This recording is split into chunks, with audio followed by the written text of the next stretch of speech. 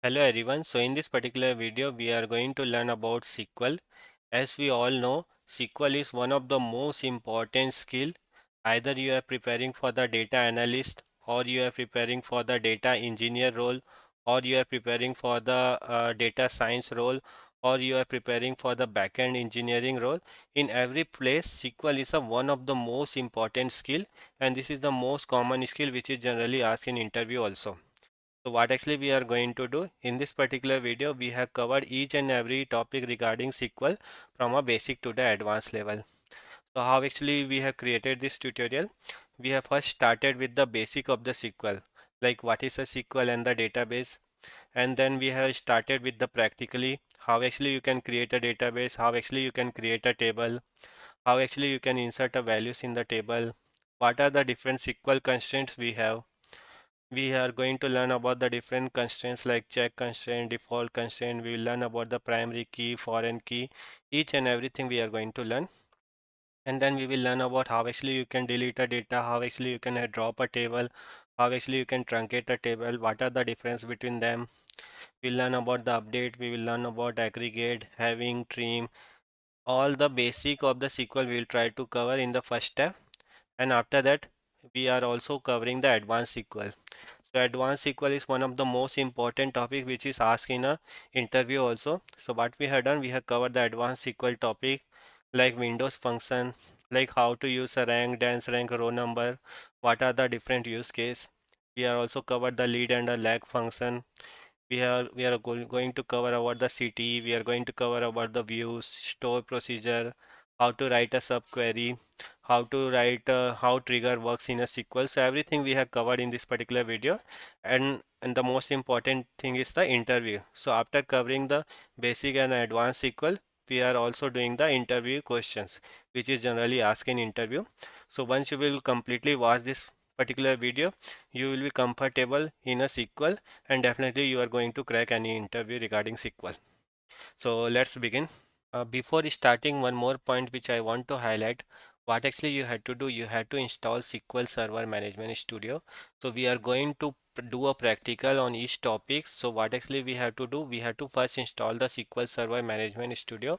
I'll tell you how actually you can install the SQL Server Management Studio, and after that you can do a practice with me.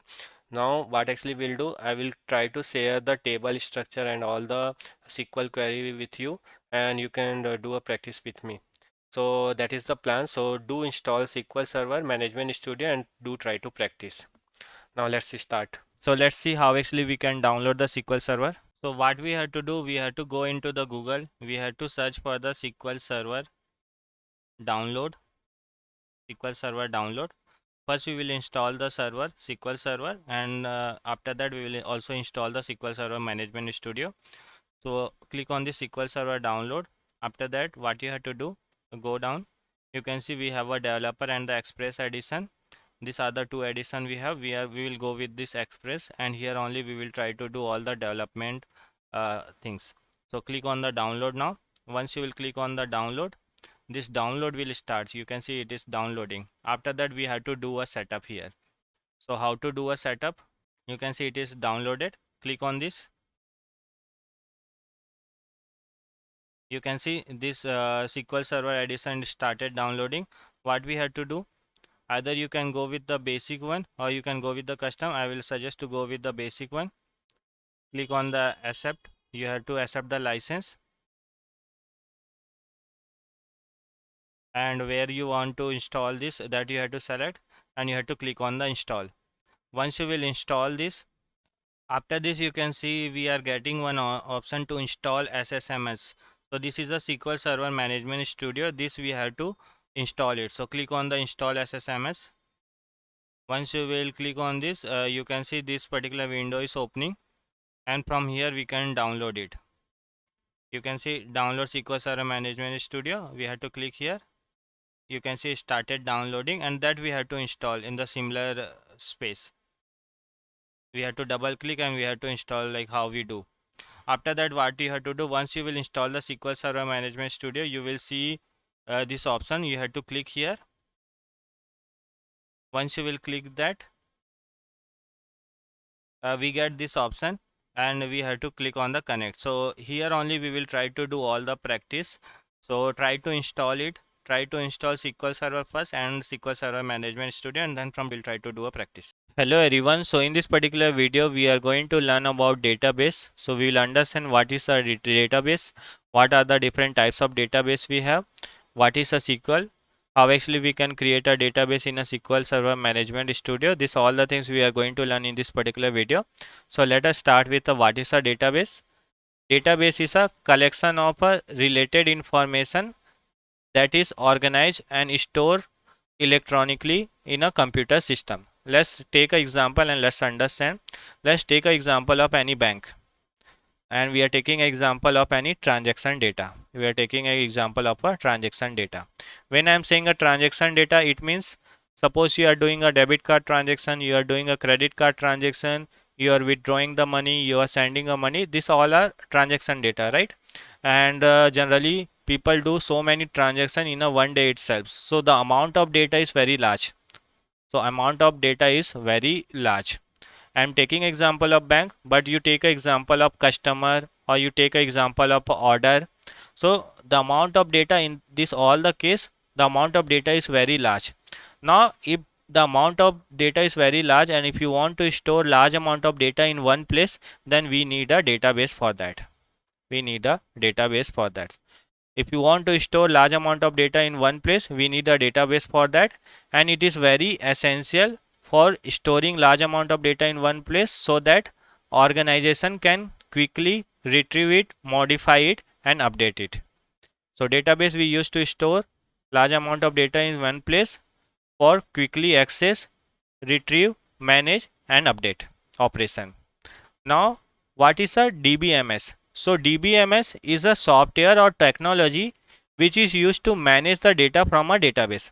So, in a database, we have a data, right? In a database, we have a data. Now, if you want to manage this data, we need a DBMS for that. We need a DBMS for that. DBMS is one of the software. With the help of DBMS only, we can manage the data which is available in a database. Some popular database are, we have an example of MySQL, we have an example of SQL Server, we have an example of Oracle database, and we have example of a MongoDB. So these are the example of a DBMS. So DBMS is a software which is used to manage the data from a database. Now let's understand what are the different types of database we have.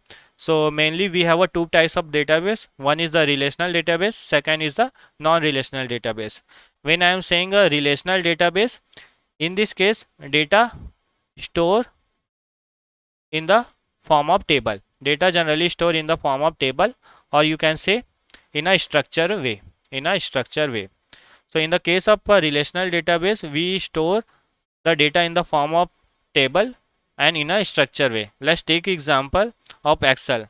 So in Excel also we try to store the data in a structured way in the form of tabular way, right? When I am saying structured way, it means rows and the column. You can see this ID, date, sales and city. These are the columns and these are the rows we have. So in a structured way we store the data. So in Excel also we try to store our data in a structured way. In a database also, in a relational database also we try to store the data in a structured way, in a tabular way. Now second thing you have to remember, in a relational database generally you will see relation between the table. Generally you will be seeing relation between the table. For taking example, suppose you have an employee table and you have a department table. So you will see in the case of relational database, the generally there will be a relation between the table. So that is the two things you have to remember. What is a relational database? Whenever you have to store any structured data in a tabular format, then we go for the relational database, and generally you will see relation between the table. Now what are the example of the relational database? So example of the relational database, we have a MySQL, we have a SQL Server, we have a SQLite, like that the multiple relational database we have. What we are learning? We are learning a SQL Server. Now coming to the non-relational database, whenever you have a unstructured data or whenever you have a semi-structured data, means non-tabular data, if you want to store, we use a non-relational database. The example is like JSON, we see JSON file, right? We see XML file. These all are unstructured data. So in this case, we use a non-relational database. The example is we have a MongoDB, we have a Cassandra. These are the example of a Cassandra. These are the example of a non-relational database. Now let's understand about the SQL. What is the full form of a SQL? Structure Query Language. What is the full form of a SQL? Structure Query Language. Now with the help of the SQL, we can write and we can interact with our relational database. We can interact with a relational database. With the help of a SQL only, we can interact with the relational database. For taking example, suppose we have a two person. This is the person 1, this is the person 2. Now if they want to communicate each other, we need a language for that. Suppose English is one of the language. So in this case, English is a communication language, right? So that we can communicate with each other. Similarly, if you want to interact with a relational database, we have a structure query language. With the help of that, we interact with a relational database. Now what actually we are going to learn first? First we are going to learn about a database, how to create a database. So how actually we can create a database in a SQL Server Management Studio? The syntax is very simple. Create database, and the suppose you want to create a order database, so you have to write a order. So this is a structure query language. So this is a structure query language. With the help of this only we are interacting with our databases. So we are learning how to create a database. So create database and order, if I will do, I will be able to create a order database. Let me open my SQL Server Management Studio and I will click on the database, and you can see we have a new query. Just right here, click on the new query. You can see it opened. Now here we can write any kind of the SQL, means any structure query language. With the help of that we will try to interact. Now suppose I had to create a database.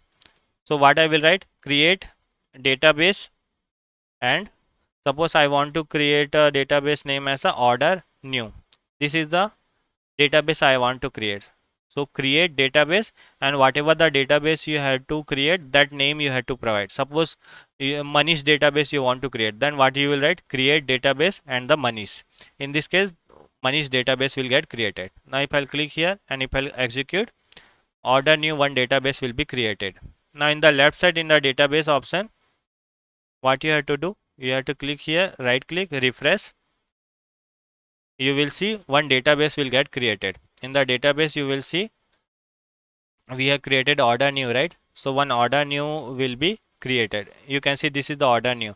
This is the one database we have created. So like that actually we can create a database. Hello everyone. So in last video we have understand about database. In this video with practically, let's see how actually we can create a database in SQL Server, how actually we can delete a database, how actually we can switch from one database to another database, how actually we can create a table under that particular database. So these are the things we are going to see. So let's see how actually we can create a new database. To creating a new database, the query is very simple. We have to write create database, and suppose I want to create a employee database, so I have to write a employee. Create database and employee. If you write, the employee database will be created. Syntax is very simple, right? We have to create a database. So what we are writing? Create database, or which particular database I want to create? Employee database. So I'm just writing employee. If I select this, if I'll execute this, you can see commands completed successfully. In this database, right click, refresh. You can see employee database got created. I'll click here. Now you can see we have created an employee database, and in this drop down if you'll see, as of now we are in master database. If I'll click on this drop down, from this drop down you will get to know what are the databases available in your SQL Server. So you can see we have an employee database, we have a Manish database, we have a master database. These are the database which is available. So we have created an employee database, but still we are in master database. So suppose you have to switch from master database to the employee database. So what actually you can do? One way is like directly you can click here, and now you will switch from one database to another database. But with query, how actually we can switch from one database to another database? Let's see. So as of now, I am in master database. Now if I had to switch into any other database, so what you have to write? You have to use command, use, and suppose I want to go into the employee database. So I'll write use and the employee database. If I'll select and if I'll execute, you can see now it got converted into the employee. So if you have to switch from one database to another database, you have to use. Suppose I want to go into the Manish database. So I'll write use Manish. Now I select execute. Now you can see this got converted into the Manish database. Now I want to move into the employee database because employee database newly I have created. So I will use that and I will click on the execute. So you have to always make sure you are using a proper database.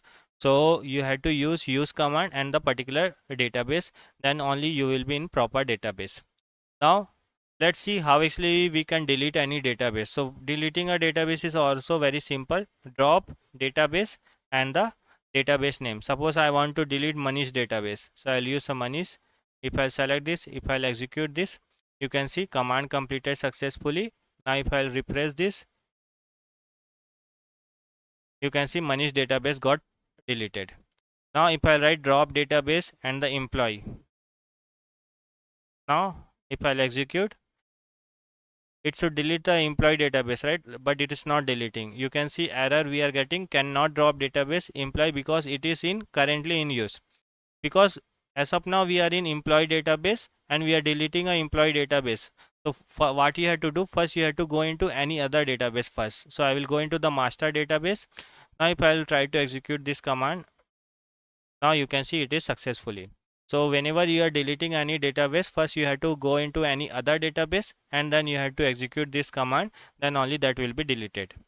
So if I will show you, if I refresh this, you can see database got deleted. Now let's create one more time. So creating a database, create database and the database name. If you have to use that particular database, you have to use command, use and the database name. And if you have to delete, we have to execute drop database and the database name. Now let's see how actually we can create a table. So as of now I am in employee database. So as of now I am in employee database, right? So in this employee database, I want to create a table. Let me refresh this. So in this employee database, I want to create a table. If I click on the plus, if I click on the table, as of now no table is available here. Let's see how actually we can create a table. So creating a table is very simple. Create table and the table name. So suppose I want to create EMP table. So we have to write create table EMP, open a bracket and then close bracket, and after that you have to specify what are the column you want. So I want ID, I want a name, I want a address. These are the things actually I want a salary.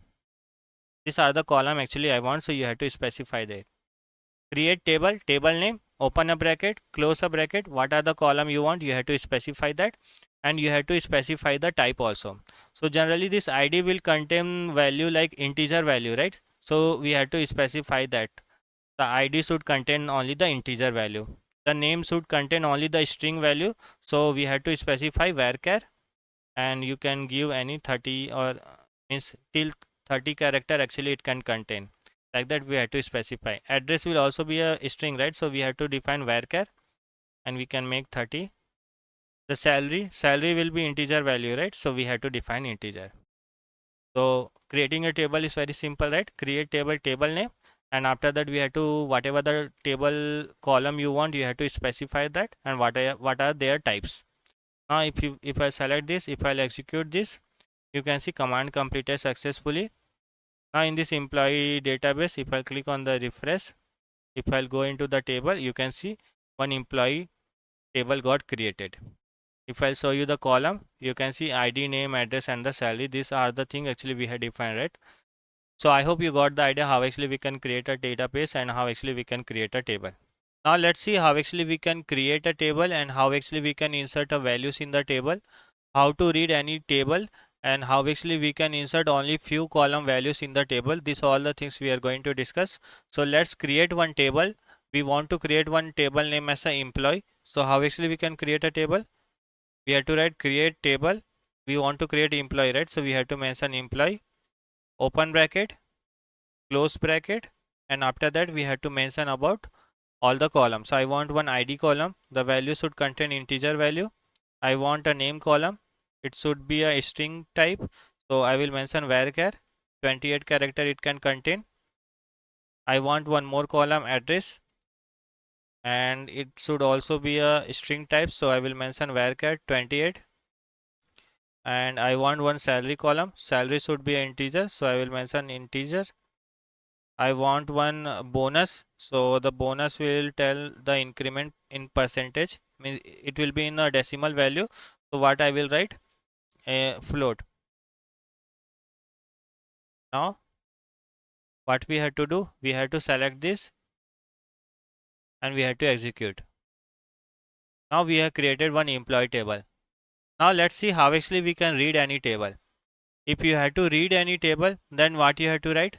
Select star from table name. If you have to read any table, then what you have to write? Select star from what is the table name. This employee table we have created, right? Let's select and let execute. You can see ID, name, address, salary and bonus which we have created, right? We are able to read this table. Now as of now, there is no values in this table. So let's see how actually we can insert the values in the table. So we have seen how to create a table. Now let's see how to insert the values in the table. So for inserting a value, we have a insert statement. We have a insert statement. How actually it works? So let's see. It's very simple.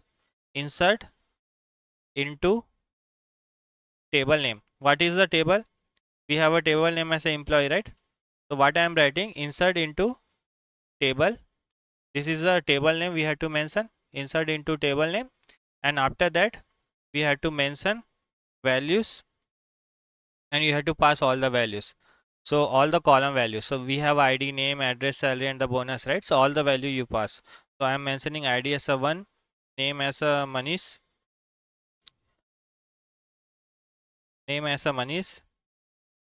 and I want address as a, let's give India,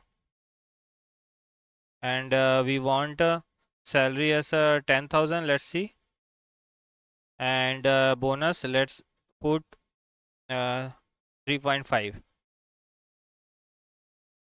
So what we have to write? Insert into table name and values, and all the values you have to pass, all the column values you have to pass. Now let's try to execute this. Select this and execute. You can see one row affected, one row got inserted. Now let's read the table. How to read a table? Select star from the table name. If I'll execute this, you can see we have a 1 values which we have inserted. 1 Manish India 10,000 3.5. Now let's insert more values. So let me copy this and let me give this ID as a 2, name as a Rani, any name India 20,000, and let's give 3.5 and let's execute this. Now one more row affected, and if I'll do select star from employee, I should be able to read that. You can see the second row also got inserted. So this is how actually we can insert the values in the table. Now our requirement is like how to insert only few column values in the table. Now suppose I only know ID should be 3. I only know name is Rahul, but I don't know about the address and I don't know about their salary. The Rahul salary, I only know the bonus is of 40%, 4.5%. So how to insert the values, and if you don't know about the address and salary, how actually you can insert. So let's see. So what we will do, insert into, we have understand, right? Insert into and the table name, and after that we have to write values, and we were passing, right? Suppose I know only the ID is 3, I know name is Rahul, so I will mention the Rahul, and I don't know about the address and the salary. So address and the salary I don't know, I only know the bonus. So bonus is 4.5.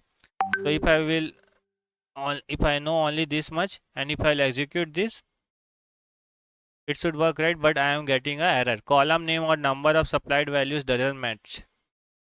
You can see in our table we have a 5 columns, 1 2 3 4 5, but we are passing only the 3 values because we know only the 3 values. We don't know about the address and we don't know about the salary.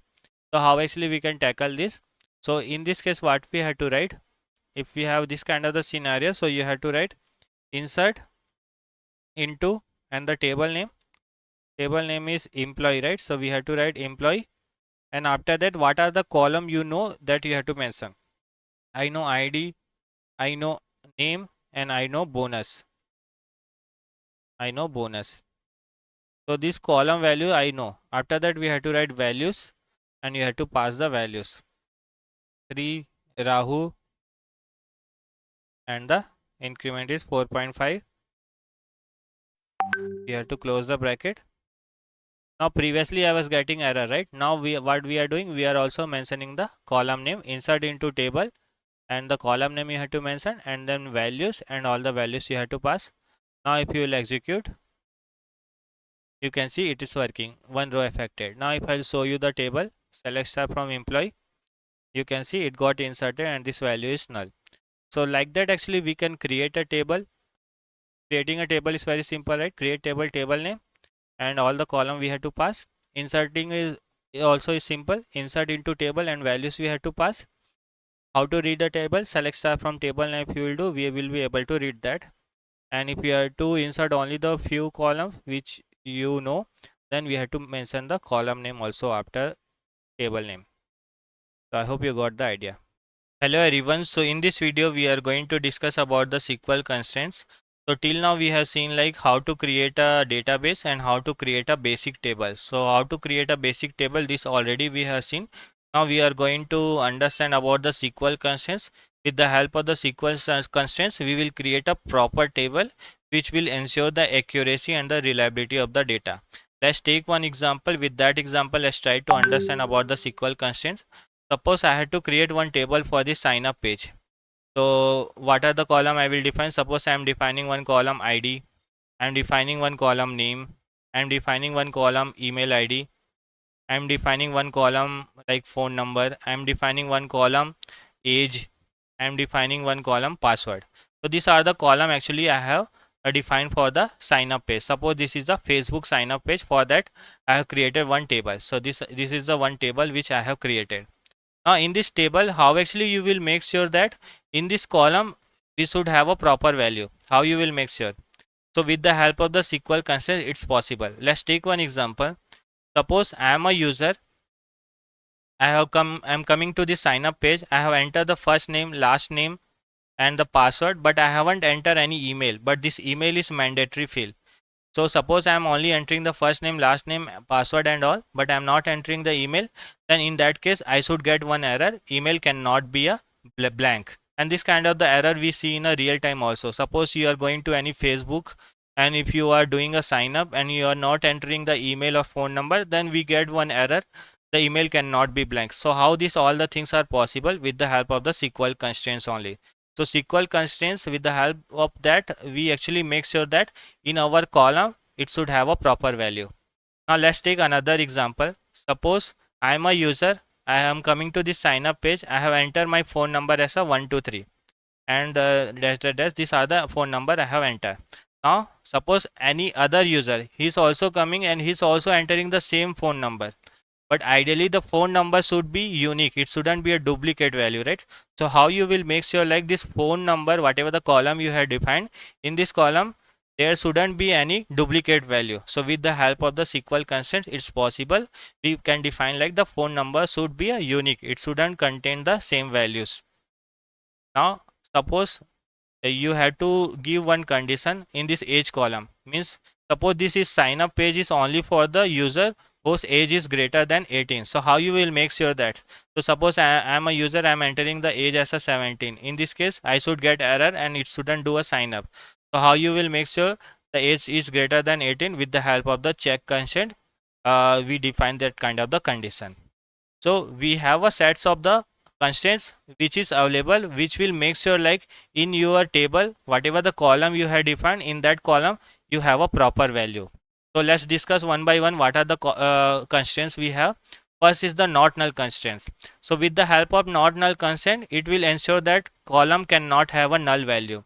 Suppose this email is mandatory field, and if anyone is not entering anything, in that case we should get error. Means we should have a proper email. It shouldn't be a null. So with the help of not null constraint, we define like in that column, the proper value should be there. It shouldn't be a null. The second is the unique. By the name itself, we can understand like if we are defining any unique constraint in the column, that will make sure like in that particular column we have a proper unique values. Means it shouldn't contain any duplicate value. So with the help of unique, we will make sure like in that column we will have a only unique values, not a duplicate values. The third is the primary key constraints. The primary key constraints is a combination of a not null and the unique.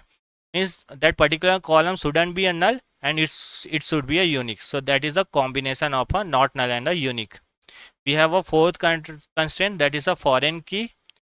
Foreign key, it is establish a relation between the two table by ensuring that a value in one table matches a value in another table.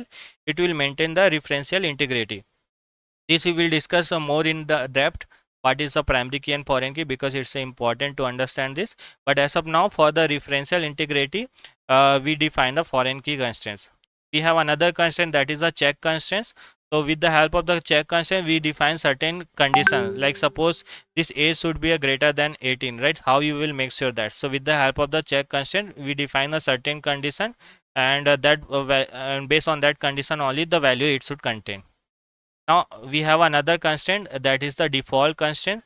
Suppose suppose this sign up is you have launched only for the India location.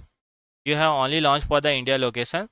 Now in this case, it's not mandatory like everyone has to enter this country as a India, right? So in this case, what we will use? We will use one default constraint. This default constraint will make sure like if anyone is not entering any value, then by default this value will be a India. Suppose I am defining default value as a India for the country. So suppose if any user who is not entering any country, then by default it should have a India.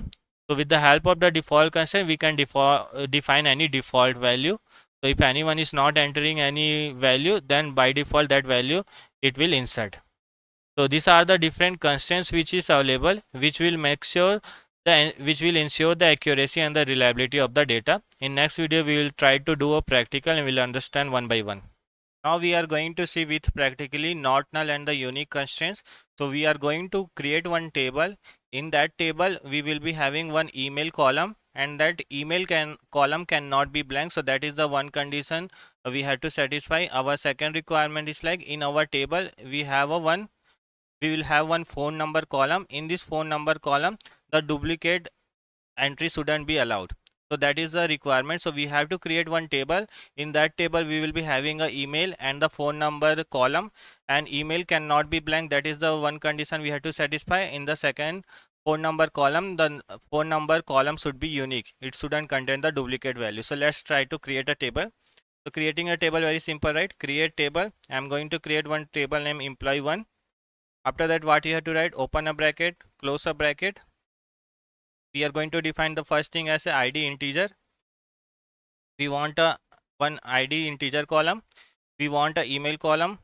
The email, it is a varchar, right? So we are defining varchar 128, varchar 128, and we want to define one more column, that is a phone number.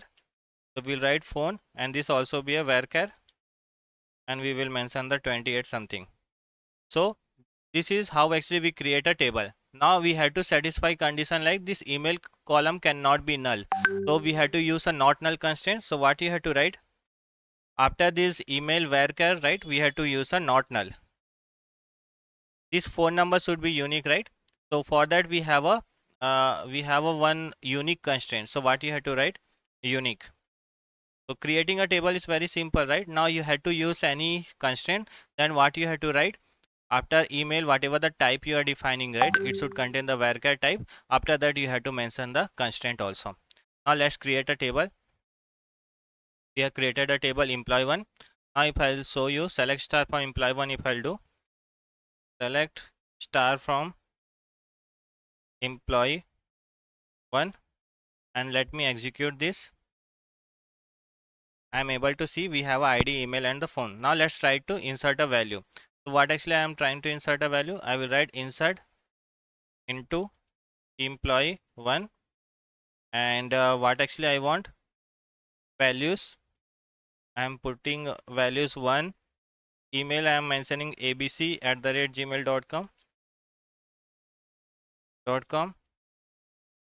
This is the value I am giving, and after that phone number I am giving 123 randomly. Now if I'll try to execute this, I'm able to do that. If I'll execute this, you can see we have a one email and the phone number. Now suppose if anyone is trying to skip the email ID, so suppose let me try to give the same. I am inserting into this table, and I want to insert only the ID as well as phone. So if I'll define this like I want to insert only ID and the phone. So let me give the ID as a 2 and the phone number. Let me give phone number as a 234 something, 234. Now if I'll try to insert this, you will see we are getting one error. Cannot insert the value null into a column email, because this email column, right, what we have defined not null condition. So in this case we cannot skip any the email. Okay, so that is the thing we have to remain. So whenever you are defining a not null constraint, means this email cannot be a blank. Now let me insert this email also. Now what I will do, I'll use a just a random email. Let me define as a def something. This is the email. Let's try to consider this. Now if I'll try to insert this, I'm able to do that. Now let me show you one more thing. Now what we have defined, this phone number should be unique. Now let me try to give the same phone number. So I will just copy this 234. This phone number already exists, right? Now let me try to insert one more time. 234. In this case what will happen, we'll get error unique key constraints, means this phone number cannot have a duplicate value, it should always be unique. So like that actually we define a constraint. So defining a constraint is very simple, right? We had to first create a table. While creating a table, whatever the column and after that type we are passing, we have to use the constraint.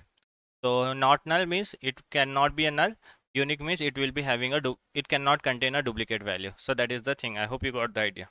Now let's see about the check and the default constraint. How actually we can use a check constraint, how actually we can use a default constraint. So we have one of the requirement. Our requirement is like we had to create one table, employee table, where we have one column, age column, and that age column should contain only value greater than 18. So for that what we will use, a check constraint, and we will define one condition like the age should be greater than 18. So that is our first requirement. Second requirement is like we have to create table employee where country value should automatically take India. Means that if anyone is not entering any value in country column, then by default it should take the India. So our requirement is clear, right? We have to create an employee table where one column is age column. That age column will contain only value greater than 18, and we have one more column that is a country column, and if anyone is not entering any value, by default it should enter the India. So that is the requirement. So let's do that. So now let's create a table. So for creating a table it's simple, right? So I will write create table emp2. This is the table we want to create. Open a bracket and a close a bracket. What are the column we want? We want a ID column. It should contain the integer value. We want one age column. Age will also be integer value. Now we want one more column, that is a country column. Country will contain the varchar value. So I will define varchar 28. So this is how we create a table, right? Now let's see. Our requirement is like saying like the age column should contain the value greater than 18. So that is the requirement we have. So for that what we can use? We can use a check constraint. So age integer check, and we have to write age should be greater than 18. So this is how actually we can use a check constraint. So check, and after that whatever the condition you have to pass, right, that you have to pass in the bracket. So that is a check constraint. Our second requirement is like the default value should be India. So country, after that what you have to write, varchar 28 and the default. So we will define default value, what will value it should be default value India. So we are defining India. So this is how actually we can create that table. Now let me execute. So we have created an employee to table. Now what we will do? We will insert a value. So inserting a value, insert into emp2, and the values we want to insert. Let me first insert one. Age is, let me enter 17, and the country, let me enter India only. Now if I'll try to execute, because we are passing age as a 70, in this case we should get error. So let me execute this. You can see conflict with the check constraint. The value should be greater than 18, right? So if I will pass here 19, and if I will execute this, it should work. You can see it is working. If I show you, select star from employee to, and if I will select and if I will execute, one row got affected. Now let me try to insert one more value. Now I will insert only the two column. Like I want to insert only the ID and the age. I don't want to insert the country column. So in this case, by default it should take India, right? So I will insert ID, age, values 2, and the age, let me put 20. Now in this case I am not passing any India. Now let me execute this. You can see one row affected, and if I'll execute this, you can see by default the India got inserted because we had defined the default constraints as a India. So like that, if you had to give any condition, you can use a check constraint. If you had to pass any default value, we can use a default constraint. So I hope you got the idea. Now let's discuss about the primary key and unique key. Unique key we have already defined, but it is similar to the primary key, and it is a very much important interview question also. What is the difference between the primary key and unique key? That's why we are discussing. So let's understand what is a primary key. A primary key is a column or set of column that unique identify each rows in a table. No two rows can have a same primary key value, and it cannot be a null value. In high level, if I'll say the primary key, in a primary key column, if you are defining any column as a primary key, it doesn't contain any duplicate value. Means it should always be unique. That is the first thing. It cannot be null. That is the second thing you have to remember about the primary key. In a primary key column, we cannot have any null value, and we can't have any duplicate value. The third thing is like we can have only one primary key in the table. So that is the thing. Now let's discuss about the difference between the unique key and the primary key. So unique key also we use so that the column can contain only the unique value, not the duplicate value, and primary key also we are using so that we cannot have any duplicate value. So what is the difference between the unique key and the primary key? This is a very common question. So let's try to discuss that. Suppose I have this table. This is the table I have. I have a ID column, name, email, and the phone number. Now I have to define one column as a primary key column. So what is a primary key column? In a primary key column which cannot contain any duplicate value. So you can see this is the suppose student column we have. So we have a student ID, we have a student name, we have a email, and we have a phone. So in this case, which particular column cannot contain any duplicate value? So every student will have a different student ID, right? So it will always be unique and it cannot be null because every student will be having a student ID, so it can never be null. So what we have defined, we have defined this as a primary key. Now you can see we also have a email and the phone number. So two person cannot have a same email and two person cannot have a phone same phone number, right? So in this case, what we can do, we can define as a unique so that it will contain only the unique value. It can contain only the unique value. So now you can see, right? So in a table we can have only the one primary key, but we can have a multiple unique key. So that is the thing you have to remember.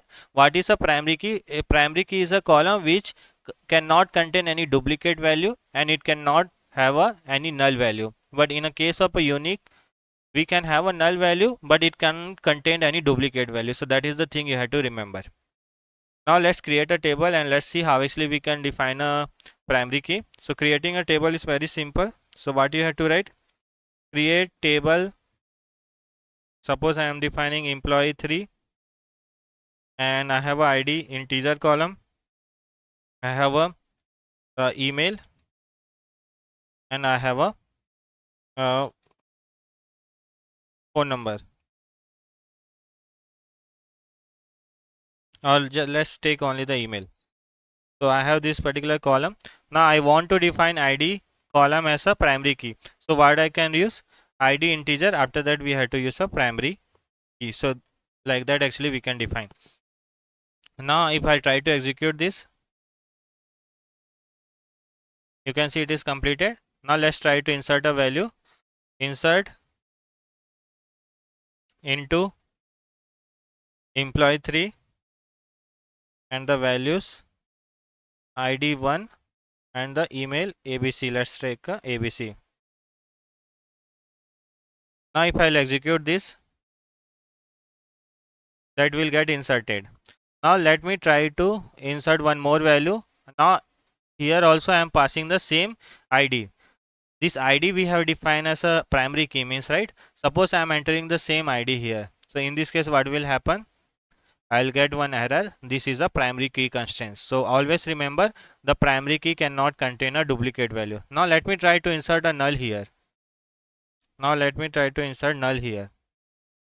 So if I'll execute this, you can see primary key column cannot contain any null value. So that is the second thing we have to remember.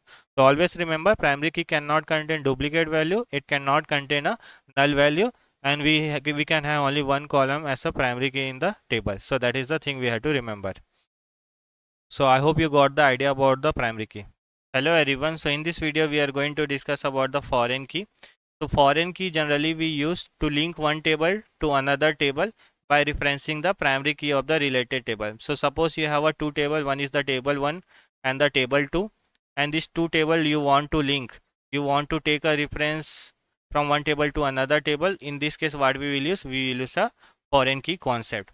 Now let's take one example, and with that example let's understand. Suppose I have one department table. This is my department table, and in this department table I have a department ID and the department name. Means what are the department is available in my college, all the details I am capturing into this department table. So as of now only the three department is available: 101, 102, 103, computer science, mechanical and electrical. So all the details I am capturing here. So suppose in future 104 is coming, so I will first enter into this department table. Now I have another table, that is a student table. So in student table I have a student ID, student name, and I have a department ID. Now what actually I want to link these two table. Means whatever the student who are enrolling for the course, they should take a reference from the this department table only. Means they can enroll only this, whatever the department ID is present into this department table, there only they can enroll. So how actually I can link this two table? For that what I will use? I will use a foreign key concept. So whenever you have to link this two table, then we use a foreign key concept. So whatever the department ID they are selecting, that department ID should present into this department table, then only they can enroll. In this case I am taking a reference between the two table, right? So in this case what we will use? We will use a foreign key concept. So this is only, it is saying a foreign key link one table to another table by referencing the primary key of the related table. Now second thing, so in this student table, this department ID, we want to take a reference from this department table, right? So in this case we are using a foreign key concept. Now always remember, while taking a reference, you should always take a reference from the primary key of the related table. Means this column should contain the primary key, then only you can take a reference. So that is the thing only you have to remember. So whenever you have to link one table to another table by referencing the primary key of the related table, we use a foreign key concept. Now let's take one example. With that example let's understand. Now suppose we have a new user. His username, his ID is 4, his name is ABC, and he is suppose enrolling for the 104 department ID, but this department ID is not present into this department table, right? So in this case what we will get? We will get a error like this: 104 itself is not available, and the foreign key error we will get it. So whenever you have to link two table by referencing the primary key of the related table, we use a foreign key concept. Let's take one example. With that example let's understand how to create a foreign key and the link between the two table. So I'm creating one department one table. This is the department 1 table and this is the student 1 table. In this department table, I have a department ID that is a primary key. I have a department name that is a varchar. Now I am creating a student table.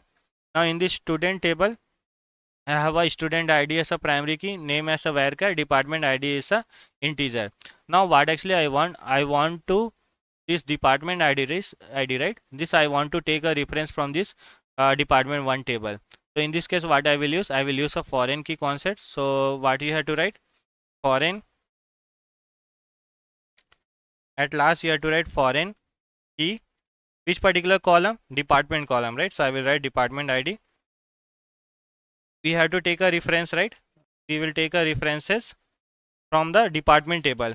Department table only we are taking a reference, right? Which particular column? Department ID. Department ID. Department ID. So how actually we have to link to table? We have to use a foreign key. So what actually I am doing? This department ID, right? This department ID, I am just referencing the from the department 1 to the department ID. And this department ID is a primary key. Now if I'll execute, it's working. So like that actually we can create a foreign key. So I hope you got the idea how to create a foreign key. Hello everyone, so in this video we are going to see about the filtering and sorting operation in a SQL. So till now we have seen like how to create a table, how to insert the values in the table. Now we are moving towards the analysis parts. So generally you will see you will be having a table. In that table you have to perform some analysis work. So in that case the filtering and sorting is one of the most important operation. Suppose you have given one table and it's very large table, and suppose you are getting a requirement like you had to get those employee details where salary is greater than the 70,000. So in this case what actually you have to do, from a table you will try to filter a data where the employee salary is greater than 70,000. So here we are doing a filtering, right? So this is a one kind of the requirement. Suppose if anyone is saying like suppose in your table few null values is coming in a location and you have to find out all the employee details where the location is null. So how actually you can filter a data? So this is also one kind of the filtering operation. So how actually we can filter a data? Let's see. So filtering a data in a SQL, writing a query is very simple. What you have to write? Select star from table name. So I have a employee table, EMPL table. This is the table I have. So from this table we have to do a filtering. So filtering we have a where clause. What you have to write? Where. And our requirement is like salary greater than 70,000. So you can see we have a salary column here, right? So what we will write? Salary greater than 70,000. So it's very simple, right? So if you had to filter any data, we will use a where clause. So what we are writing? Select star from employee table where salary is greater than 70,000. If I select, if I'll execute, I will only get those employee details where the salary is 70,000. You can see here we have all the employee where salary is greater than 70,000. Let me add one more zero and let me try to execute this. Now you can see only these two employee where salary is greater than the 7 lakh. We have a Manish and the Rani, their salary is greater than the 7 lakhs. So like that actually we can perform a filter. Now if I show you my table again, now suppose you have to filter a data where employee location is coming null. How actually you can write a query for that? It's also very simple. Select star from employee, because from there only you want to filter, right? Select star from table name, and after that you have to do a filtering. So you will use a where clause, and we have to find out where location is null. So what you have to write? Location is null. Is null. So if you write select star from employee where location is null, so if you will execute this, you will get only those employee details where the location is null. So like that actually we can perform a filtering operation. So filtering we use a where clause. After where clause, whatever the condition we have to write, that actually we apply. For filtering we use a where clause in a SQL. So it's very clear, right? Now let's see about the sorting part. So for sorting, how actually you can sort a data in a SQL, that actually we are going to see.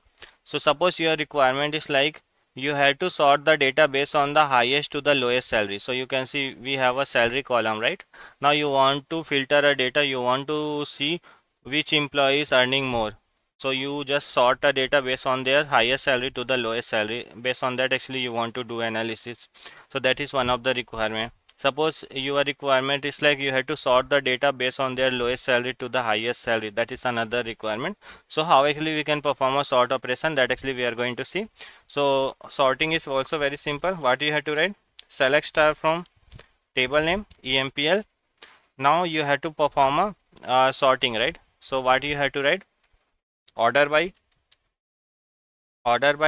we have to sort based on the salary, right? So what I will write? Salary and then the descending. If I'll write this, so for sorting we use order by clause.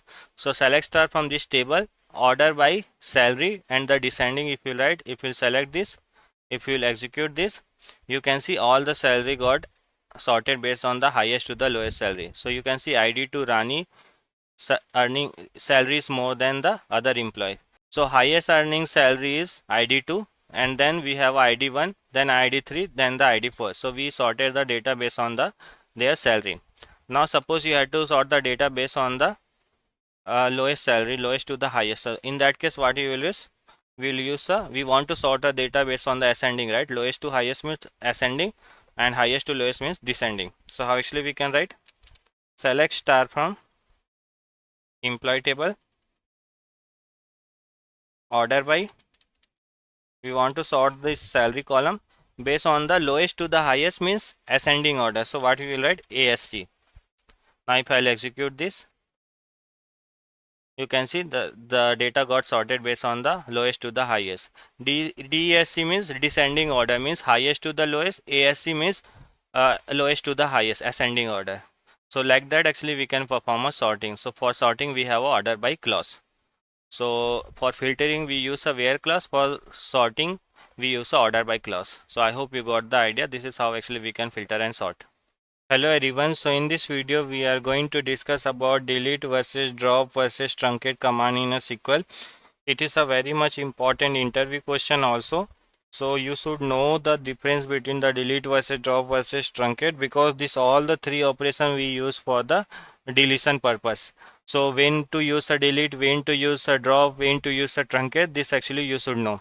So we are starting with the delete operation. So when we use a delete operation, when you want to delete any specific row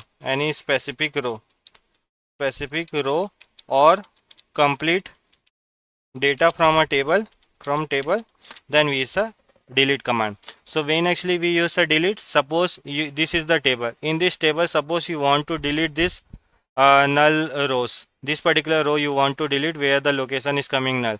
So in this case, what actually we use? We use a delete operation.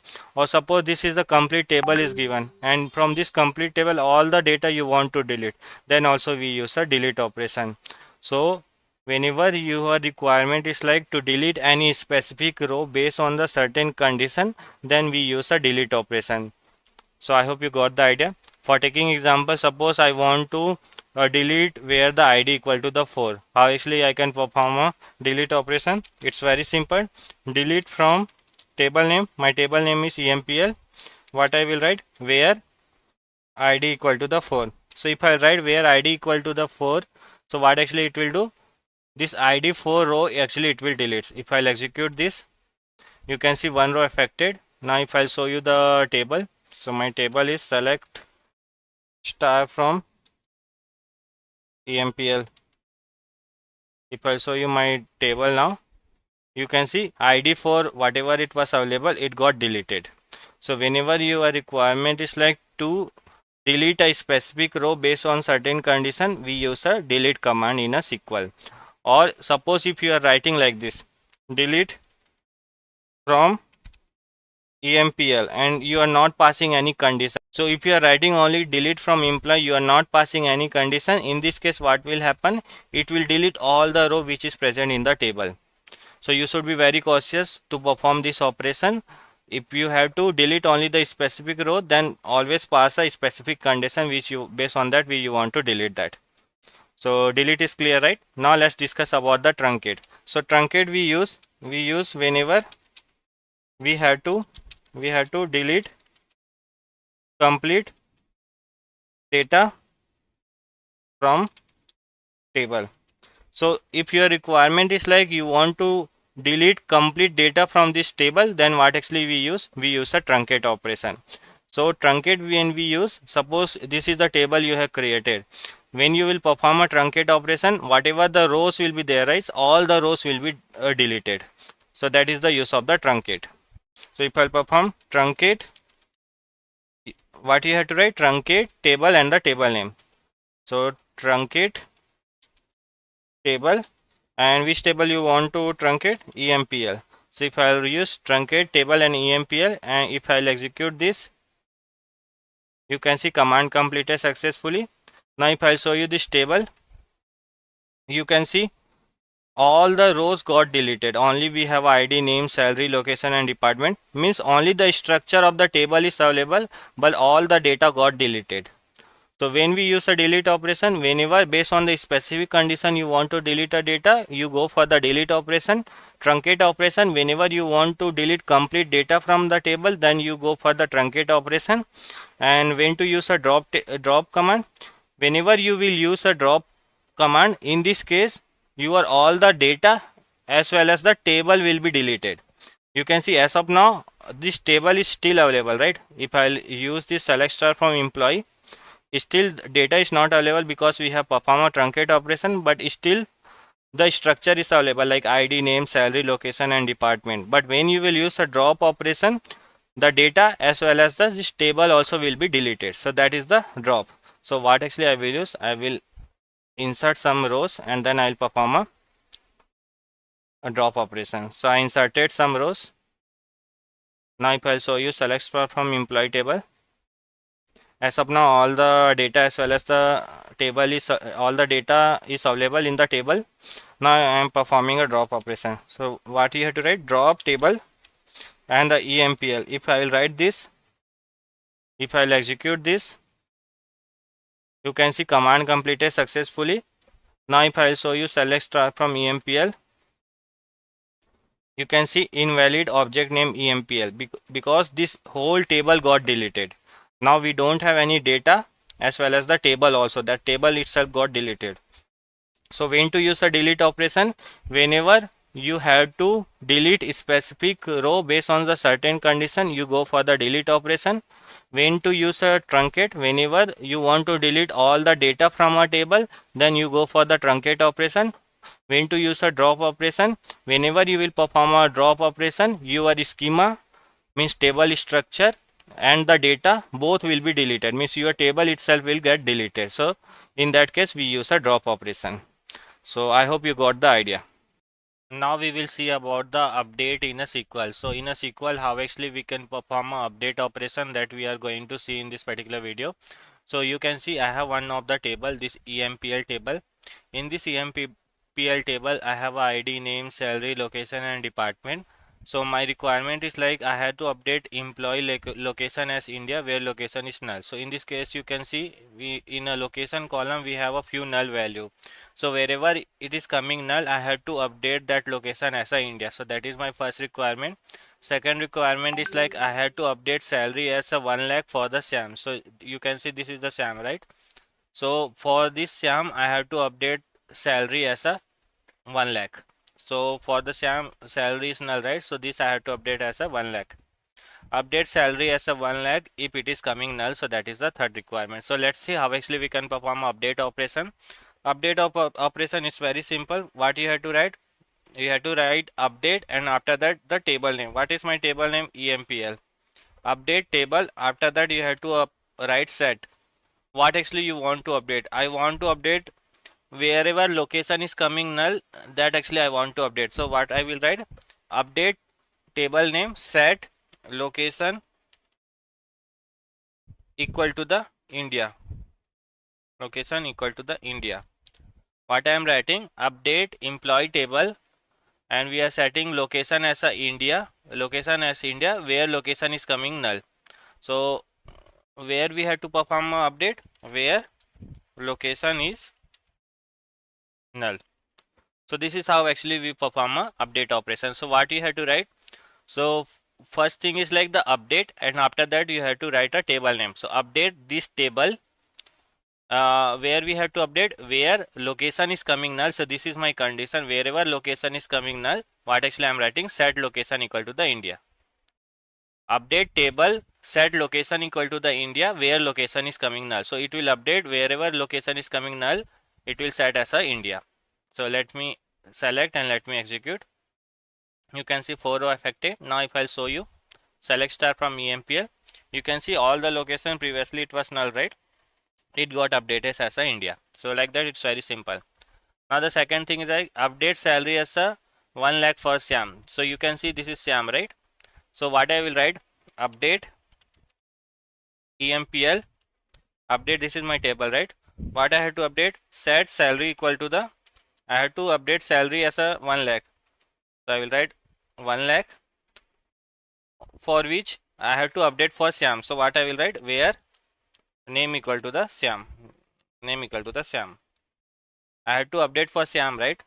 So update employee set salary equal to the 1 lakh where name equal to the Siam. So set salary equal to the,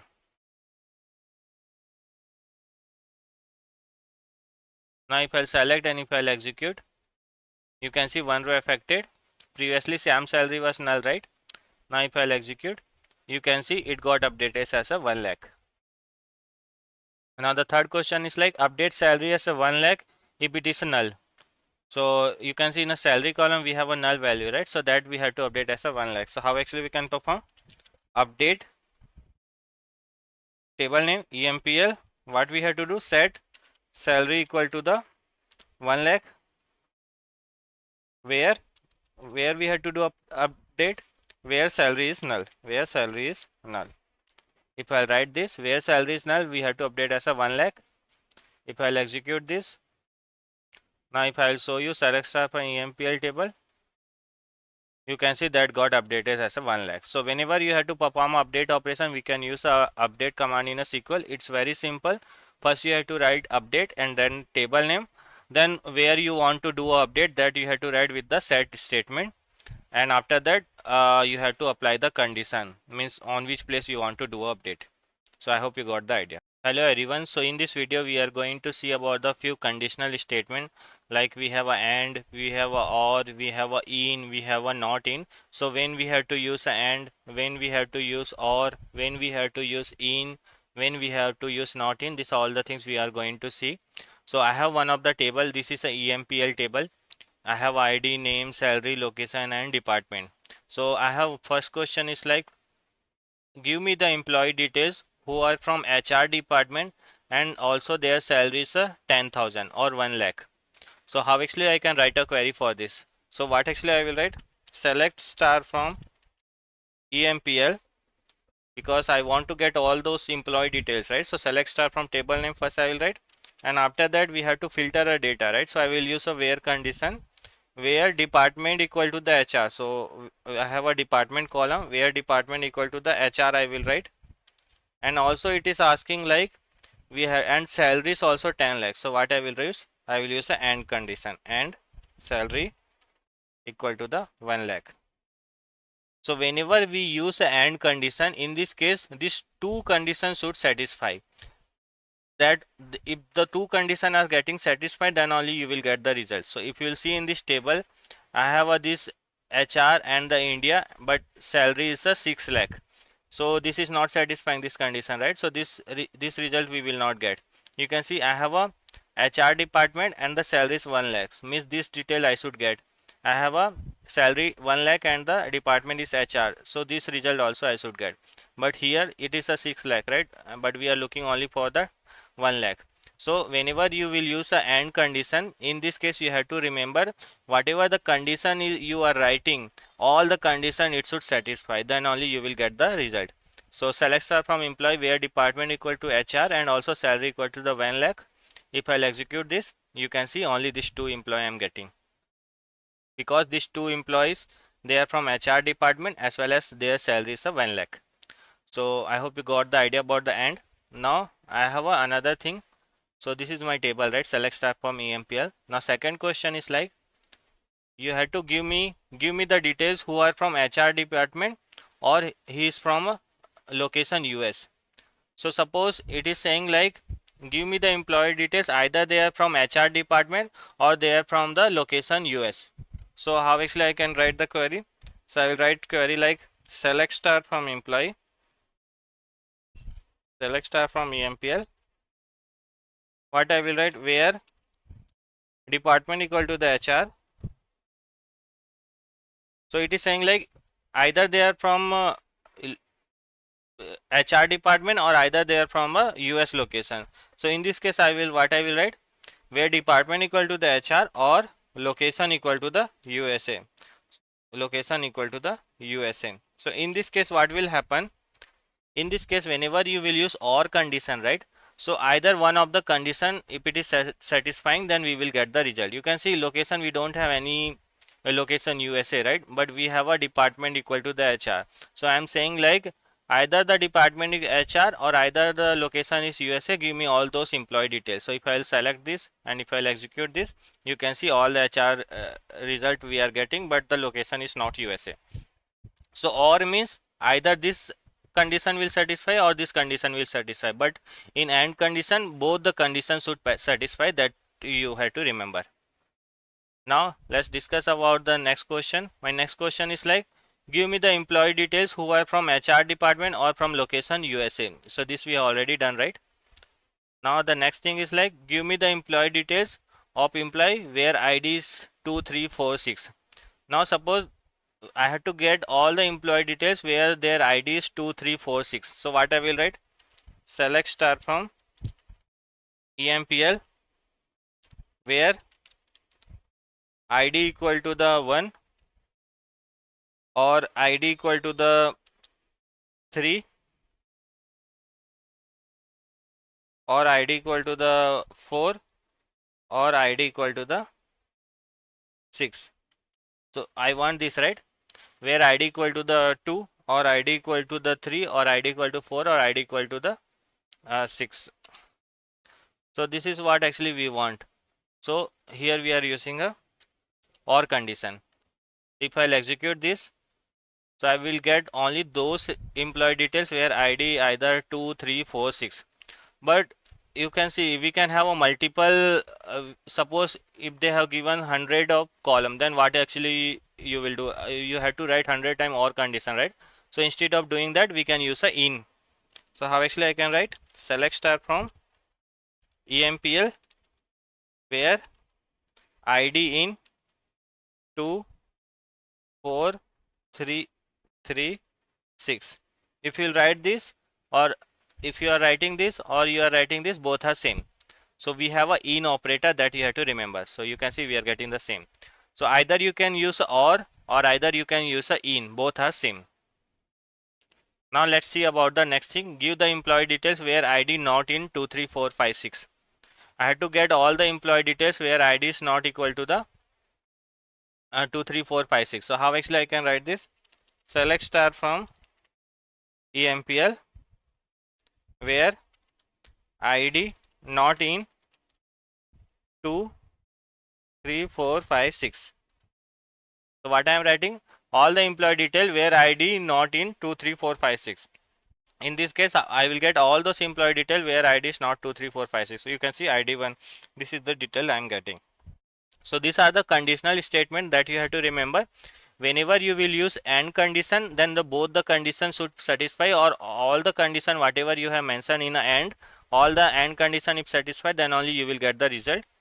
Whenever you will use or either of the condition is getting satisfied, you will get the result. Suppose you are writing a select star from employee where ID 436. So either 4, either 3 or either 6 is present, you will get the result. Suppose this I am maintaining 66. 66 is not present, right? So but 4 or 3 is present, so I will get the 4, 3. So either of the conditions satisfy, you will get the result in a or condition. Not in is just opposite of the in condition. Now let's see about the aggregate function in a SQL. So we have a few aggregate function like sum, average, count, mean, max. So how actually we can use a aggregate function in SQL, that we are going to see. So we have a few question. Based on the question, let's try to use a aggregate function. So I have on this table, this select star from EMPL. If I'll show you, I have this table. I have ID, name, salary, location and department. My first question is like, from this table, suppose if you had to find out the maximum salary of employee from this table, how actually you can find out? So you can see what is the maximum salary of employee from this table. You can see this is the maximum salary, right? So how actually we can find out? Suppose in this case I have 4 records, so I am directly able to get that, right? This is the highest salary. But suppose you have a millions of record, and from there if you have to find out what is the maximum salary of employees, so how actually you can do that? For that we can write a query. So it's very simple. What we have to write? Select max. We are using a highest, means we will use a max function.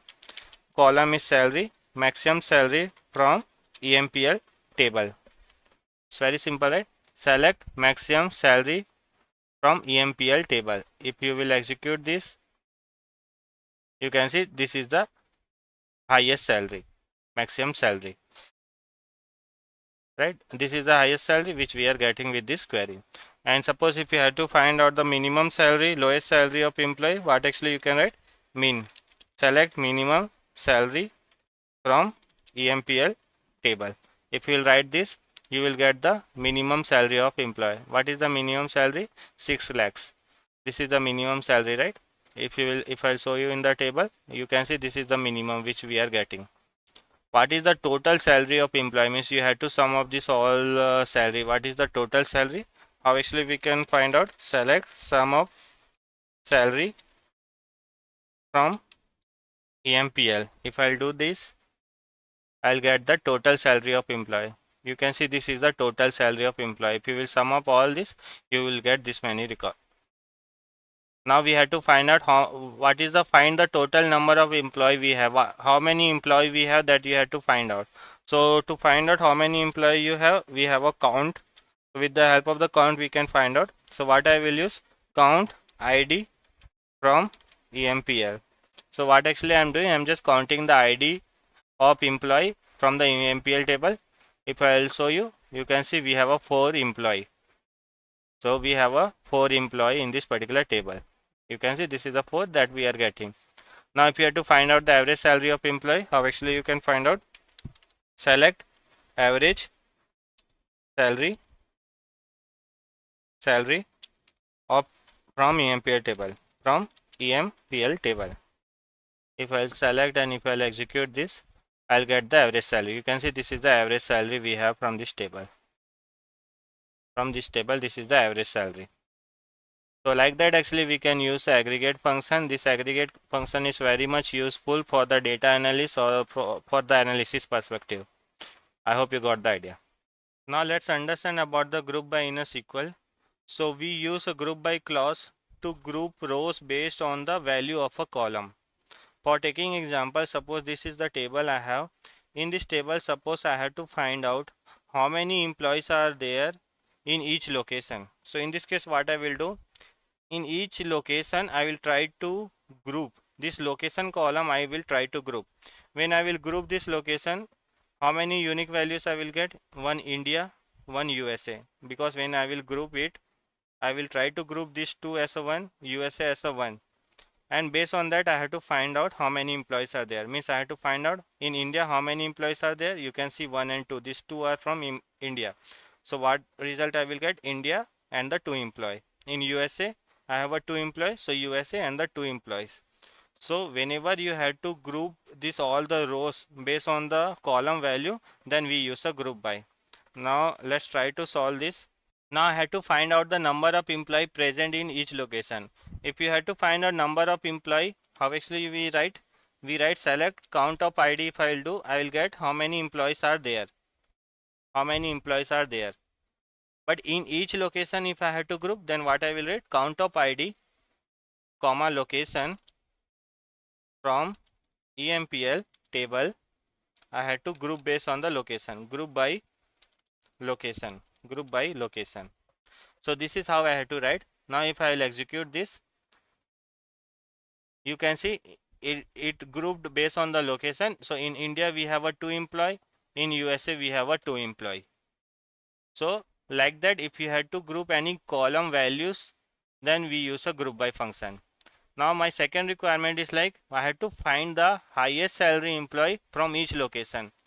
In each location means I had to group based on the location. So in India, who is the highest earning salary, this is the highest earning salary, right? From USA, what is the highest earning salary? This one is the highest earning. So how actually I can find out? For highest earning, what I will use? Max of the salary.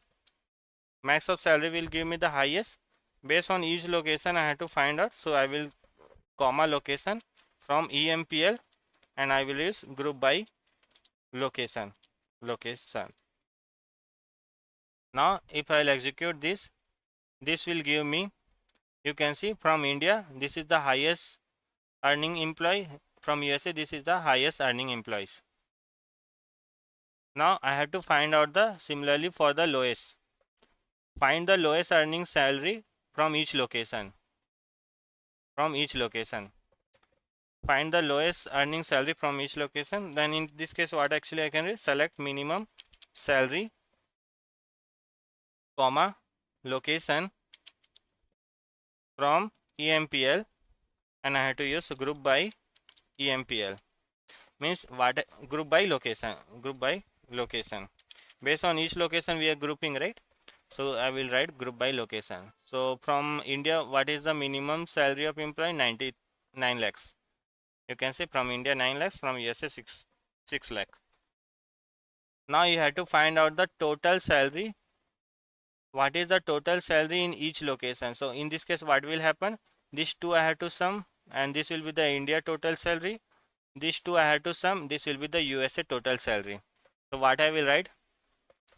Select sum of salary. Sum of salary each location, right? Comma location from EMPL group by location. Group by location. Now if I'll execute this, you can see from India this is the total salary, from USA this is the total salary. So like that actually we can use a group by. So now suppose you are getting a requirement, you have to find out the total salary from each department. So in this case what you will use? From each department I have to find out the total salary. So what I will use? Instead of location I will use a department. So what I will use? Instead of location I will use a department. If I have to find out total salary from each department, so I will use DPT. So what I will write? Group by department. So from each department what is the total salary, this I will get. So you can see if I will group it, you can see from HR this is the total salary, from the sales this is the total salary, from SD this is the total salary, from SD2 this is the total salary. As of now only one record is there, but if you have a multiple record then it will group it and it will give you the sum of the salary. So like that actually we use. So we use a group by function always with the aggregate function, that you have to remember, and that is the important point also. Hello everyone, so in this particular video we are going to see about the like operator, and this is one of the important for the query perspective. For taking example, suppose you have a data set. You can see I have one retail data set. It contain all the retail information. I have a certain columns, and I have one of the column that is a description about the product. Now you can see in description contains so many words. My requirement is like, suppose you want to get all the records where description start with the white. My first query is like, search all the records where description will start with the white. My second query is like, search all the record where description ends with a holder. Where description ends with a holder. My third query is like, search all the record where description contain the playhouse. You can see some of the description also contain the playhouse, so I only want to fetch those record. How actually we can do? So to handle this all the kind of the thing, we have a like operator. Let me show you how actually we can use. So suppose we are going to solve the first query, search all the record where description start with the white. Okay, how actually I can write? Select star from retail data set, right? Retail data set. To filter a record, what actually I can write? Where description equal to the, previously we were giving a where description equal to the this whole description. Okay, but I only want to fetch the where description start with the white. How actually I can write? For that we can use a like operator. Where description like, and in a quote you have to write, it is starting with white, right? So first you have to write white and then the percentage. Now if you will execute, you will get only those record whose description is starting with a white. You can see in all the description that is starting with a white.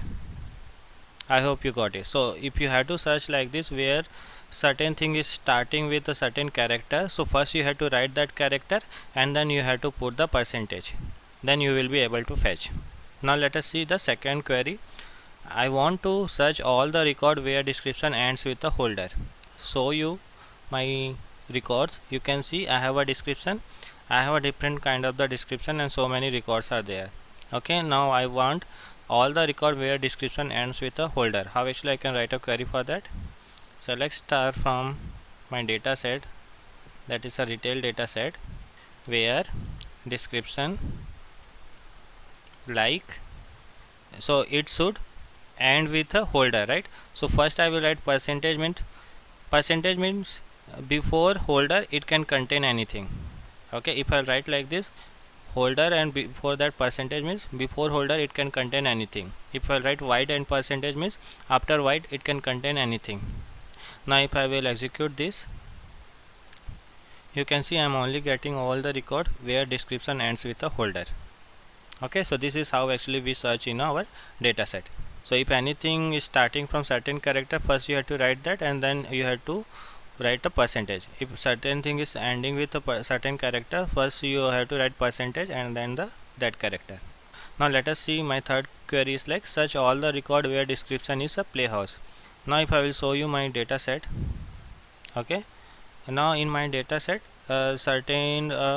certain description contain the playhouse. Okay, so I only want to, and you can see it is not starting and it is not in a ending, it is in between, anywhere it can be. So how actually I can search those record? So first what actually I can write, select star from retail data set where description like, first you have to write like this, means before that also it can contain anything and after that also it can contain anything. What we are searching for the playhouse, so I will write playhouse. Now if I will execute, we will get only those record which contain the playhouse in any places. You can see I am able to fetch those record. Okay, you can see Poppy's playhouse bedroom, Poppy's playhouse kitchen and all is present. So if you want to do a query and where you have to do a filtration and where you want to search a specific word or a specific character, so we have a like operator and this is very powerful also, and most of the time we use this also. Where actually we can use, suppose you have a scenario where certain column contain the irrelevant character like at the rate and all. Now you want to get all those record where it contain the at the rate. How actually you can search all those record? You can search with the like operator. I hope you got it. Yeah, that's it in this video. Thank you. Hello everyone. So in this video we are going to see about the having clause in a SQL. It is similar to the where clause and it is a very much important interview question also. What is the difference between the where clause and the having clause? So these are all the things we are going to discuss in this video. So let us start. So the SQL having clause is similar to the where clause. So when actually we use a where clause, whenever we have to perform any filter operation, we use a where clause. For taking example, suppose this is my table. In this table I have to filter a data where address equal to the Delhi. So in this case what actually I will do, I'll write a query select star from table where address equal to the Delhi, then I will only get the Delhi data, means I am filtering a data from whole table only the Delhi data. So for that I am applying a where clause. So where we use to filter a data. Now having clause is also similar to the where clause. This also we use for the filtering a rows in a table based on the criteria. Now both we are using for the filtering. Then what is the difference between the having versus where, that we are going to understand. So having clause was added to the SQL because the where keyword cannot be used with aggregate function. So whenever you have to apply any filter on top of the aggregate, then we use a having. So whenever any aggregate on top of aggregate, if you have to apply some filter, then we use a having clause. If you will apply on top of aggregate where clause, that will not work. So that is the thing. For taking example, select, suppose you have written one query, select sum of salary from customer table, customer table, customers table. Now on top of this, suppose you have to apply a filter like sum of salary should be greater than the 10,000. Then what we use? We will use a having clause. Having sum of salary should be greater than the 10,000. It will work. Let me show you. You can see 3,500. But if I will use where here, if I will use a where clause here, then if I will execute this, you can see we are getting error. An aggregate may not be appear in where clause. So whenever you had to apply any filter on top of this aggregate, we use a having clause, that we have to remember. I hope you got the idea. Now let's try to solve this question. So we have one of the table, customer table. If I'll show you, I have one customer table. Select star from customers. This is the table I have. I have a few questions that we are going to solve, and we are going to understand how actually we can use a having clause. Our first question is like, find the address of the customer where total salary is greater than 5,000. So what we have to find out? We have to find out the sum of salary of this all the address, and we have to group based on the address. Means in each address what is the total salary we have to find out. How actually I can write a query for this? Select sum of salary comma address from customers. This will give me what is the total salary based on each address. What is the total salary of the customer? I had to apply a group by, because I am grouping based on the address, right? Group by address. So this will give me what is the total salary in each address. What is the total salary in each address? If I'll execute this, you can see in each address this is the total salary. Now suppose I have to only filter those address where total salary is greater than 5,000. Now in this case what actually I have to apply? I have to apply a filter, right? So if I'll apply a filter having sum of salary, because sum of salary why I am writing, because on top of total salary we have to apply this filter, sum of salary greater than 5,000. If I write this, then I will get only those record where total salary is greater than 5,000. You can see this address Bhopal, Indore and Mumbai, their total salary is greater than the 5,000. So what actually we have done? From this customer table, first we have find out what is the total salary based on each address. So we have applied sum of salary and we have grouped based on the address, right? So this will give me what is the total salary in each address. Now we have to filter where the total salary is greater than 5,000. So we have applied a having clause. Having clause. Here if I'll use a where, then it will not work. Having will work whenever you are using a aggregate, that you have to remember. Now the second question, find the address of the customer where average salary is greater than the 5,000. So if we have to find out the average salary in each address, what we will write? Select average salary and we will group based on the address. From customers table, group by address. Now this will give me what is the average salary each address. So if I'll execute this, this will give me average salary each address. Now if I had to filter, if the average salary should be greater than the 5,000. So in this case what I will apply? I will apply one filter, having filter average salary greater than the 5,000. 5,000. If I'll write this, then I'll get the result. So whenever you have to apply on top of aggregate any filter, then we use a having clause instead of the where clause. That is the thing we have to remember. Hello everyone. So in this video we are going to understand about the top or limit in a SQL.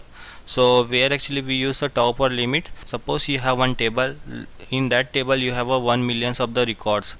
Now you want to check the data, how actually your data looks like. So instead of querying the whole 1 million records, what actually you will do first, you will only query the first 10 records or the first 5 records to see all your data. So in that kind of the scenario, generally we use a top or limit. So for taking example, suppose you want to get only the first 3 records, or you want to check the last 3 records, you want to check the top 3 highest salary of the employee, if you want to see top 3 employee from the India region. So this kind of the scenario, generally whenever you have to solve, you will go for the top or limit in a SQL. For taking example, we have a certain query. Let us try to understand this. from this particular example. I have one employee table. In that table I have a 8 record. Okay, my first query is saying like how to get only the first 3 records from a table. If you have to write this kind of the query, if you want to get only the first 3 records, if you want to see only the top 10 records, if you want to see top 1000 records, in that kind of the case we use a top command in a SQL server. How actually we can write? Select top, if you want to see 3 record, right, top 3 star from employee. If I will execute this, you will only be able to see the top 3 records. Only the 3 records, first 3 records only you will get to see, which is available in the table.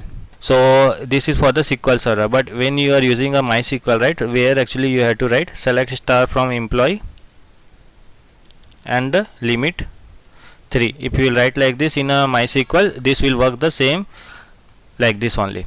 But SQL server we use a top, but in a MySQL we use a limit. That you have to remember. Now let us see another query. If you want to get the 50% record from a table, so I have one table, employee table. If I will show you, this is my employee table. I have 8 records. Now my requirement is like how to get 50% records from the table. So in that kind of case also we can use a top. So what I will write, top 50% star from employee, top 50% star from a employee. If if we will execute this, I will get the 4 records. I have a total 8 records. If I will write top 50%, I will get the 4 records. If I write the 25, means I will get only the 2 records. 2 records. So like this actually we can use it. Now my third query is like write a query to get the top 2 highest salary of employee. So I have this tree of employee. You can see we have a salary column.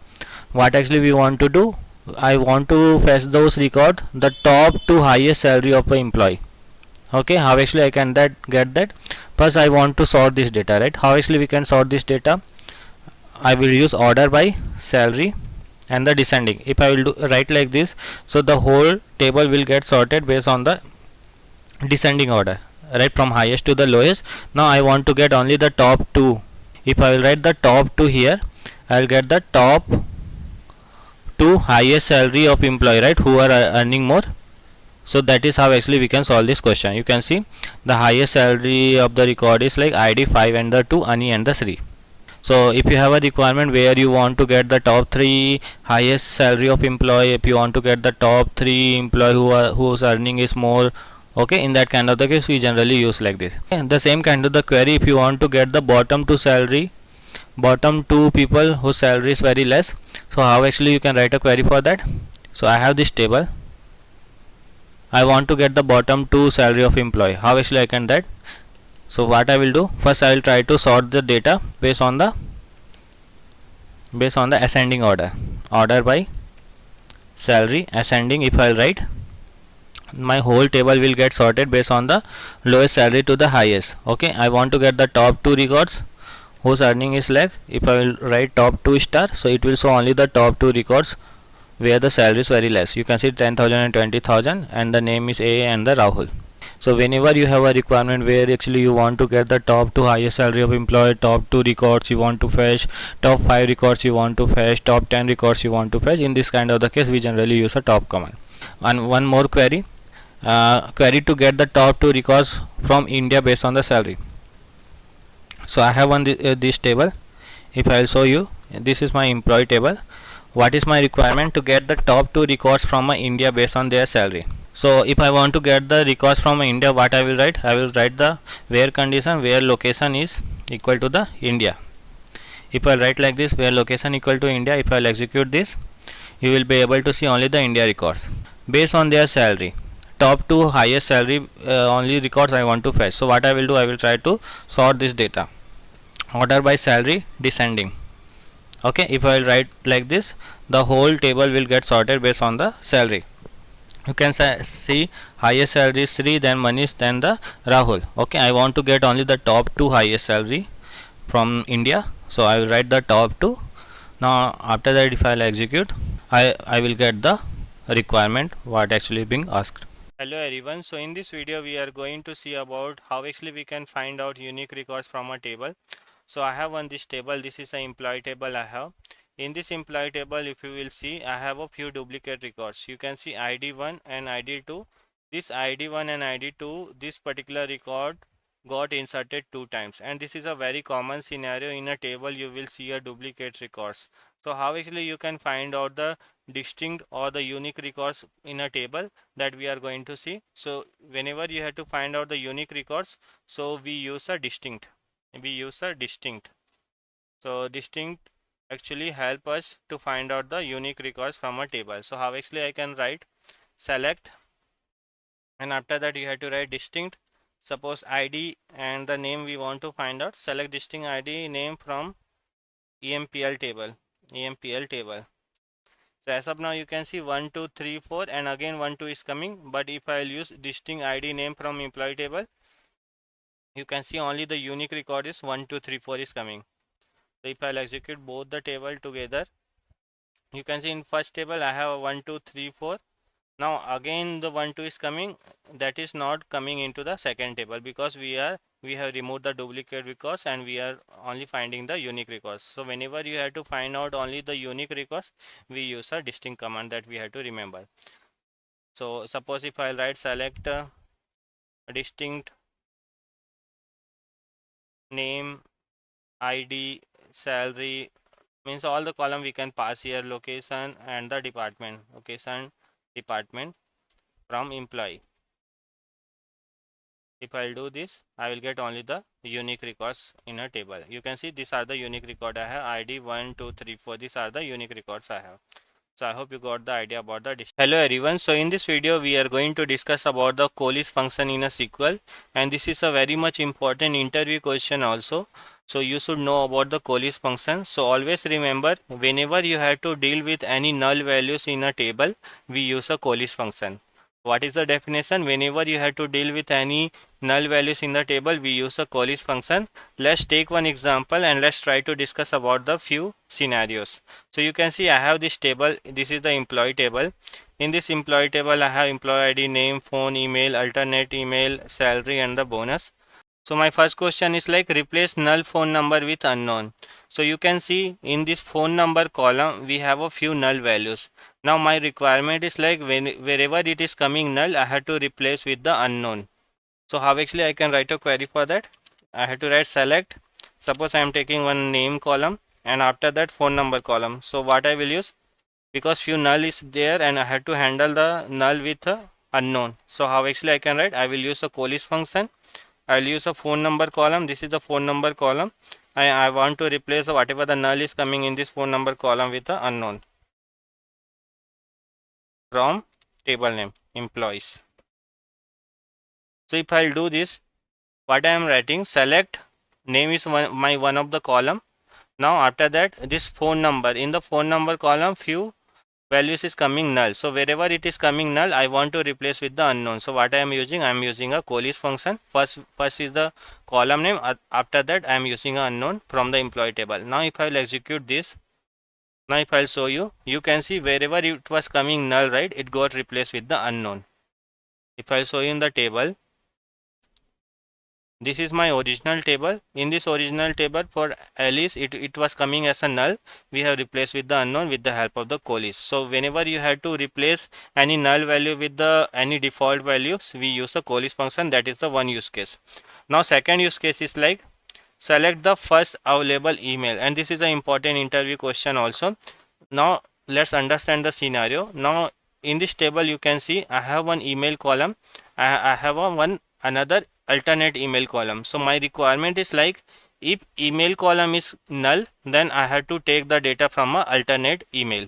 You can see for ID2, right? ID2 email column is coming null. So in this case I should take a value from the alternate email. For ID1 email value is there, then I will take it from the email column itself. For ID2 it is null, then I will take it from this alternate email. For ID3 both are null, then we want only the null.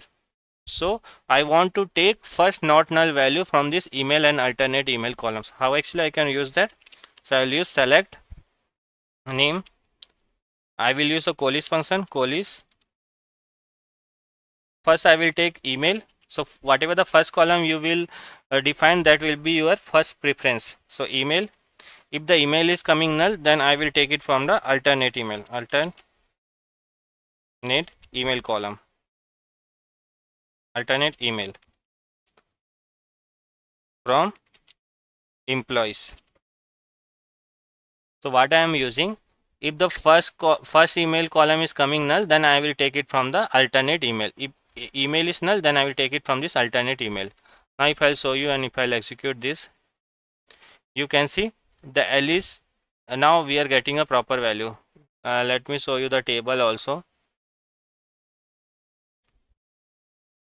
Now if you will see, this is my table. Now in this table for employee ID 1, Alice example is there, so I have taken for Alice, aliceexample.com is coming. For ID 2, blob email column was null, so what actually it has done, it has taken from this alternate email. So you can see bob dot example is coming. For ID 3, for Charlie, both the column is null, that's why null is coming. But suppose what actually you want to replace this with unknown, so what actually you can write, comma, coalesce unknown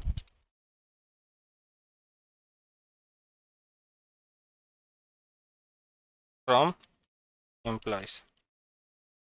Now what I have written, I have to take it from the email column. If the email column is null, then I will take it from the alternate email column. If the both the column is null, then I will replace with the unknown. Now if I show you, if I'll execute this table, you can see for Alice, this is the example. For blob, first email column was null, but I am getting this. For Charlie, it is coming unknown.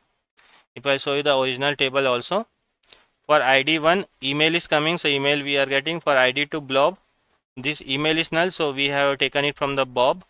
For ID 3 for Charlie, both are null, so we have replaced with the unknown. So like that actually we can use that. Now my third question is like uh, calculate the total compensation salary. So if I show you in this table, this is the table. Now what I have to find out, total compensation means salary plus bonus I have to do. But you can see in the bonus column few values are coming null, and I have to do a sum this salary and the bonus. So 45,000 I don't want to plus with the null. So what actually I can use, this null value first I can replace with the 0, and then I can do a plus. So how actually I can use this, select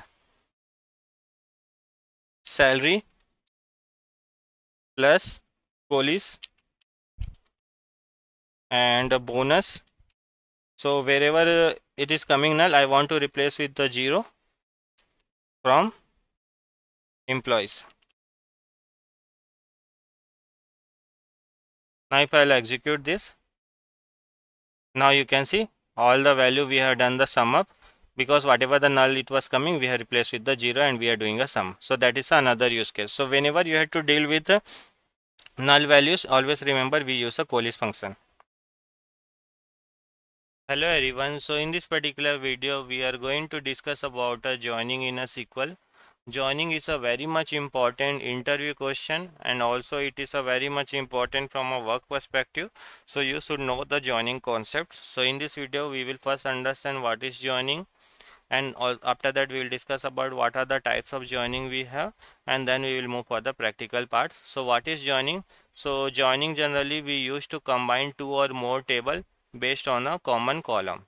For taking example, suppose you have a two table, or you can take an example of a multiple table. Suppose this is my table 2 and this is my table 3. This is the two table I have.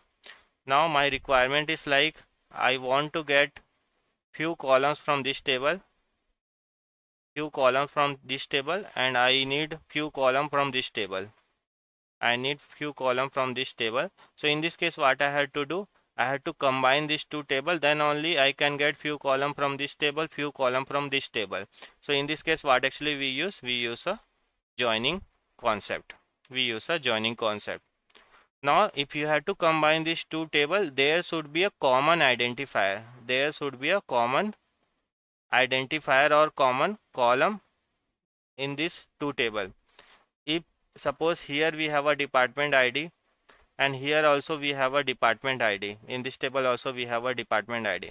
Means there should be a some common identifier or common column should be there, then only we can perform a joining. So that is the thing we have to remember. So what is joining? Joining generally we use to combine two or more table based on a common column. Now we have a different types of a joining. One is the inner join, second is the left join, third is the right join, fourth is the full outer join. Let's discuss one by one. Now let's discuss about the inner join. So whenever we will perform a inner join, it will return only the matching rows from both the table.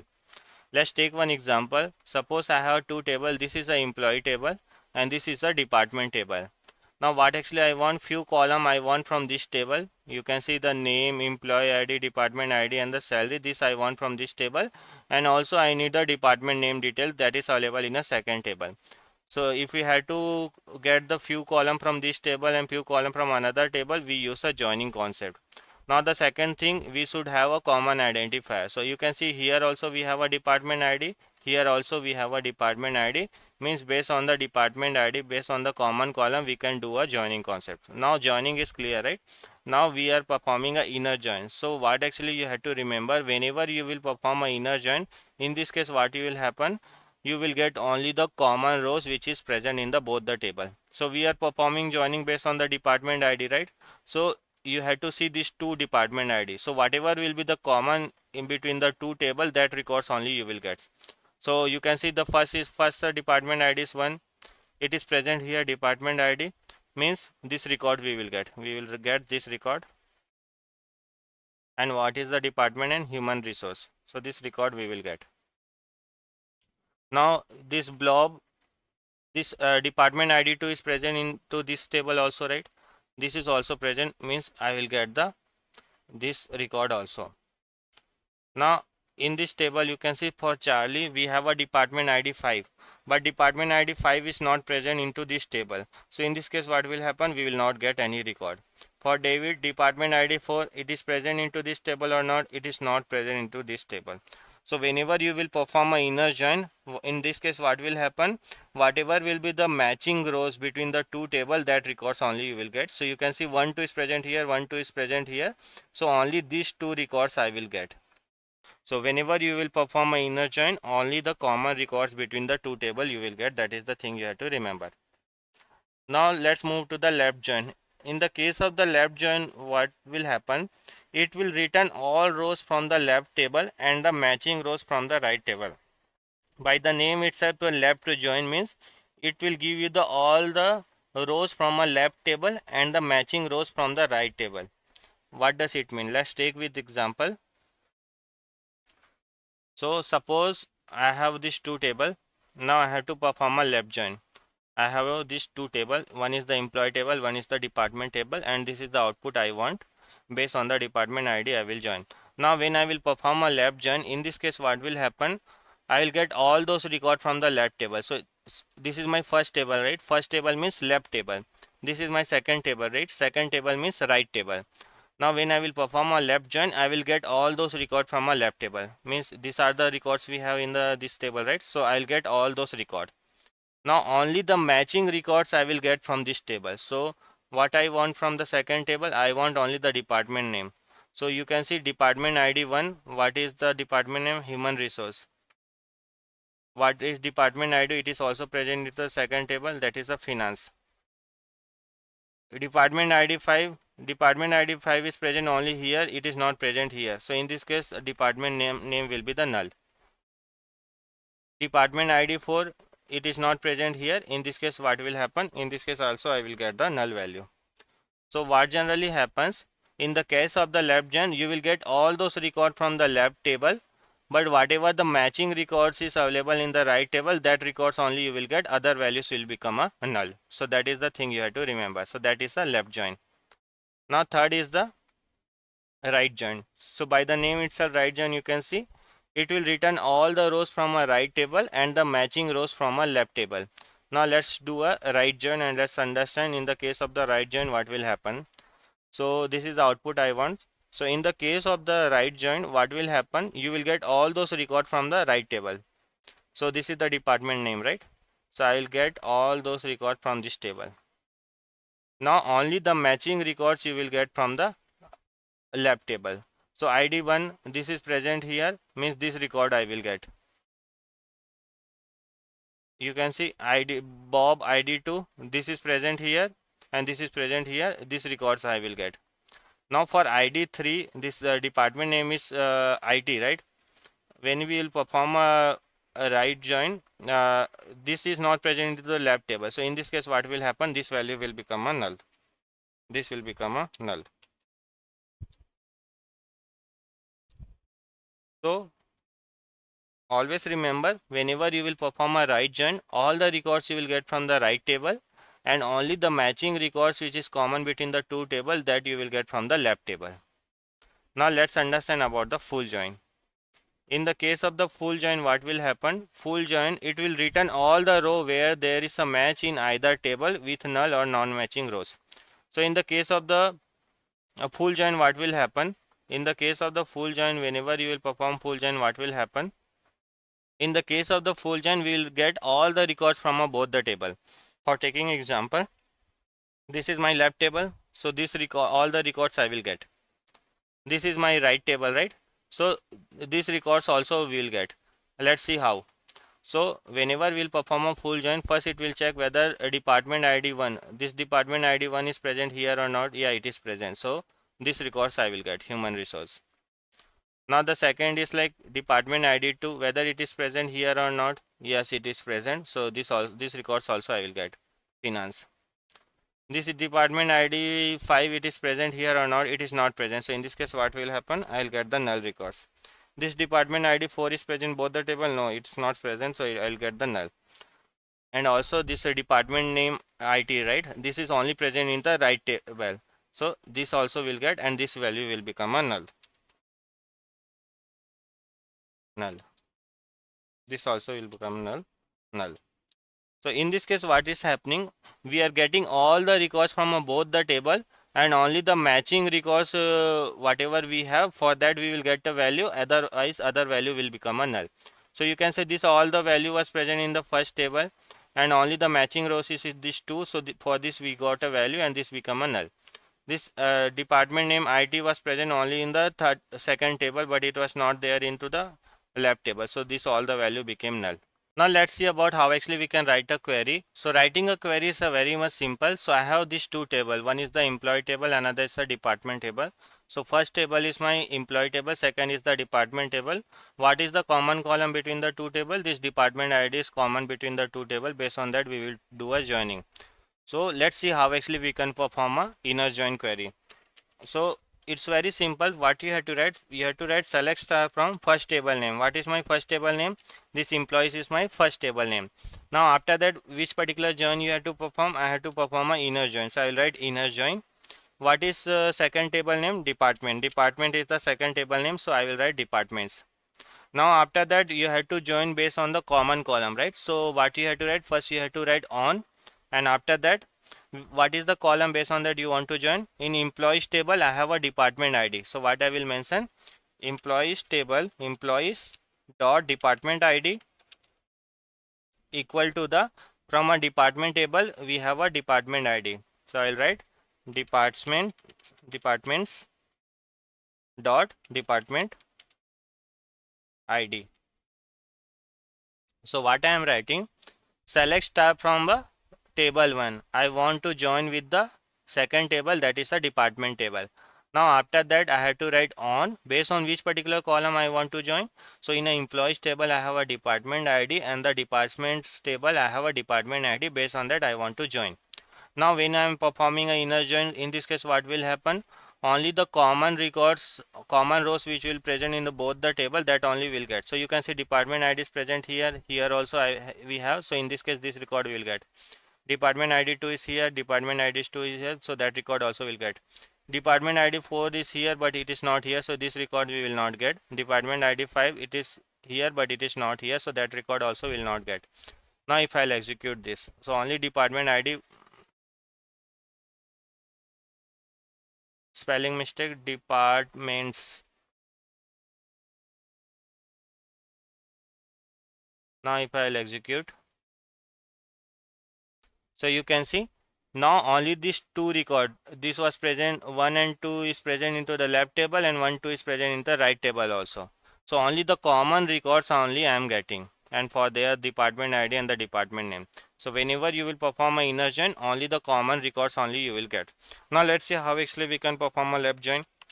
Whenever you will perform a left join, in this case what will happen, all the records you will get from the left table and only the matching records you will get from the right table. So writing a query is very simple. Select star from employees. You have to perform left join, so you have to write left join. What is the second table name? Departments. That is my second table name. Based on which particular column you want to join. In employees table, I have a department ID column,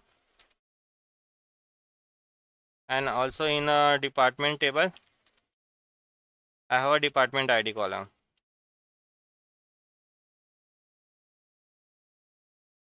Department ID. So it is similar to the inner join. Instead of the inner, I am just writing a left join. So it should be a left join.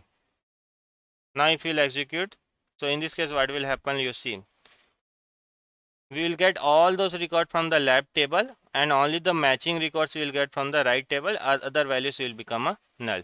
So that is a left join. Now if you have to perform a right join, in this case what will happen, the similar query, instead of the left, what you have to write, right join. In the case of the right join, what will happen, all the records you will get from the right table, only the matching records from the left table you will get. If I'll execute, you can see all the records I am getting from the right table, only the matching records from the left table I am getting. If you have to perform a full join, so what you have to write, instead of the left join, you have to just write the full join.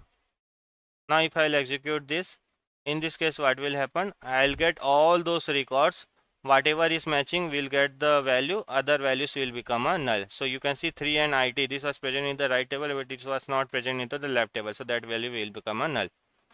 So I hope you got the idea. Hello everyone. So in this particular video we are going to understand about the union and the union all. This is an important interview question also. So let us understand. So union and union all generally we use to combine two or multiple table. For taking example, suppose I have a two table. This is my table 1 employee 2023. I have a second table employee 2024. Now I have to combine these two table on a row basis, then I will use a union and a union all. When I'm saying row basis means like this is the first table, right? So I want final output like this. I want all the rows from the first table and after that I want all the rows from the second table. Means on a row basis if I am doing a combining, then I will use for the union and the union all operation. So whenever you have to combine two or multiple table on a row basis, we use a union and the union all. Now what is the difference between the union all and the union? Let's try to understand. So whenever you will perform a union, so always remember whenever you will perform a union, it will remove the duplicates value. For taking example, suppose this is the two table. Here if I will perform a union operation, then what will be the output I will get? I will get all the record from the first table, all the record from first table, and after that here you can see if I'll perform a union operation, 3 is already present. 3 is already present here, right? So this records, it will not come again. We will get only this output. Means only the unique values you will get in the final output. So whenever you will perform a union operation, it will remove the duplicate while combining the table. In the case of union all, it will show you all the records from the table. So you can see this is my records from the first table. This is all the record from the second table, means all the records you will get. So this is the output we will get in a union all operation. So whenever you will perform a union operation, it will remove the duplicate. Whenever you will perform a union all operation, it will show you the all the records and it will combine that. Now few things we have to remember in a union all and the union. Suppose this we have a same kind of the structure in the both the table, so we are able to combine this all the thing, right? Means schema is same. So whenever you will be having a same schema, then only you will be able to perform this union all and the union operation. For taking example, suppose you are doing a id name only, this id name from the first table and this from id name from the second table you want to combine, then it will work because in the both the table id name is present, then you are able to combine. Now for taking example, suppose id name you are taking from the first table and this id and the name and the department you are taking from the second table. Now in this case, when you will perform a union operation, right? Because the schema is not same, in this case it will not work. So always you have to remember, whenever you will perform a union and the union all operation, the schema should be same. Now let's take one example. Suppose I have this first table, employee 2023. This is my second table, employee 2024. Now let's see how actually we can perform a union operation. So what I will write? I will write first select star from table name 1. Select star from employees 2023. After that I will write union second table select star from employees, whatever the my second table name is, employee 2024. So this is the syntax. Select star from table 1, union, select star from table 2. If I'll perform union operation, means it will remove the duplicate. You can see it removed all the duplicate. If I'll show you the exact table also, this is my first table, this is my second table. You can see the 3 is present in the both the table, but in final output we are getting only one time, means it remove the duplicate. Now let's see how actually we can use the union all operation. So the syntax is very simple. What we have to write, select star from table 1, and after that union all, select star from table 2. Now if you select and if you execute, you will get all those records. Even though duplicate is present 2 times, you will get all those records. So that is the difference between the union and the union all. Now you have to remember, whenever you are doing a combining in a union operation, whenever you are performing, the schema should be same. For taking example, for taking example, this is my 2 table I have, right? This is my first table, this is my second table. Now if I am doing a union like this, so if I am doing a union like this, select id name from employees 2023, and I am doing a union, select id name from employees 2024. In this case, this it should be employee id, right? So I will mention employee id, employee id. In this case, you can see employee ID is present in the first table, employee ID is present in second table, name is also present in first table, name is present in the second table, and the schema is also same. In this case, when I will perform a union, it will work. It will work. But suppose you are doing like this. Suppose you have an employee ID and the name in the first column, and in the second table you are taking only the name and the department ID. Department ID. Now in this case, if you will perform a union operation, it will not work, because this department ID is an integer type and this name is a string type.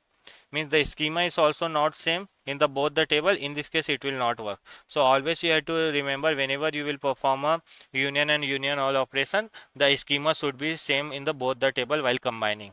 So that is the thing we have to remember. Yeah, that's it in this way. Thanks. Hello everyone. So in this particular video, we are going to understand about the alter command in a SQL. So alter command generally we use in a SQL to change the structure of a table. For taking example, suppose I have already created one table. This is the table I have already created. Now after some time, my requirement is like, I want to add one more column into this particular table. Like I want a salary column also in this particular table.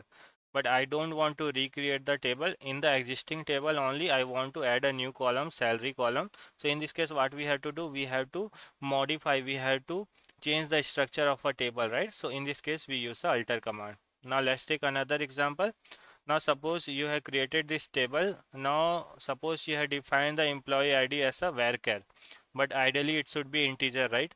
Now how actually you can change the schema, like from varchar to the integer or from integer to decimal? So in this case also we use a alter, because in this case also we are changing the structure of a table. Now let's take another example. Suppose this is the table you have created. Now in this table, suppose this department ID, suppose this department ID you don't need. Now you want to delete this column from the particular table. Now in this case also we will use a alter command, because here also we are changing the structure of a table, right? So whenever you have to change the structure of a table, whenever you have to modify any table column, we use alter command, that we have to remember. Now let's see how actually we can use. So suppose this is the table I have, select star from employee 2023. and these are the column we have. My first question is like add a new column salary integer into the existing table without dropping it. So that is my first requirement. So how actually I can add a salary column? Let's see. So what we have to write? First we have to write alter. After that we have to write table and the table name. Which particular table? My table name is employees 2023. So I will write 2023. What I am writing? Alter table, table name. Now I have to add a new column. So what I will write? Add. Which column I want to add? Salary. So I will write salary, and the data type also we have to define salary integer. So whenever you have to add a new column into the existing table, what you have to write? Alter table, table name. After that we have to use the add command, add salary and the integer. Means what we are saying? We are altering this employee table and we are adding a salary column. Now if I'll execute this, now you can see command completed successfully. Now if I'll show you the table, you can see salary column got added. Now suppose this is the table you have created. Now suppose now your requirement is like whatever the salary integer you have defined, now you want to change into the varchar. Means you want to change the schema. I'm just taking example. Suppose you want to change the schema of this particular column from integer to the varchar. So how actually we can do that? So for that what we have to write? Alter, alter table and the table name. What is my table name? Employees 2023. Now after that we have to write alter column. We have to alter column salary, right? Salary varchar 128. So what I am writing? I am altering the table employee table. I am altering this column. Whatever the salary it was defined previously integer, right? I am converting into the varchar. So for adding a column, it was easy, right? Alter table, table name, add column and the salary integer. But suppose existing table column schema you have to change, then you have to use this syntax alter table, table name. After that alter column, which particular column? Salary column. We want to change into the varchar from an integer to the varchar. Now if I'll do this, if I'll execute this, you can see command completed successfully. How actually we can see whether it got converted from integer to the varchar or not. So I will refresh this database. I'll go to the my database. I have created this in the master database. This table is available in a master database. This employee 2023 and this is the column. You can see salaries, it is showing the varchar. Now suppose I want to change into the integer. So what I will write? Alter table, table name, alter column, salary integer. If I do this, again it will get converted into the integer. So that's how actually we can convert this from a integer to the varchar or varchar to the integer. Means we can change the schema. Now let's take another example. This is the table I have. Now my requirement is like I want to delete this salary column from this particular table which I already have. So how actually I can do that? Alter table employees 2023 drop salary, drop column sal drop column salary. What we are doing? We are dropping a column salary, right? So what I am writing? Alter table, table name, drop column and the salary. If I'll execute this, you can see command completed successfully. If I show you the table, you can see salary column got deleted. So like this actually if we had to modify any structure, we can use the alter command. So do practice this. Hello everyone, so we have already covered the SQL basic part. Now we will learn about the SQL advanced part. So we are starting with the Windows function. Windows function is one of the most important topic and it is one of the most important interview question also. So we should know about the Windows function, how to use a Windows function in a SQL. So let's understand that. So Windows function, it's very simple. It is similar to the group by only. So in a group by, what actually we were getting a result based on the grouping rows, we were getting a result, right? But in the Windows function, what actually we get on a row to row basis, we get the result. Only the difference is like in a group by we were using a group by, here we use a partition by and also we use a over clause. Now if I'll show you the definition of the Windows function. Windows function perform calculation across specific range of rows that are related to the current row without collapsing them in a single row as a aggregate function do. Let's take one example. With that example, let's understand. Then we'll get a better idea. Suppose I have this table. Select star from sales. If I'll do, this is the table. I have sales ID, salesperson, region, and the amount. Now, if I have to find out the total amount based on each region, what is the total amount based on the each region? Means I have to find out the sum of amount and I have to group based on the region, right? So that's how we do in a group by function. So if I have to find out this with the help of group by, what actually I will write?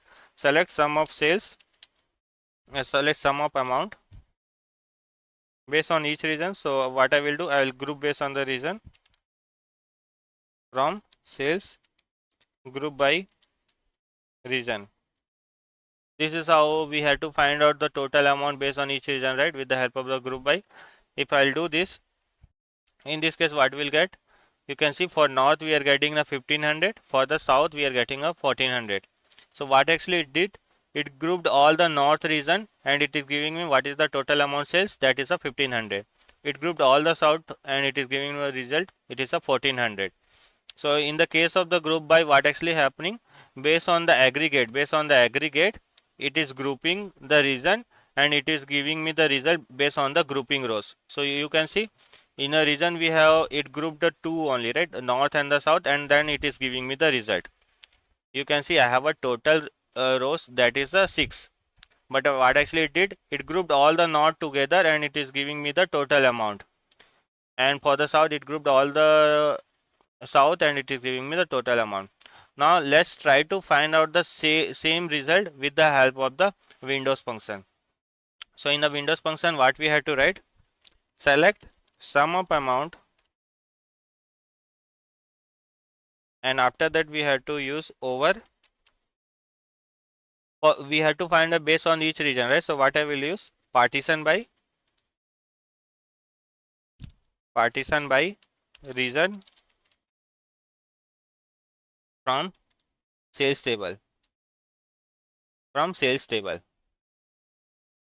and if I want to see all the rows, select star comma if I'll do.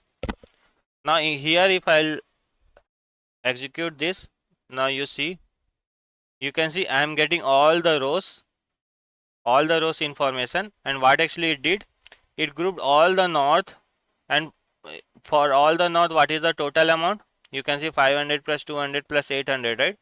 For all the north, what is the total amount we have? That is a 1500. So wherever the north is coming, it is giving me the 1500. For all the south, it grouped and it is giving me the total amount, like 700 plus 400 plus 300, that is a 1400, right? So for each south I am getting the 1400 result. So if I show you in a group by, what actually was happening, it grouped all the north and it was giving me the result based on the grouping rows. We were getting a result, right? But in the case of Windows function, what actually happening, we are getting a result on a row to row basis. So for all the north, what is the total amount? That is a 1500. So wherever the north is coming, 1500 result it is coming. Wherever south is coming, the 1400 result it is coming. So that's kind of the advantage we get. Now suppose from this total amount, if you have to minus this amount, we can do, and we can get the result. So like that the calculation also we can do. So this Windows function we use for the SQL analytical. So this Windows function allows for the advanced analytical queries because of this kind of the advantage we get. Now types of the Windows function. So we have three types of the Windows function. One is the aggregate function, second is the ranking, third is the value. So in aggregate function we have a sum, average, mean, max and the count. For the ranking function we have a row number, rank, dense rank, entile. For the value function we have a lead, lag, first value, last value. Now let's start with the aggregate function. So we will learn how to use a aggregate function. So suppose you had to find out the, now our next question is like, find out the find out the minimum amount based on each region. Minimum amount based on the each region. This is my first question. My second question is like, find out the maximum amount based on each region. And my third question is like, find out the average amount based on the each region. So how actually I can write this query with the help of the Windows function? I will write select star comma minimum amount. After that over clause over partition by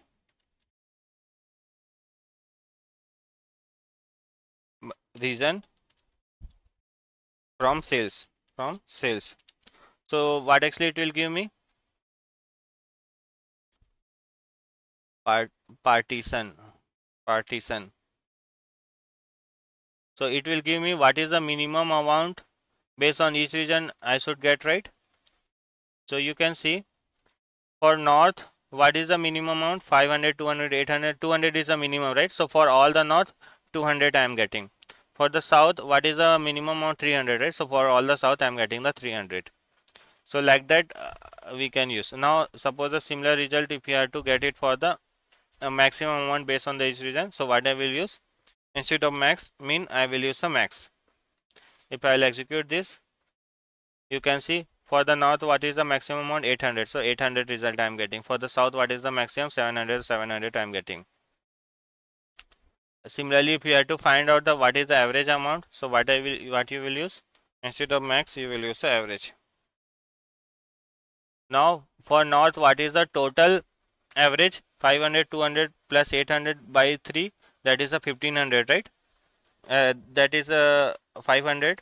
So you can see for north what is the average amount sales, that is a 500. For the south what is the average amount sales, that is a 466.66. So like that actually we can use the aggregate function with a Windows function. Now if you want to find out the count, that also you can do. Now suppose this all the thing you have to write it together. So how actually you can write, let's understand. So if you have to write it together, what you will write? Select star average amount over partition by region, comma. Suppose I had to also get the minimum. So I will write minimum partition by region, comma. And suppose I also want to find out the maximum amount over partition by region. Here we can give alias like uh, average sales, and here we can give the minimum sales,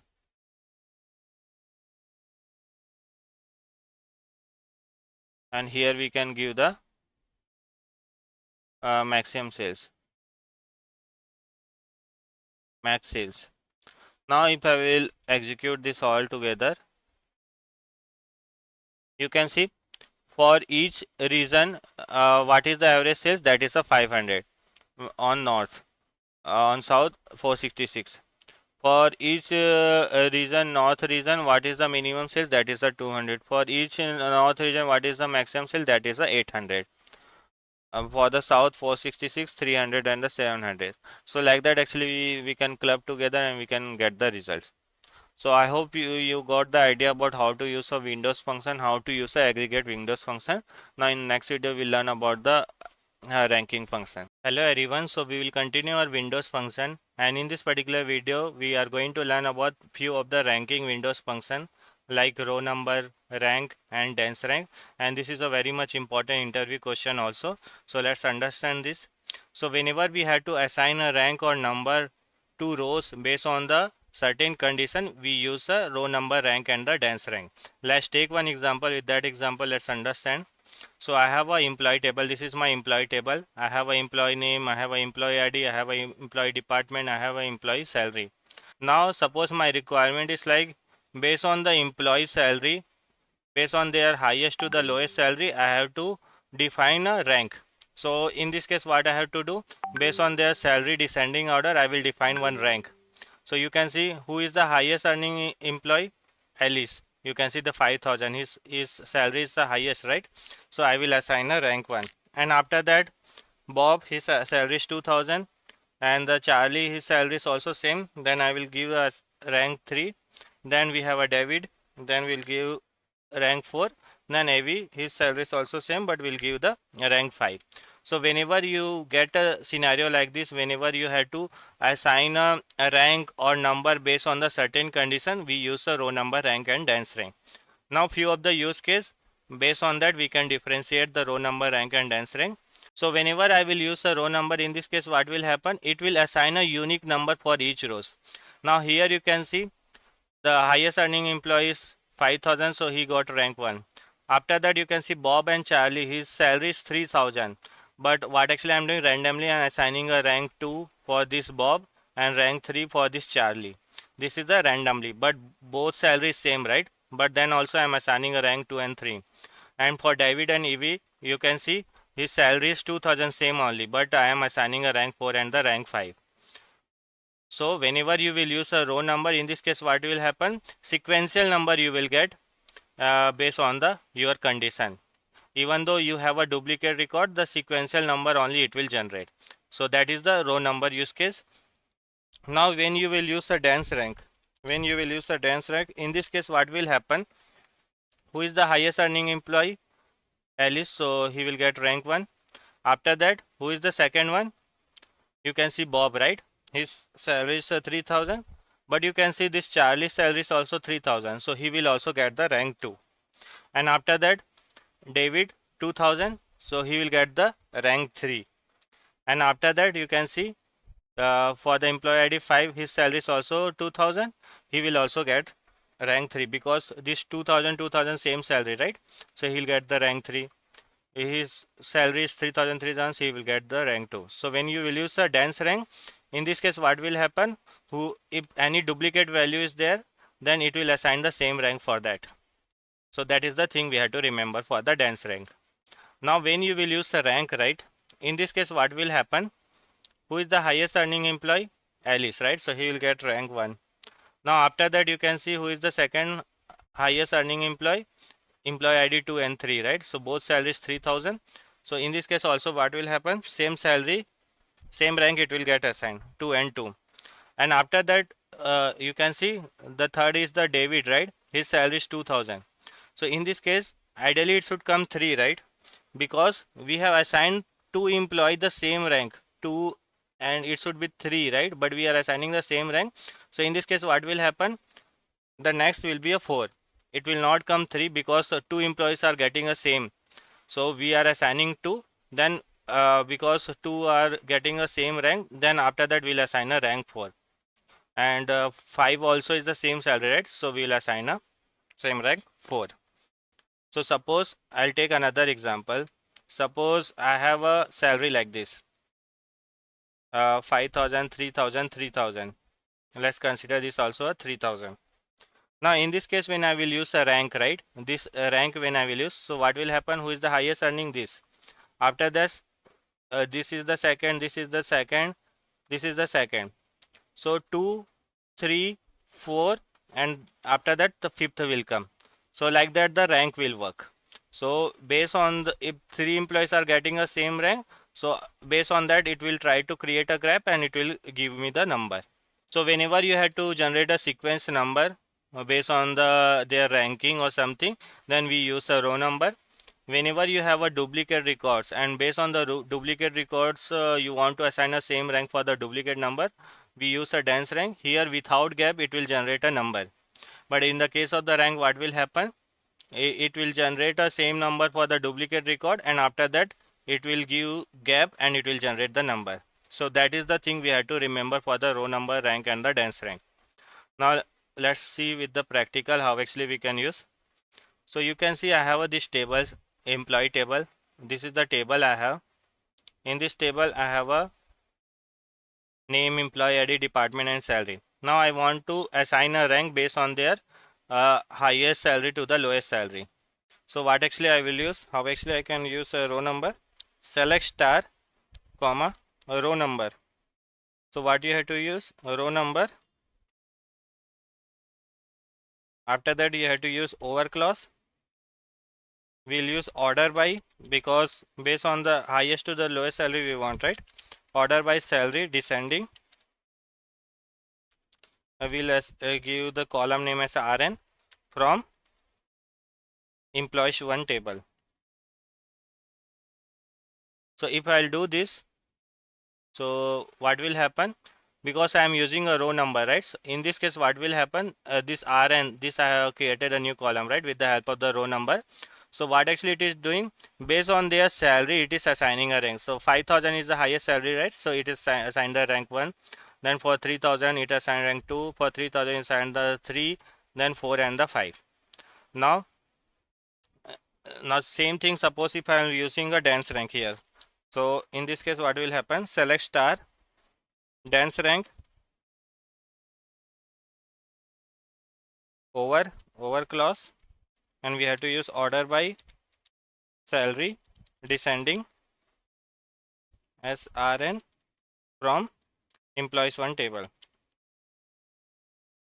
Now in this case I am using a dense rank, so our output will be, you can see these two are getting a same salary, right? So it's assigned the rank 2, and after that these two are same salary, so it's assigned the rank 3 for both, so without any gap. Now if I use a rank here, the same query, if we had to use a rank, so in this case what will happen, it will also generate a unique number, but if any duplicate is present, so it will assign the same rank, and after that with gap it will start and it will generate the number. So in the case of the rank, with a gap it will generate a number. In dense rank it will not generate with a gap. So that is the only difference you have to remember, and that is important interview question also. Now suppose these three together you have to write, so how actually you can write? So what I will use, select star comma row number,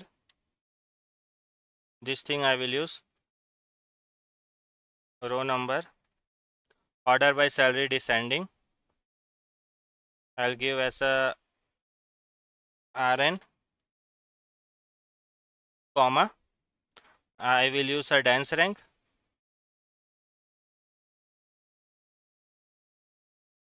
so this I will give as a RN1. After that I will use a rank,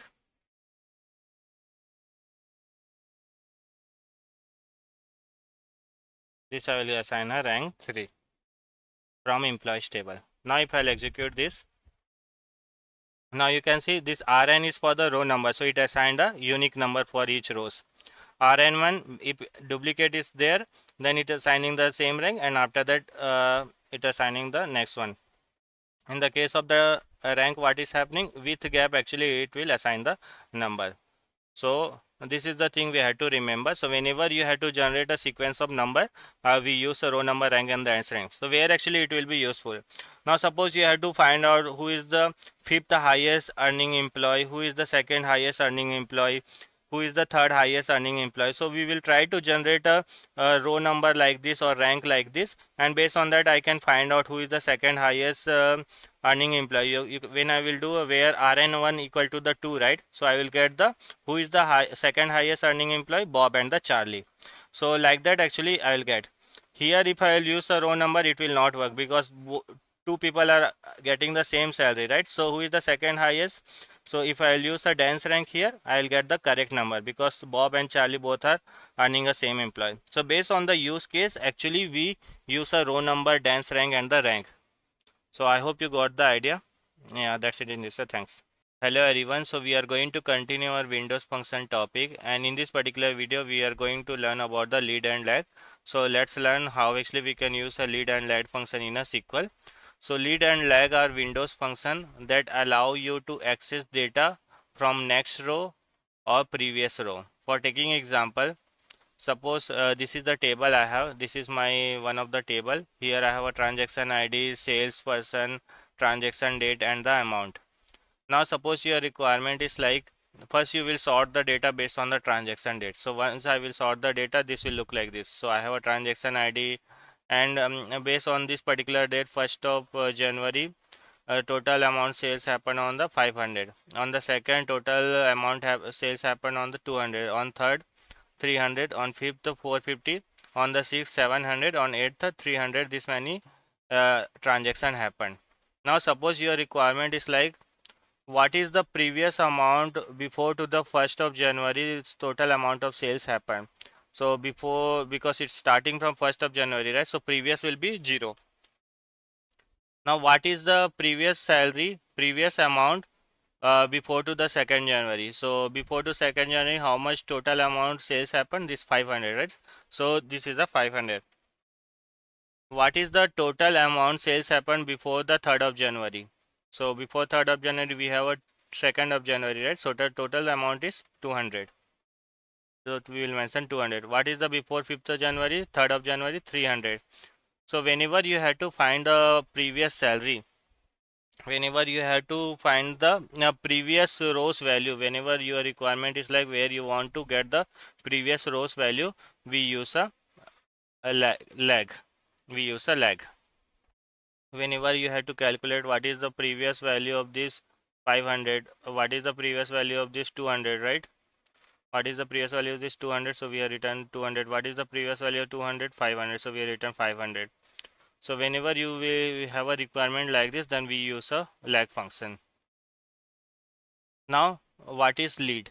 So whenever you have to calculate the next rows value, then we use a lead function. So what is the next value of this 500? The 500 next value is 200, right? So here I will get the 200. What is the next value of this 200? 300, right? So here I will get the 300. Here I will get the 300. So like this lead and lag works. For 300 next value is 450, so it will give me the 450. So whenever you have a requirement where you want to find out the next rows value or the previous rows value, we use a lead and lag function. Now let's see with the practical how actually we can use that. So I have this sales table. In this sales table I have a transaction date. So what actually I want to first sort the data based on the transaction date, based on the ascending to the descending. I want to find out the what is the previous amount, and I want to find out the next amount. So how actually I can write? So first let's see how actually we can use a lag. So first let's see about how to find out the previous amount value. So for that we will use a lag. So what I will write, select star comma lag, based on which particular column we want to find out the previous value, based on the amount. So I will mention the amount, and after that I will use over, and we want to order based on the transaction date, order by transaction date, and from sales one, from sales one. So if I'll write this and if I'll execute this, now you will see one column got added. This is the new column. If I'll give the name as a previous sell something, now if I'll execute this, you can see this is the new column we have created. Now what actually it is doing, it is finding out the previous amount. So what is the previous amount of the 200? 500. So I am getting result 500. What is the previous amount of this 300? 200. So I am getting amount of 200. What is the previous amount of this 450? 300. So I am getting the 300. Now like this actually we can calculate the previous amount. Now you can see it is finding out the previous amount. Now suppose you have to find out the previous to the previous, like what is the previous to previous amount of this 300, that is a 500, right? Now you want to step by 2, then what actually you can mention, if you mention 2 here, then what will happen, you can see what is the previous to the previous of this 300, 500. So I'm getting the 500. What is this 450? What is the previous to previous? That is a 200. So I'm getting a 200. So step also we can mention. You only want the previous row, then you will use a 1, or you want if you will mention 2, then previous to the previous. The 2 steps it will give you the result. Now you can see the first row. Let me mention 1 only. Now in the lag, suppose this first value, right? The before this one we don't have any value, that's why it is coming null. Now suppose this you want to handle and you want to make it 0, then you can mention 0. Then if you will execute this, now you can see, and because here previous value is not there, that's why it is coming as a 0. So like that actually we can find out the previous value. Now if you had to find out the next value, then what you will use? We'll use a lead. So what we will use, select star comma lead, based on the amount we want to find out. So I will use amount. Here also the same concept, 10, we will use over, order by transaction date, descending or ascending based on your requirement. We'll make it as a next salary from sales 1. Sales 1. Now if I'll execute this, what it will give me? It will give me the next salary. This is the next salary, right? So what is the next salary of this 500, 200, right? So I'm getting a 200 result. What is the next salary of 200, 300, right? So I'm getting a result of the 300. What is the next salary of 300? 450. So I'm getting a 450. Whenever you have to find out the next salary, you will go for the lead. Whenever you have to find out the previous amount of previous row, then you will go for the lag. So that's how actually we use a lag and a lead. And here if you will mention the two, so it will be happen based on the two steps. So you can see what is the next to next value 300, right? So I'm getting a 300. What is the next to next value 450? So I'm getting a 450. Means based on the two steps it is giving me the result. So that's how actually we can use a lead and lag. And now suppose you have to use it together, then how actually you will use? So I will use a select star from previous salary, comma, a lead next salary from sales 1. So if I'll write this and if I'll execute this, you can see we are getting amount, previous salary and the next salary. Now let's understand where actually we use this lead and lag. So you can see we have calculated the previous salary, we have calculated the next salary, and we have also the current salary, the current amount is given. Now what actually, suppose your requirement is like based on the previous date you want to compare and you want to compare your total sales, like how actually it was happening on the previous month or how actually it was happening on the previous day, comparing to the previous day how many sales happen, whether the sales is improving or not. So in that kind of the scenario, generally we use a lag and the lead. Whenever you have to compare with the previous date or the next date, or so in that kind of scenario we use a lag and lead. So I hope you got the idea. Hello everyone. So in this particular video we are going to learn about the CT. The full form of CT is a common table expression. So now let's understand what is a CT when actually we use. So CT generally we use whenever you have a complex query or whenever you have a requirement where you want to store your result on a temporary basis, then what actually we can use? We can use a CT for that. Let's take one example. Let's understand first syntax and then we'll come here. So I have one table. If I show you, select star from employees table. This table I have. Now if I'll execute this, in this table if you'll see, if I'll execute this, I have employee ID, name, department ID and the salary. Now as of now you can see this is a very simple table, right? Now let's take an example. Suppose this is a very complex query, like the multiple joinings are there, 10 to 15 lines of the query is there. Now what actually you want? That result actually you want to store somewhere so that you can recall multiple times. So what actually we can do with the help of the CT, we can store this result. So what we have to write with CTS, and after that you have to write your query, whatever the complex query and whatever the query you have, and that result actually we can store directly in the CT. So what we have to write, select star from CT. So syntax is very simple. What we have to write, with and the CT and then S. You can give any name. I have given the name as a CT, but you can give any name, that also will work.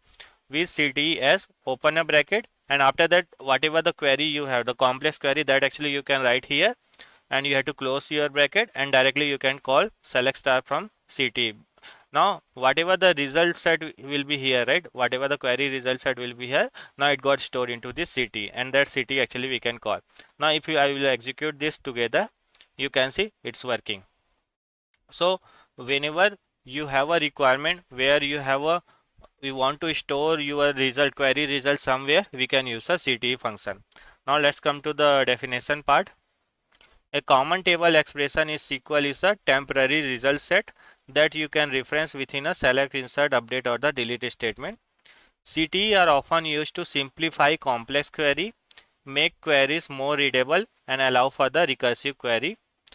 CT are powerful for organizing the SQL code, especially in a multi-step analysis or when calculating the intermediate result.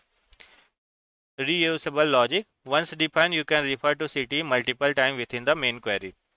So whenever you have a complex query, whenever and that result actually you want to store somewhere at high level, you can say we can use a CT for that. Now we have a few question, and based on that question actually we want to see, like we will see like how actually we can use a CT in a proper way. Suppose this is the table. I have employee ID, name, department ID and the salary. Now my question is like find the third highest salary from the employee table. So from this table I had to find out the who is the third highest salary employees details. So you can see who is the third highest employee salary. This is the highest salary, right? Then 50,000, this is the 48,000, that actually we have to find out. So what actually I will do, first based on their salary descending from highest to the lowest, I will first try to give one rank. So we have learned about the Windows function, right? So what I will do, I'll use a Windows function. I'll assign a rank based on their highest to the lowest salary. So I will use a row number because we don't have any duplicate as of now. So row number, what I will use over, I'll use order by salary. So based on the highest to the lowest salary, I will assign one rank. I will give the name as RN from employees table. Employees table. Now if I'll execute this, you will see with this query what we have done. We have created a new column RN, and based on their highest to the lowest salary, we have assigned a rank. So 52,000 is the highest salary, so he got rank 1. Then the 50,000, so rank 2. Then 48,000, so rank 3. 45,000, so rank 4. Now with the help of this query we have generated this result. Now on top of this we want to apply a filter, like if I'll do a filter like where Rn equal to the 3, then I will get the third highest earning employee. If I'll do Rn equal to the 4, then I will get the fourth highest salary employee. So this kind of the use case where you want to store your result somewhere, and that actually on top of this you want to perform some more operation, we can use a CT. So how actually I can write with CT as and this result set, right? Now if I'll do select star from CT, I'll get the same result. Now whatever the result set here we have, that got stored into the CT. Now if I'll call this select star from CT, it will work.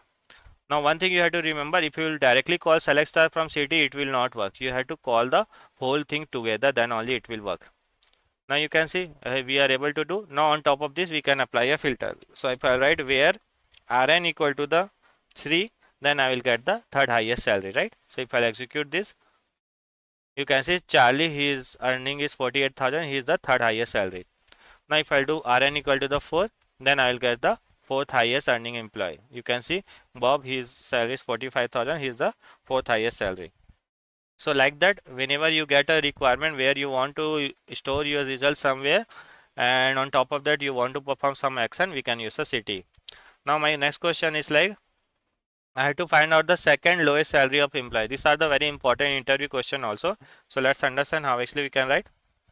So we have to find out the second lowest. So based on the lowest to highest, what I will do, first I will try to generate a ranking. So how actually I can write a code for that? Select star comma row number over order by salary. I will sort based on the ascending order. Salary ascending Rn from employees table. Now if I'll execute this, so what I have done, I am generating one number, a rank column. Based on the lowest to the highest salary, I am generating a rank. So 45,000 is the lowest salary, then the 48,000, so he got the rank 2. 50,000 is the third, so we got the rank 3. So from lowest to the highest, I have generated a number. On top of this, we can write a CT. So CT is just a name. We can give any name. So if I'll give the name as a with Manish S. So, and I will close here. Now whatever the result set, right? Whatever the result set, that will get stored here. So CT is just a name, whatever the name, right? But the syntax is same. So if I'll do select star from Manish, what I will get? The all the result actually will get stored into the Manish. On top of this, actually we can apply a filter. So if I will do where we have to find out the second lowest, so what I will write? Where Rn equal to the 2, right? Where Rn equal to the 2, then I will get the second lowest salary of employee. You can say second lowest salary employee is a Charlie. So these are the very important interview question also. To find out the third highest salary, second lowest salary. So in that kind of the calculation, we can use a CTE also to filter on top of the Windows function. So I hope you got the idea about the CTE. Hello everyone. So in this particular video, we are going to understand about the views in a SQL. So view in a SQL, it is a virtual table which is created by a query. Views do not store the data physically, but it store a query that generates the data on a demand. So whenever we create a table, right? So whenever we create a table, what actually this table does, it store our data physically. It store the data physically. But whenever we create a view, right? We create a view based on the query. We create a view based on the query. This view is nothing but it is kind of the virtual table. It is a virtual table. When I am saying virtual table, it means it will not store any data, but whenever you will call this view, right, whenever you will call this view during the runtime only, it will generate the data and it will give you the results. So that is the advantage we get in a view. Now let's understand why we use a view. So whenever you have a complex query, suppose you have written one complex query. Now this complex query you have to reuse multiple times. So what actually you will do, whatever the intermediate result of this complex query, what actually you will do, you will try to convert into the view. So instead of calling this complex query multiple time, what actually you will do, you will try to convert this into a view. Now whenever we require the result of this complex query, right, we will directly call it from the view. Like we will do select star from view and we will get the results. So instead of writing multiple times this complex query, we try to convert into a view. Whenever we require, we directly call the view and we'll get the result. So that is the advantage we get in a view. Now few of the advantage we have using a view. First is it is simplify the complex query. So whatever the complex query you have, right, it will making it easier to retrieve the data without repeating lengthy query. So instead of writing the query multiple time, what actually we do, we try to convert into a view and directly we call it this view and we get the result. So that is it simplifies the complex query. The second is the enhanced security. Views can limit access to specific column or rows, protecting sensitive data in the underlying tables. For taking example, suppose you have this table. In this table, you have a one sensitive information. Like few columns are very sensitive, like the customer name, customer email, customer contact number. These are very sensitive information. Now suppose you have to share this table with suppose your stakeholder or suppose any other your partner. Now instead of sharing this whole table, because this whole table contain the sensitive information also, right? So what actually we can do, with the help of the view, we can only share those column which is not sensitive and which we can share. Means instead of sharing the whole table, what actually we can do is specific column we can select, we can convert into a view and we can share with our partner, so that we can protect it by sharing a sensitive information with the other people. So that means the enhance the security. It maintains the data consistency. If underlying data changes, the view reflect the changes without the need of the modification. So suppose you have created this view based on this table. Now whenever you are changing anything on this table, in the views also it will get reflected. So that is the meaning of the maintain the data consistency. Now what is the limitation of view? Performance. View do not store the data, so every query on a view execute the underlying query, which can be slow for complex view because it doesn't store the data. So whenever you will call the view, right, on during the runtime only it will generate the data, so it may be a slow. So that is the limitation of a view. Now let's see with practical how actually we can create a view. So I have this employees table. Based on this employees table, I want to create a view. So in that view, I want a employee ID, department ID and the salary information. I don't want to have a name information. So how actually I can create a view? So I will write create view emp info as what I will write, select. We have to write a query. Select employee ID,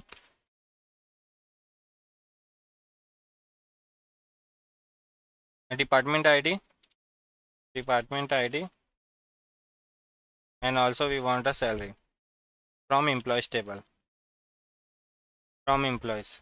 So what is the syntax for converting into a view? Create view and the view name, whatever the view name you want to give, you can give that.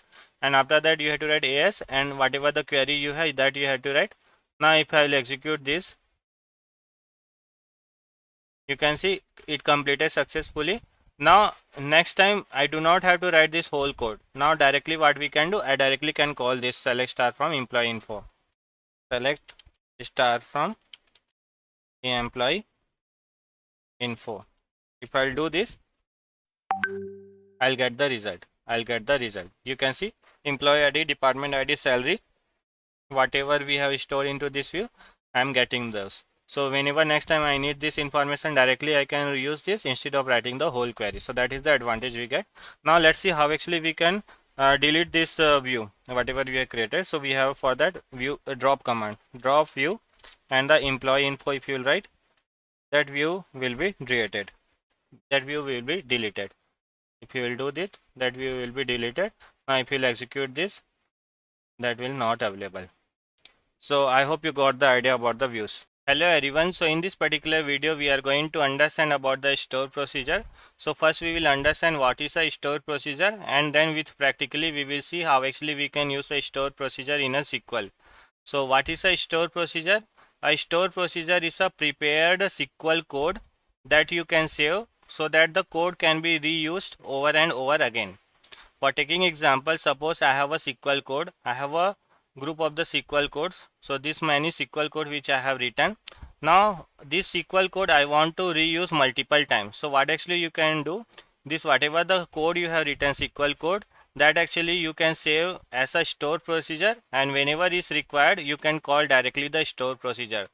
Means if you had to reuse the same code again and again, the SQL query, what actually you can do, you can store as a store procedure, and whenever is required you can call directly the store procedure. That is the use case of the store procedure.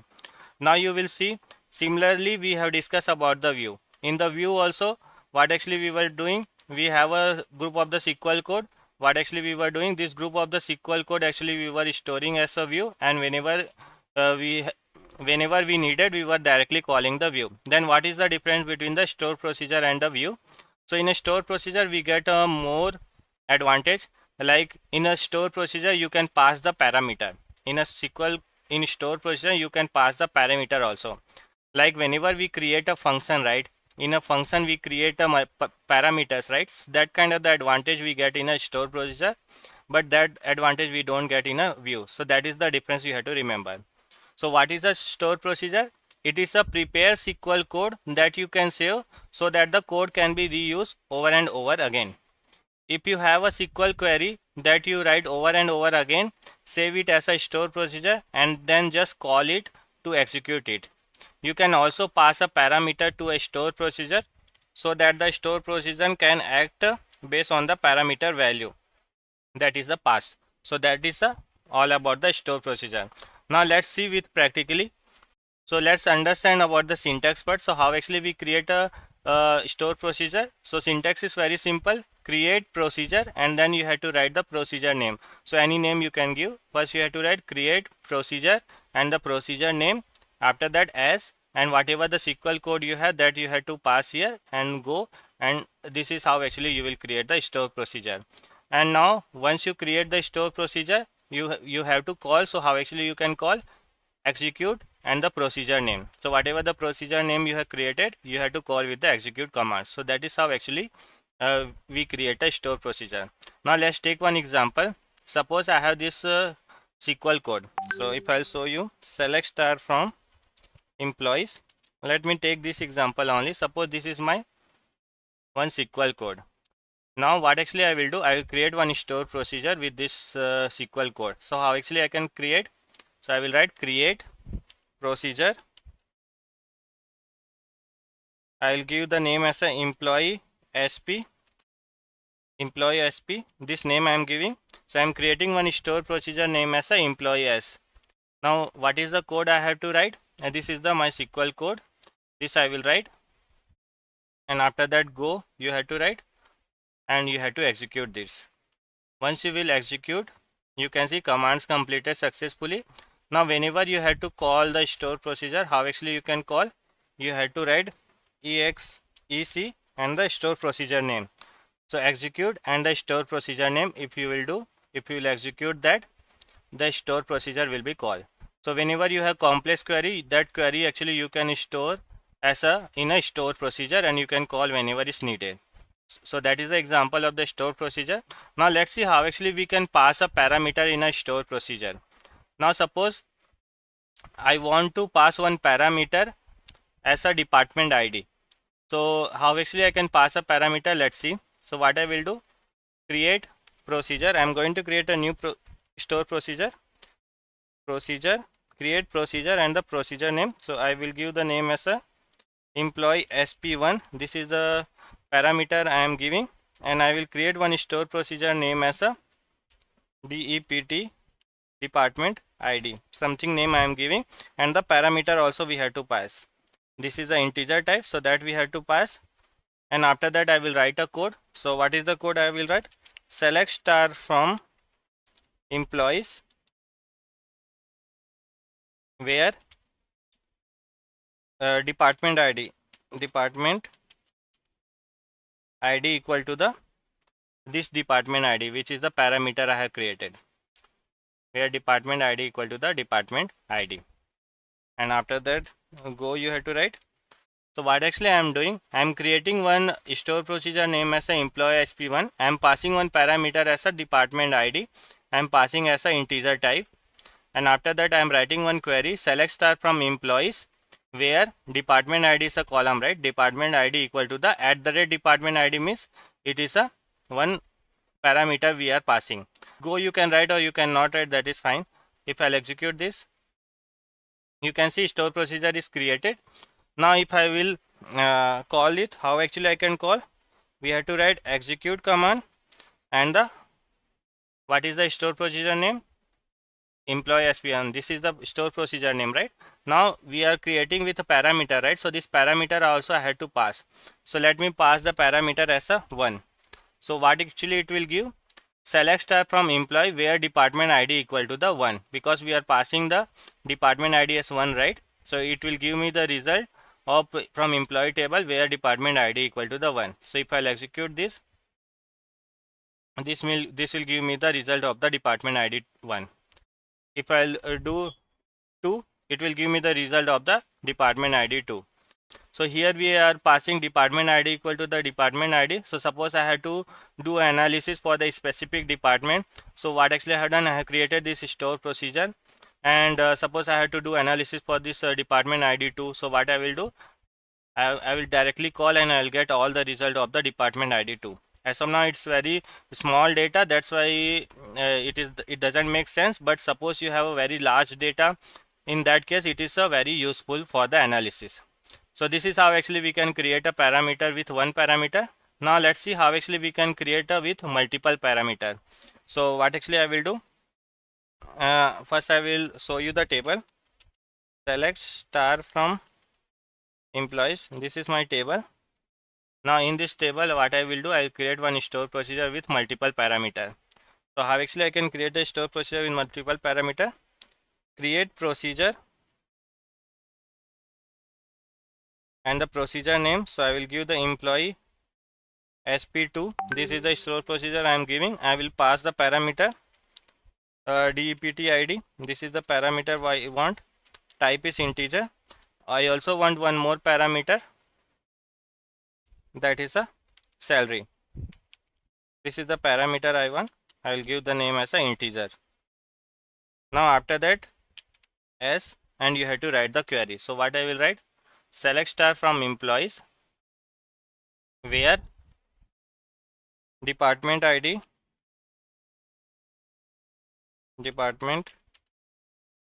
equal to the department id.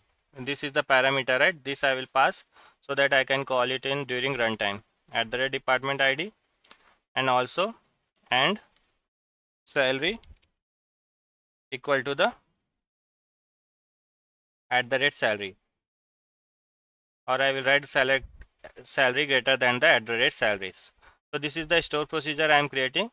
So this store procedure, what actually it will do, whatever the department id you will pass, that department id result it will give.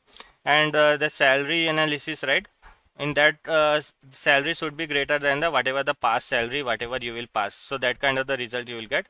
Now if I'll execute this, You can see it got created. Now how actually I can call execute command and give the store procedure name, and first pass the department ID. So I want a department ID 1 and the salary. So salary should be greater than the 10,000. This is the result I am passing. So what actually it will do? This one is for the @ department ID. This 10,000 is for the @ salary. If I'll execute this, you can see I'll getting the result. Means what is the result I am getting? From employee table where department ID equal to the 1 and salary is greater than the 10,000. So I'm getting all the employee salary. So like that actually we can pass the multiple parameter, and also you can write like this. We can also write like this: @department ID equal to the 1 and the @salary equal to the 10,000. So if you will write this, it will make more sense.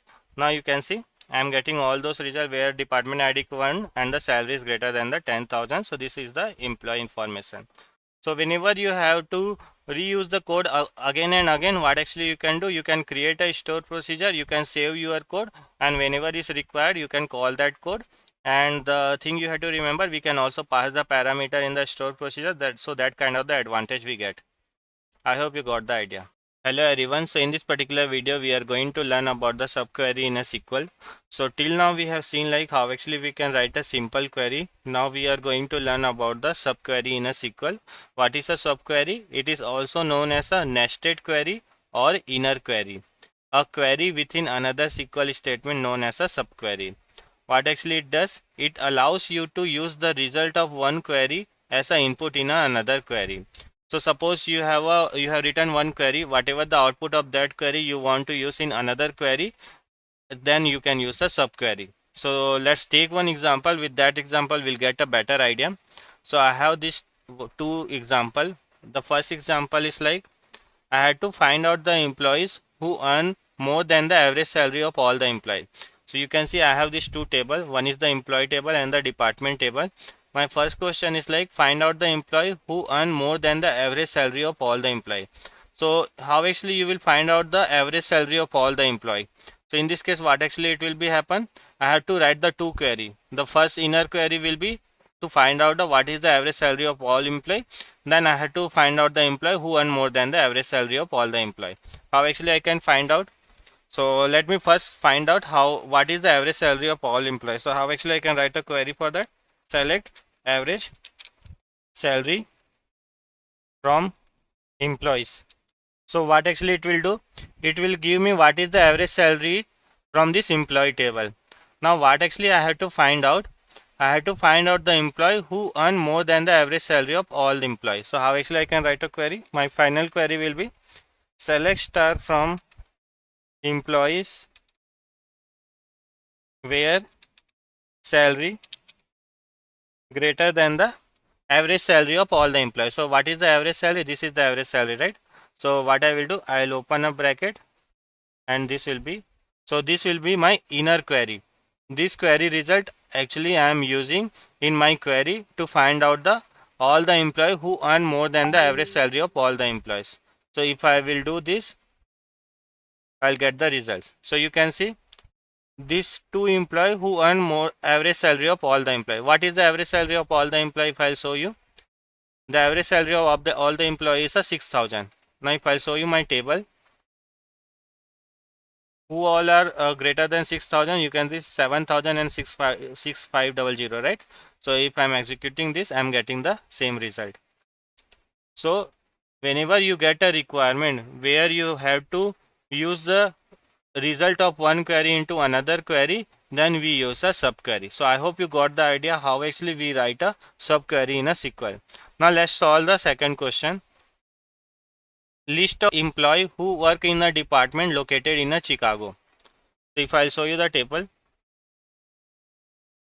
I have an employee in the department. Now you can see what actually it is asking. I had to list the employee who work in a departments located in a Chicago. I had to find the employee details who work in the department located in a Chicago. So how actually you will get to know the location is Chicago? From department table we'll get to know the location is Chicago, right? So what actually I will find out? First I will write a query which will give me the department which is from the Chicago. So how actually I can write? Select department ID,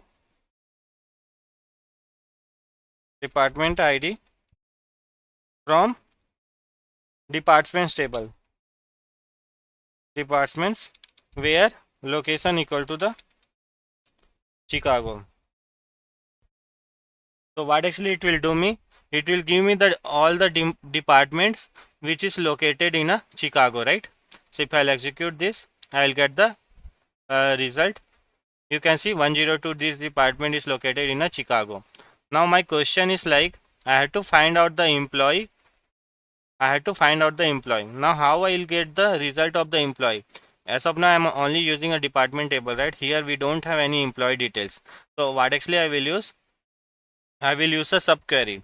So in this subquery, how actually I can find out? In a employee table also you can see we have a department ID, right? So how actually I can write? Select star from employees. From employees table I am selecting where department ID. Where department ID in. So what actually I am doing? I am selecting all the employee where department ID in from this particular query. So this query is telling me so all the department ID result who are from the Chicago location. So list employee who work in a department located in a Chicago. So this will give me the department which is located in a Chicago, and I am getting all the employee details from the employee table, and I am giving where department ID in the particular location. So if I'll execute this, I'll get the all the employee details. You can see these two employee, they are from the Chicago location. So query within another query, if you have to use, you can use a subquery. So I hope you got the idea how actually we can write a subquery. So whenever you get this kind of the requirement where you have to write a multiple or nested query, you can use a subquery. I hope you got the idea. Please do practice, you will get better idea. Hello everyone. So in this particular video we are going to understand about the triggers in a SQL. So first we'll understand what is a trigger. Then we have a very good example. With that example we'll get complete idea about what is a trigger, and then we'll do a practical. So what is a trigger in a SQL? A trigger in a SQL is a set of instruction that automatically execute in response to the specific event on a particular table or view. Let's take that example. Suppose I have one employee table. This is my employee table. Here I have a employee ID and I have a name and I have a salary details. So this is my employee table I have. Here I have a record like employee ID 1, name, Manish, and the salary is also given. So this is my employee table which is already available. Now what actually happening? I am giving one instruction. So I am writing one instruction here. If anyone is deleting any data from this employee table, so this is my employee table. So if anyone is deleting any data from this table, then that data is very important, right? So then I want to take that backup and I want to insert into my backup table. What actually I am giving one instruction. I have this employee table and this employee data is very much important for me. So if anyone is deleting any data from this employee table, then what trigger will do? It will automatically uh, get this data and it will first insert into this backup table so that my data will not be lost. So if anyone will delete any data from this employee table, the trigger will execute. What trigger will do? It will take this data, whatever data is getting deleted, it will insert into this backup table so that I will be having a backup of my data. So in that kind of the scenario, we use a trigger. So what actually do we do in a trigger? We give set of instruction. We give set of instruction with the help of the trigger, and what actually it will do? It will automatically trigger if any events will happen. So in this case, if we'll see, if any delete event is happening into this table, then the trigger is getting executed and it is inserting the data into the backup table. So that kind of the scenario we have in a real time where we use a trigger. So I hope you got the idea what is trigger in a SQL. Now what are the different type of the trigger? We have a before trigger. It will execute before an operation like insert, update or delete. We have after trigger. It will execute after an operation is complete. And we have a instead of trigger which will execute on a particular view. Now what is the syntax? Let's see. Now let's see how actually we can write a query. Now let's take a same example what we were discussing. Suppose I have one employee table. This is my employee table I have. In this employee table, if anyone is performing any delete operation, then I want what actually I want to do. I want to insert whatever the value is getting deleted into my backup table. So in this case, what will happen if anyone is deleting any values from employee table, I will take a backup and I will insert into the backup table. So for that, I want to create one trigger that will execute automatically.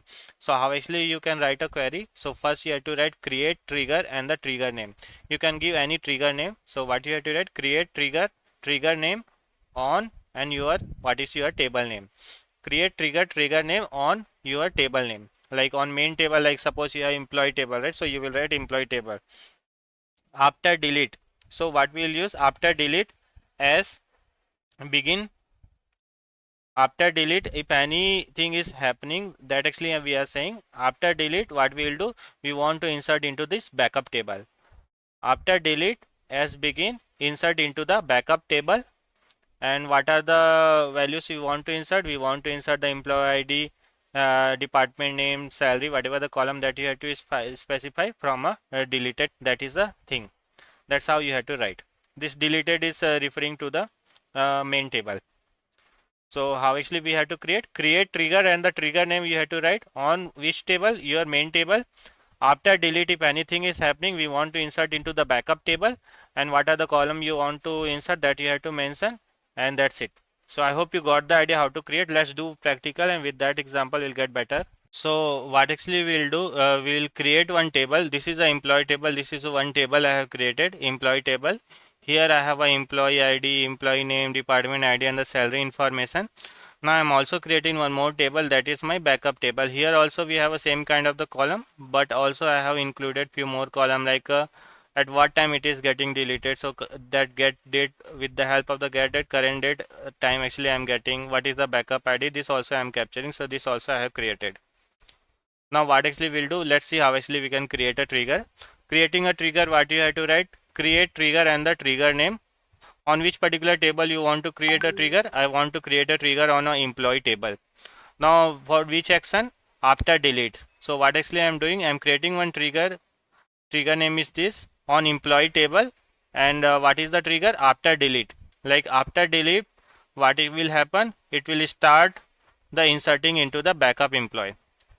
So we have created a trigger on an employee table. After delete operation, what will do, it will insert into this backup employee table, and this all the column it will insert. So you can see select employee ID, employee name, department ID, salary, and get it, this information it will do, and it will insert.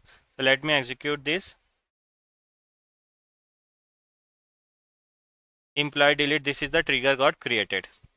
So it's simple, right? Now let's see how actually we can test it. So testing it, what actually I am doing, I am first inserting some values into this employee table. So let me insert into the employee table. So few values got inserted. If I'll show you the table, I have a employee table. Here we have a data, and I have a backup employee. As of now we don't have any data. Now what I will do, I will try to delete something, because as of now we have only created a trigger, but trigger will execute whenever anyone will delete from this particular table. So what actually we'll do, we'll try to delete the values from this employee table where employee ID equal to the 2. So I am deleting a table from employee table. In this case, what should happen? It should trigger should start automatically, and it should insert the values into the backup table. So let me execute the delete table. You can see one row affected, one row affected. Now if I'll show you the table, both the table again, now you can see this data got deleted from the first table and it got inserted into the my backup table. So that's how actually we can create a trigger based on the certain scenario. So if anyone is deleting any data from employee table, I am taking a backup as a backup employee table, and there actually it's getting inserted. So this kind of the scenario generally we use in a real time. So I hope you got the idea why we use a trigger. Now let me again, what actually I will do, I will try to delete this employee ID 3. Suppose I am deleting this employee ID 3. So what will happen? You can see it got executed. One row affected, one row affected, two operation happened automatically. Now if I'll show you the employee table. in this employee table. This is the employee table, the first one. From here the employee ID 3 got deleted and it got inserted into the second table. The second table you can see we have employee ID 2, 3, employee name, department ID and their salary, right? At what time we are deleting, that kind of the information also we are capturing. So this actually will help to know like who is deleting, at what time we are deleting. So I hope you got the idea like why we use a trigger, and this kind of the scenario is a very common scenario. Hello everyone, so now we are starting our data engineer preparation part. So what are the common questions which is generally asked in interview from a data engineering perspective? We will try to cover in this particular series. So as this is a lecture one, so we are starting with the SQL question. SQL is a very much important skills. If you'll go for any interview, the first question they will ask related to the SQL. So what actually we are doing, we are also starting with the SQL. Similarly, we will follow for the Python, PySpark, Azure, AWS, everything we'll try to cover. So in this particular video, I have a few SQL question. So for that we have to write a query. We are starting from a basic, and slowly we will improve our the difficulty level also. So let me show you. So I have one table is given. So let me open. So I have one table. This is the employee table. So what I have done, I have created this employee table. This is the employee table I have created. I have inserted few values. This query I will give to you so that you can also practice with me. Now I have a couple of questions. This question we have to solve, and these are the question which is generally asked in interview. Now this is the employee table. If I show you, in this employee table I have a employee ID, employee name, department ID, position and the salary. So if you'll go for interview, there also they will give you some table, and based on table they will say to write a query. So my first query is like remove a duplicate values from my employee table. So if you'll see, I have this employee table. In this employee table, if you'll see, I have a few duplicate values. Like you can see employee ID 3, employee ID 4. These two row actually got inserted two times. Means this is the duplicate records. My question is like I had to remove a duplicate values from my employee table. This means I had to find out the unique values from employee table. Now I want output like I don't want any duplicate records in my table. I only want to see what are the unique records which is available in the table. So how actually we can write a query for this. So if I'll write the distinct, so with the help of the distinct, we'll get to know what is the unique value which is present in the table, right? So if I'll do distinct star from employee, if I'll do this, then what is the result we'll get? As of now, you can see we have a 8 rows, right? Total. Now if I'll execute this, I'm getting only the unique records. So with the help of the distinct, we will only get the unique records, and it will remove the duplicate value which was present in the table. So distinct is the keyword which we use to remove the duplicate values to find out the unique values which is present in the table. Now with the help of distinct, we are able to find out the unique records. Now my second query is like write a query to find out the duplicate values from employee table. Now if you will see, this is my employee table. Now I am able to find out what are the unique values there. Now my question is like to find out what are the duplicate value which is present. So you can see this 3 and 4, these are the duplicate values, right? So I should get from query result, I should get a information what are the duplicate value which is actually present in the table. So you can see 3 and 4, this is the duplicate value, right? So I want output for that. So how actually we will write a query for that?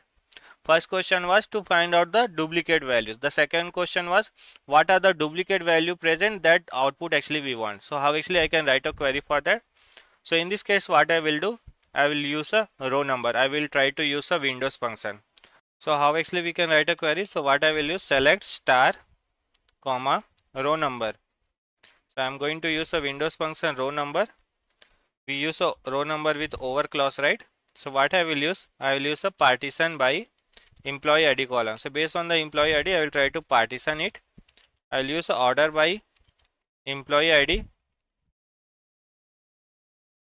and this I will give as a RN from employee table, from employee table.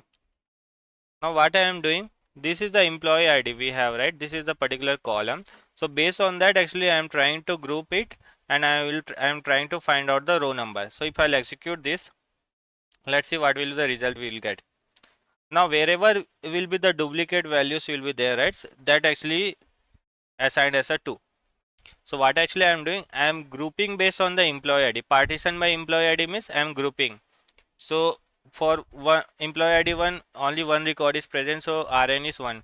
For 2, only one record is present, so RN is 1. For 3, what was the first value? So for first value it assigned the rank 1. The 3 again repeated, so it assigned the rank 2. Similarly for 4, for the first 4 it assigned the rank 1. For the second 4 it repeated again, so that's why it assigned the rank 2. So with the help of row number, what actually I am trying to find out, I am trying to find out what are the duplicate values present. If any duplicate is value is present, then we are getting a RN column as a 2. Now from here actually I can filter it out, right?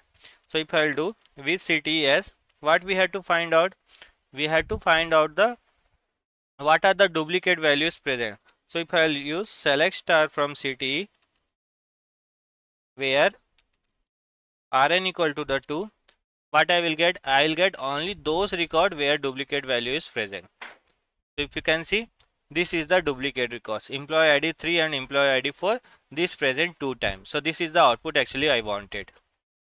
So first question was to remove the duplicate values or to find out the only the unique values, or distinct was working.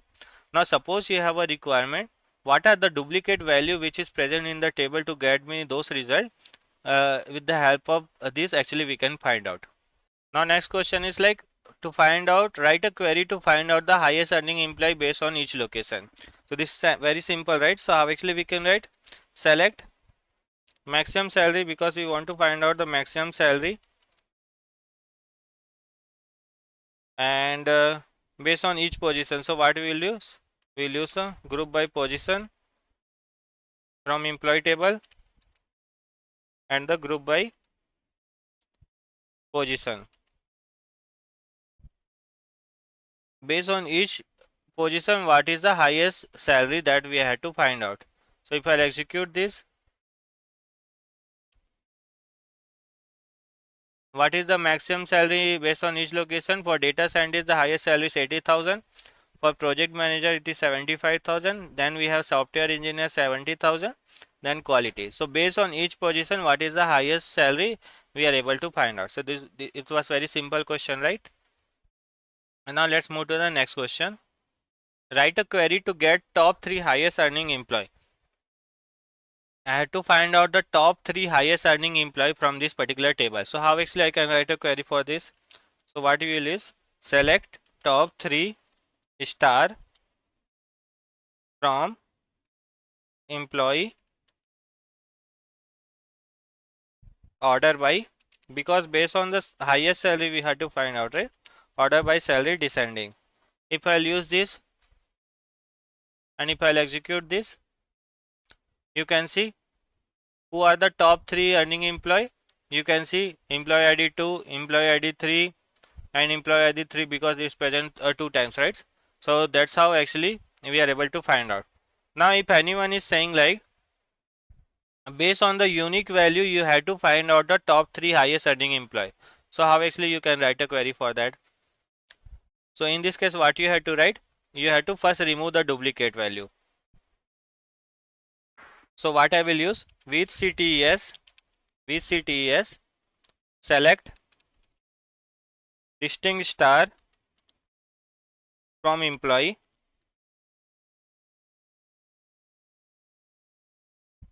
Now if I will do select star from CTE, so what I will use, select top 3 star from city order by salary descending. If I will write this, so in this case what will happen, I will get top 3 earning employee based on the unique values. Now you can see whatever the duplicate record was present, right, that we have removed with the help of this query, and on top of this we are applying a VCT clause and we are trying to find out the top 3 based on the highest to the lowest salary. So this you can see employee 2 3 1 from highest to the lowest salary. This is the information we have. Now similarly I had to write a query to get the top 3 lowest earning employee. So how actually you can find out the top 3 lowest earning employee, and you have to remove the duplicate also. So for that also we will use with CTE first. What I will use? Select distinct star, so that I will get only the unique value from employee. Now what I will use? Select top 3 star from employee and from CTE, where, not where, order by salary ascending. When I am writing ascending means from lowest to the highest, it will give me top 3 employee. So you can see employee ID 5, his salary is 55, then 60,000, then 70,000. So like that actually we can write a query. So do practice this question. We have a more question. This was a basic question which is commonly asked in an interview, but we have a more question. I hope you will really enjoy this. Hello everyone. So we will continue our interview preparation part. So I have a couple of questions which was generally asked in interview. That question we are going to solve today. So let me open my SQL server. So I have one of the employee table. This is the employee table I have, which I have created. I will share query with you so that you can also create the employee table and you can practice this all the question. If I show you, this is the table I have. In this table I have a employee ID, employee name, department, salary and the location. And I have a couple of questions which we are going to see today. My first question is like, write a query to find out second highest salary employee. So this is the common question, like either they can say like to find out the second highest salary, or they can say like to find out the third highest salary, fourth highest salary, or second lowest salary, third lowest salary. Like that question generally asked in interview. How actually you can solve this all the question? So what we will do, we'll try to solve this question with the help of the Windows function. So what I will use, I will try to use a Windows function row number. So how actually I can solve? Select star. With the help of row number, I will try to give a rank based on their salary order. So what I will use, select star comma row number. We will use over clause, and we will use order by salary descending. So based on their salary, we will try to assign a rank. We will try to assign a rank. If I have written order by salary descending order means based on their salary highest to the lowest, we will try to assign a rank from EMP. From EMP. Now if I'll execute this, you can see based on their salary we have assigned a rank. You can see highest salary employee got rank 1, then second highest salary got rank 2, third highest salary got rank 3. Like that we have assigned a rank. So now what we have to find out? We have to find out the second highest salary employee. So in this case, what actually I can use? From this query, whatever the rank I have assigned, I can filter the data. So if I will use, how actually we can filter the data? So for that we will use a CTE function, and from this CTE, what we will do? We will filter a data, select star from CTE, where Rn equal to 2. If you have to find out the second highest salary, then you will write 2. If you have to find out the third highest salary, then you will write a 3. Now if I'll execute this, you can see who is the second highest salary employee. This is the second highest salary employee and the salary is 88,000. If you write the who is the third highest salary employee, then you will make Rn3, then you will get the third highest salary employee. So like that we can get a result. If anyone is asking to find out second highest salary, third highest salary, so we can solve like this. Now my next question is like, write a query to get second lowest earning employee. Who is the second lowest earning employee? So what we'll use? We'll use a Windows function here. I'll use a row number. We have to find out the lowest. So what we will use? Over order by salary ascending. You can mention ascending, or if you will not mention, by default it is ascending only. From employee. Now if I'll execute this, what will happen? Based on their lowest to the highest salary. So this is the lowest salary, right? It assigned rank 1, then rank 2, then rank 3, like that. Now what we'll do, we'll try to filter our data with CTES. We have to find out the second lowest salary. So what we'll use, select star from CTE, where Rn equal to 2. We have to find out second lowest salary, right? So who is the second lowest salary? This is the second lowest salary employee, right? Employee ID 9. So if I'll execute this, I should get that result. You can see I'm getting that result. Employee ID 9 is the second lowest earning employee. So like that actually we can solve the second highest, second lowest, third highest, third lowest, like that. So this is the table I have. Now in this table, if anyone is saying write a query to get second highest salary based on each department. Now what actually it is asking, so we have seen like how to find out the second highest salary, right? Now what actually it is saying, based on each department, who is the second highest salary we have to find out. So you can see in engineering department who is the second highest earning employee, from data science department who is the second highest earning employee. So that information we want. So how actually I can write a query for that? So I will use the same concept, row number over, because we have to find out based on each department. So we'll try to group based on the department, right? So I'll use the partition by department and order by salary. So based on the highest to the highest, second highest we have to find out. So I will use a descending. We'll assign a rank 1 from EMP table. Now if I'll show you what actually this will give me result. So if you I'll show you, so you can see it grouped all the departments. So we are doing a partition by department, right? So based on each department, it is assigning a rank based on their salary. So in the data science department, 85,000 is the highest salary employee, right? So it assigned the rank 1. 84,000 from data science department, he is the second highest salary, right? So I'm getting a rank 2. Similarly, from the engineering department, who is the highest salary, he got rank 1, then rank 2. Similarly for the HR, similarly for the marketing and all. Now what I can do, from here actually I can filter a data. How actually I can filter a data? With CTES, select star from CTE, select star from CTE, CTE, where Rn equal to the 2. So if I'll do where Rn equal to the 2, I'll get the who is the second highest salary employee from each department. You can see from data science department, he is the second earning employee. From engineering department, he is the second earning employee. From finance, this is the second earning highest salary employee. From HR, this is the second highest earning employee. So I got that result. Now one thing you have to remember, so if you have a duplicate record, like any duplicate record is present in the salary column, so in this case what actually you can do, instead of the row number you can go for the dense rank or the rank. So that is the only thing you have to remember. If the duplicate is not there, then this will work perfectly. Otherwise, based on the requirement, you can use a rank or the dense rank. Now my next question is like, write a query to get third lowest salary based on each department. Based on each location, we have to find out who is the third lowest salary based on each location. So how actually I can find out? I'll use the same concept, select star, row number, we'll use over partition by location, because based on each location we have to find out.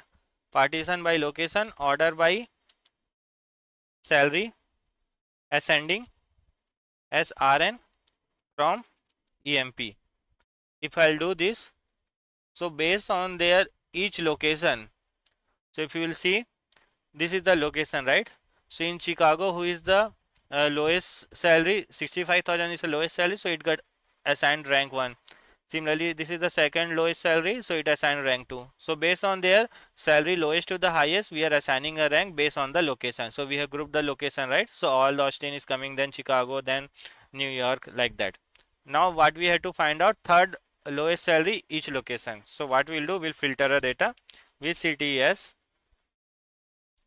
and here we will write select star from CTE, where Rn equal to the 3. Now if I'll do this, we'll execute this. Based on each location, who is the third lowest salary, that information we are getting here. I hope you got the idea. Now my next question is like, write a query to get bottom 2 salary based on each location. So what we have seen till now, So in previous question we have seen like if we had to find out the third lowest salary based on each location or department, we were able to solve. Now what actually it is saying, write a query to get bottom two salary. So based on each location. So suppose in New York, who is the top two bottom salary based on each location, that we have to find out. How actually we can write a query for that? So what I will use, select star row number, I'll use over partition by location, right? Location, order by salary, bottom means ascending order,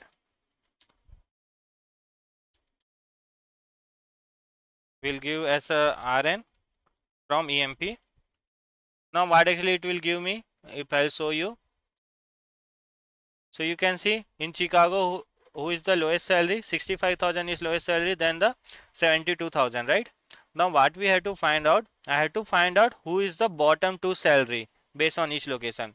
So in Austin, who is the two bottom salary, 67,000 and 70,000, these two are the bottom salary, right? So I want this detail. In Chicago, this is the two bottom salary, right? So I want that result. Similarly for the New York, I want that result. Similarly for the Seattle, I want this is the two salaries, so I want that result.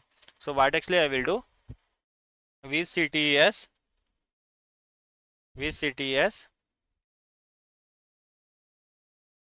select star from city, select star from city, where RN in 1 and 2, RN in 1 and 2. So if I'll execute this, I'll get the who is the second, you can see based on each location who is the top two lowest salary, I am getting those results.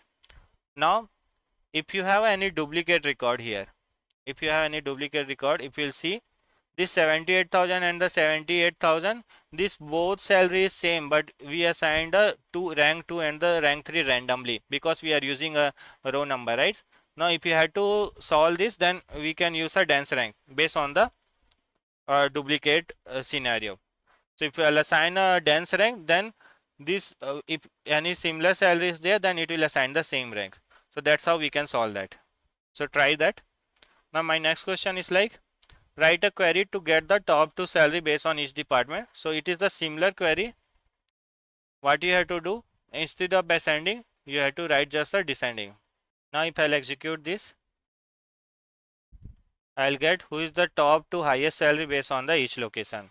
If you have to find out based on each department, then what you will write, instead of partition by location, you will do a partition by the department and you will get the result.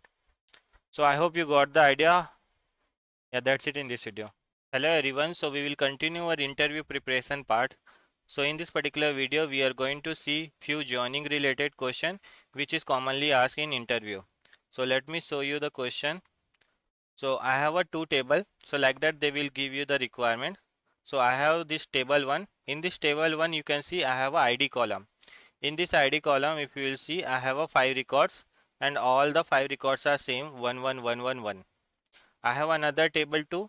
Here also I have ID column and here also I have a 6 record 1 1 1 1 1 and the null value also is there.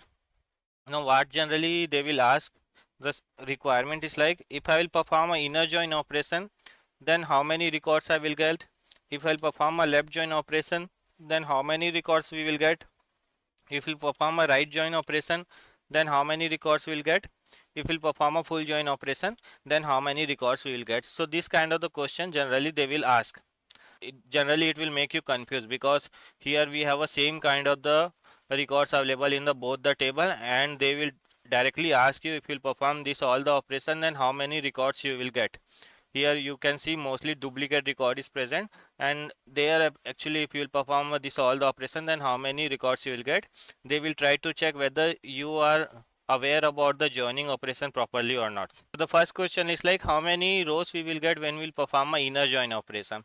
So in inner join operation, what will happen, whatever the common records will be present in the both the table, that records only we will get. So that is the definition generally people know about the inner join operation. Now you can see, so what generally people say, here also we have 5 records and here also we have a 5 records. These 5 records are common in both the table. Then how many records we will get? 5 records. This is the common answer we generally get in an interview. Like if the 5 rows which is common in both the table, then I will get only the 5 records. But this is a wrong answer. What generally happen? First it will check the ID1. Is ID1 is matching with all the rows or not? Yeah, it is matching with all the rows, means 5. Now it will check the next one. So first is check the whether this one is present here or not. Yeah, here it is present how many times? 5 times. So I got the 5 record.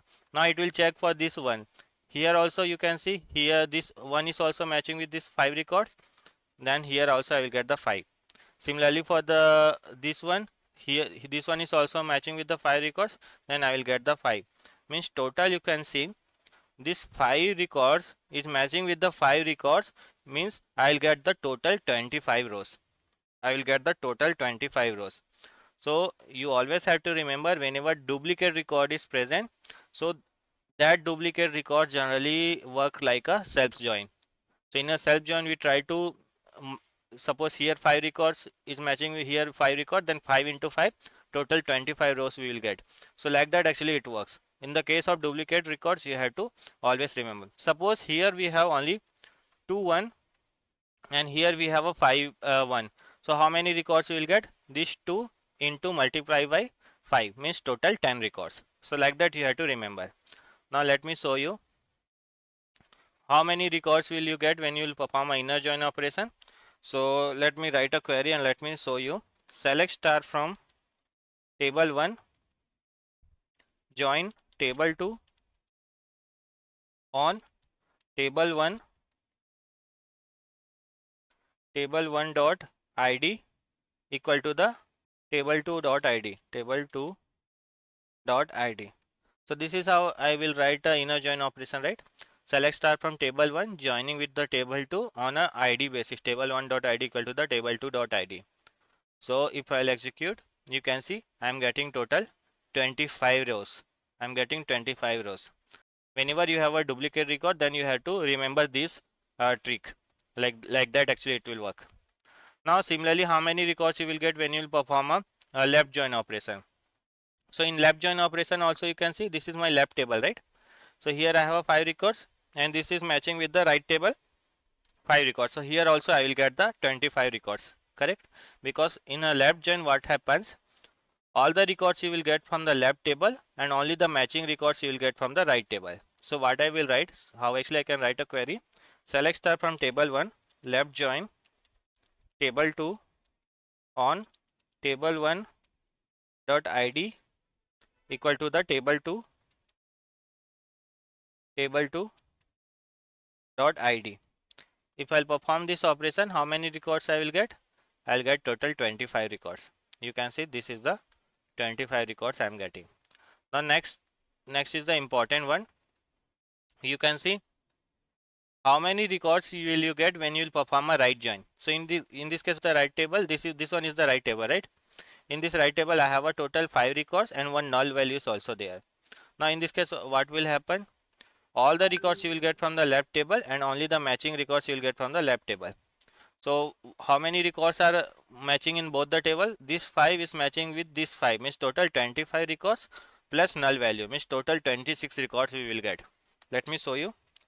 Select star from table 1, right join table 2 on table1 dot id equal to the table2 dot id. If I'll perform this operation, if I'll execute this, now you will see total 26 record, because null is also there in right table, right? So that records also we will get. Now next one is like how many records you will get when you will perform the full join operation. If I'll show you the table, first table I have a 5 records, second table 5 records and the null value. So in this case also what will happen? Total 26 records, because null is also present, right? We'll get. So what I will write? I'll perform the full join operation, right? I'll perform a full join operation. So what I will write? select star from table 1, full join table 2 on table1.id equal to the table2.id. Now you can see here also we are getting a 26 records. Means all the records you will get from the both the table, either it is matching or not matching. So this is a very common question which is generally asked in interview. So this you have to remember how actually you can solve this question. So now what we will do, we will also try to insert one null values in the left table, the first table. Then we will see whether this null will match with this null value or not. So this kind of question also generally they ask. So what we will do, insert into table 1 values. We are going to insert null value. Now if I will perform this operation, if I will insert this, now in this case what will happen? Now I have a total, you can see this is the table 1, this is the table 2. Here also I have a 5 records, 1 is null. Here also I have a 5 record, 1 is null. Now if I will perform a inner join operation, then how many records you will get? If I will perform a left join, how many records you will get? Let's see that. So if I will do this, now you can see I am getting only the 25 records. So whatever the null means nothing, right? So this one is present here, and what actually we were doing, we were trying, here we have a 5 records, here also we have a 5 record, then we were doing 5 into 5, 25, because 1 is a valid value, right? This will not happen with the null case. So null is not going to match with this null. So that you have to remember when you will perform this kind of the operation. Only when you will perform a left join operation, there you will get the total 26 record, because the 5 is, this 5 is into this 5 and this one null. So total 26. So if I execute this, you can see total 26. So that is also one thing you have to remember. I hope you got the idea. Hello everyone. So we will continue our data engineer interview preparation part. So in this particular video, we are going to see few of the SQL related question which is generally asked in interview. So these are the query question which I have in this particular video which we are going to solve. So if you can see, my first question is like, write a query to create a new table with the same schema as an employee table. So what actually it is asking, suppose you have an employee table. Now you want to create a new table. This is the table 1 which you want to create.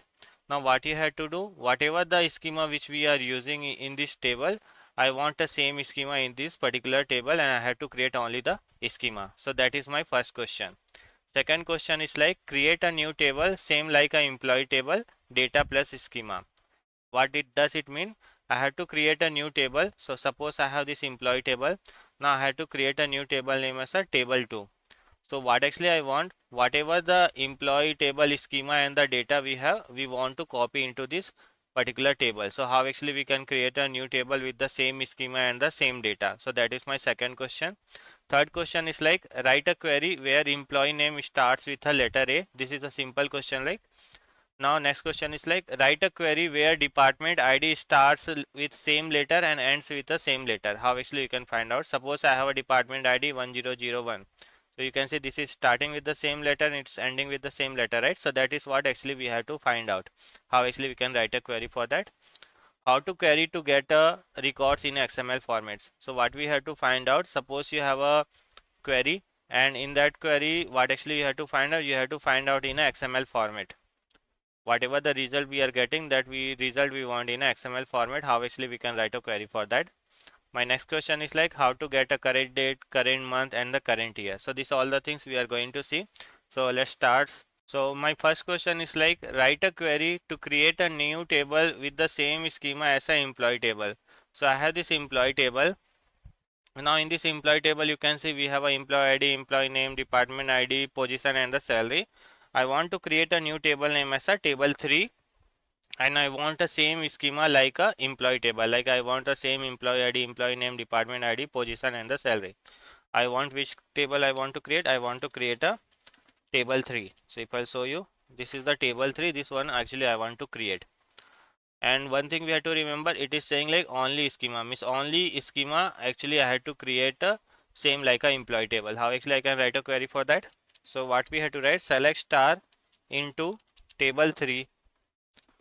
This is the table we are creating, right? From employee table, like same like employee table we had to create, where 1 equal to the 2. If I'll do 1 equal to 2, Now if I'll execute this, what actually it is going to do, it is going to create a new table name as a table 3, same like a employee, where 1 equal to 2 means only the schema it will match. Let me execute. You can see 0 rows affected. Now if I'll execute this table 3, you can see same schema like employee ID, employee name, department ID, position, salary. It got created same like a employee table. So that's how actually we can create a new table with the same schema if we have any reference table. Next query is like create a new table same like employee table, data plus schema. I want to create a new table, table 4, same like a employee table, and in that table data as well as the schema should match like a employee table. How actually I can write a query for that? Select star into employee table, select star into table 4. This is the new table I want to create, table 4, similar to the employee, where 1 equal to the 1. If I'll execute this, so what will happen? It will create a new table, table 4, similar to the employee, where schema as well as the data will match. 1 equal to 1 means.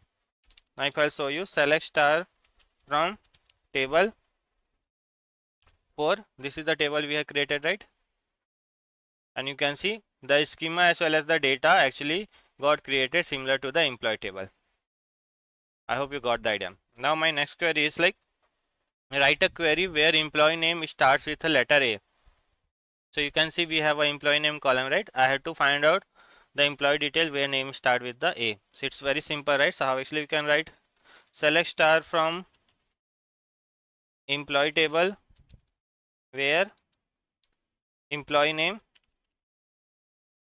like like A percentage.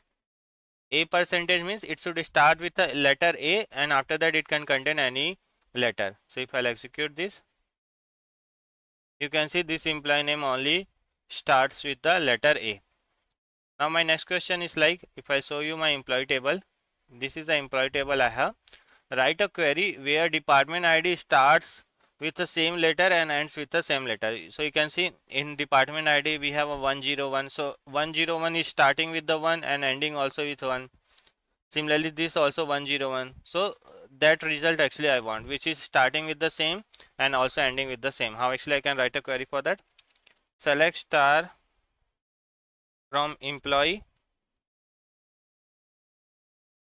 where left department ID 1 equal to the right department ID 1.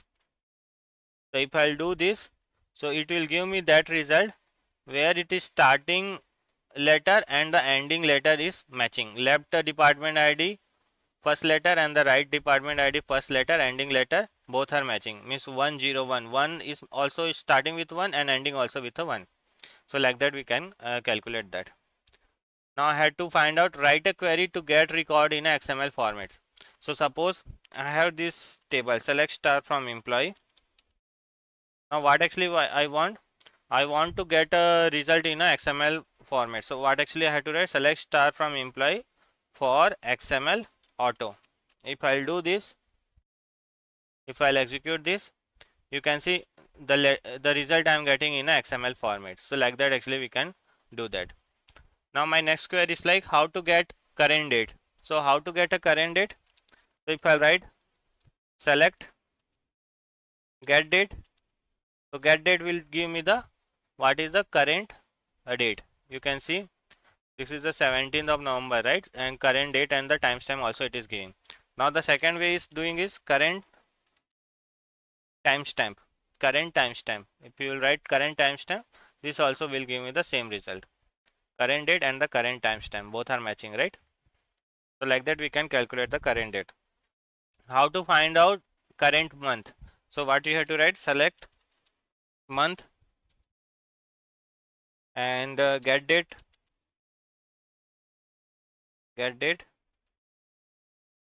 and if I'll execute this, this will give me the what is the current month. So you can see 11th this November, right? Now how actually we can get the current year? So what you have to write, select year and the get date. So if I'll do this, this will give me the year. What is the current year? You can see 2024. So I hope you got the idea. Yeah, that's in this video. Thanks. Hello everyone. So we will continue our data engineer interview preparation part. So I have a couple of the SQL question which is generally asked in interview that we are going to discuss in this particular video. My first question is like, what is the difference between the union and union all? So this is the very common question which is generally asked in interview. Second question is like, what is the difference between the primary key and the union? So we had to know about what is primary key, what is the union, and what is the difference between them. Third question is like, what is the difference between the dense rank and the rank?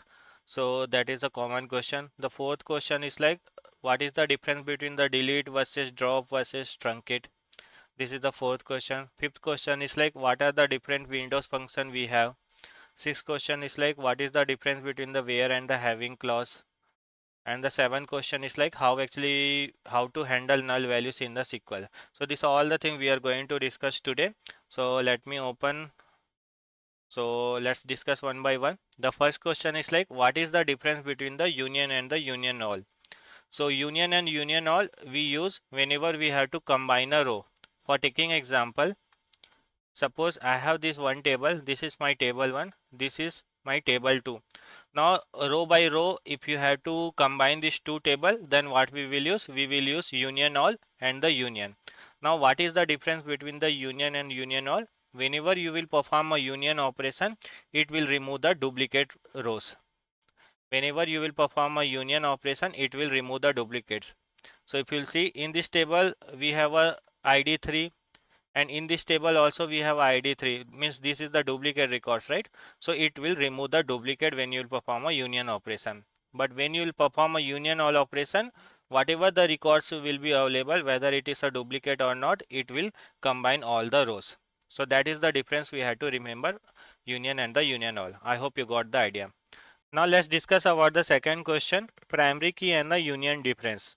So primary key and union both we use to uniquely identify the rows in a table. Let's take one example. Suppose you have a table. In that table you have an employee ID. So employee ID means two employee cannot have a same ID, right? So what we'll do? We'll try to define this employee ID as a primary key. Now suppose you have another column that is a mobile number. Mobile number.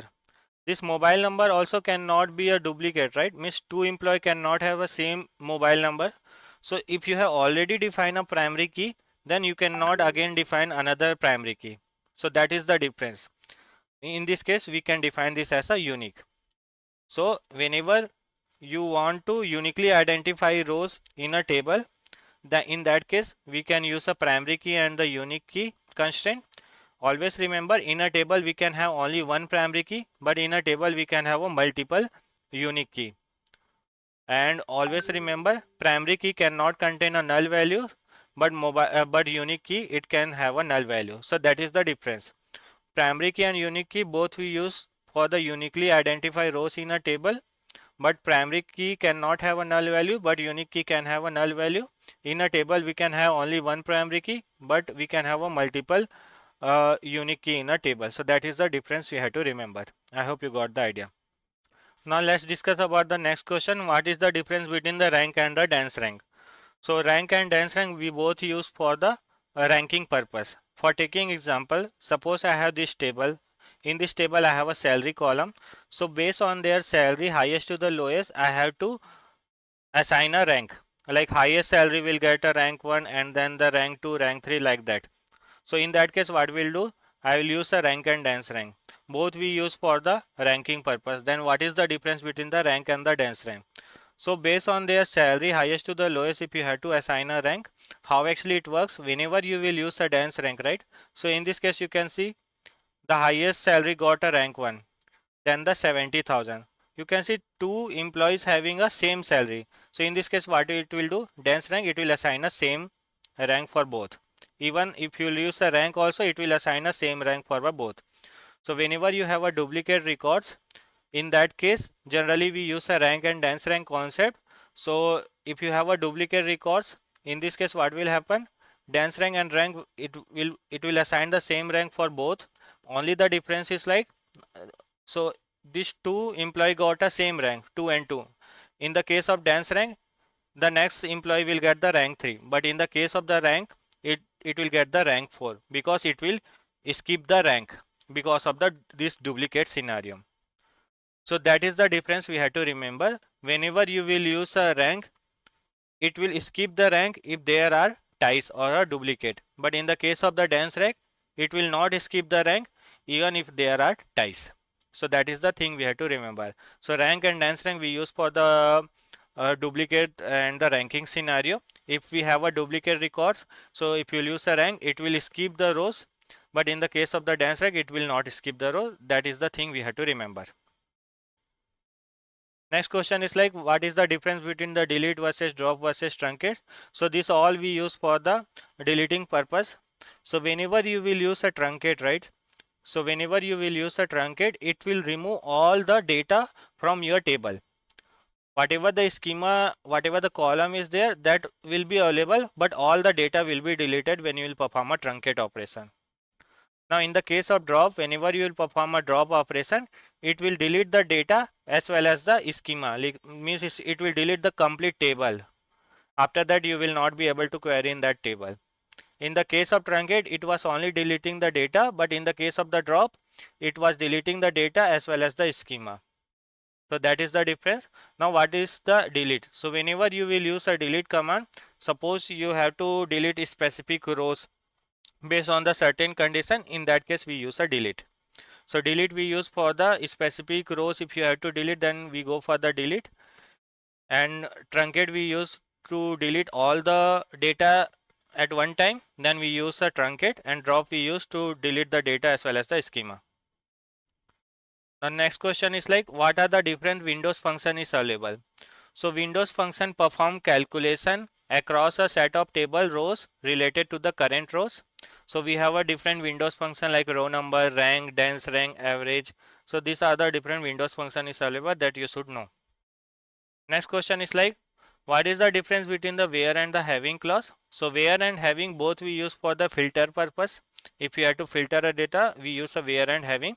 Only one thing you have to remember, where generally we use before the group by, but having generally we use after the group by if you have to perform a operation. So that is the thing you have to remember. Now next question is like, how to handle null values in a SQL.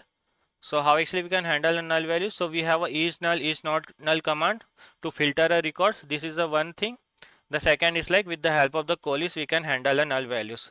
So if you have a null values and you want to replace with the specific default value, then you can use a coalesce. So this is the two things you have to remember, how to handle null values in a SQL with the help of is null or a coalesce function. I hope you got the idea. That's it, Nidhi. Thanks. Hello everyone, so we will continue our data engineer interview preparation part.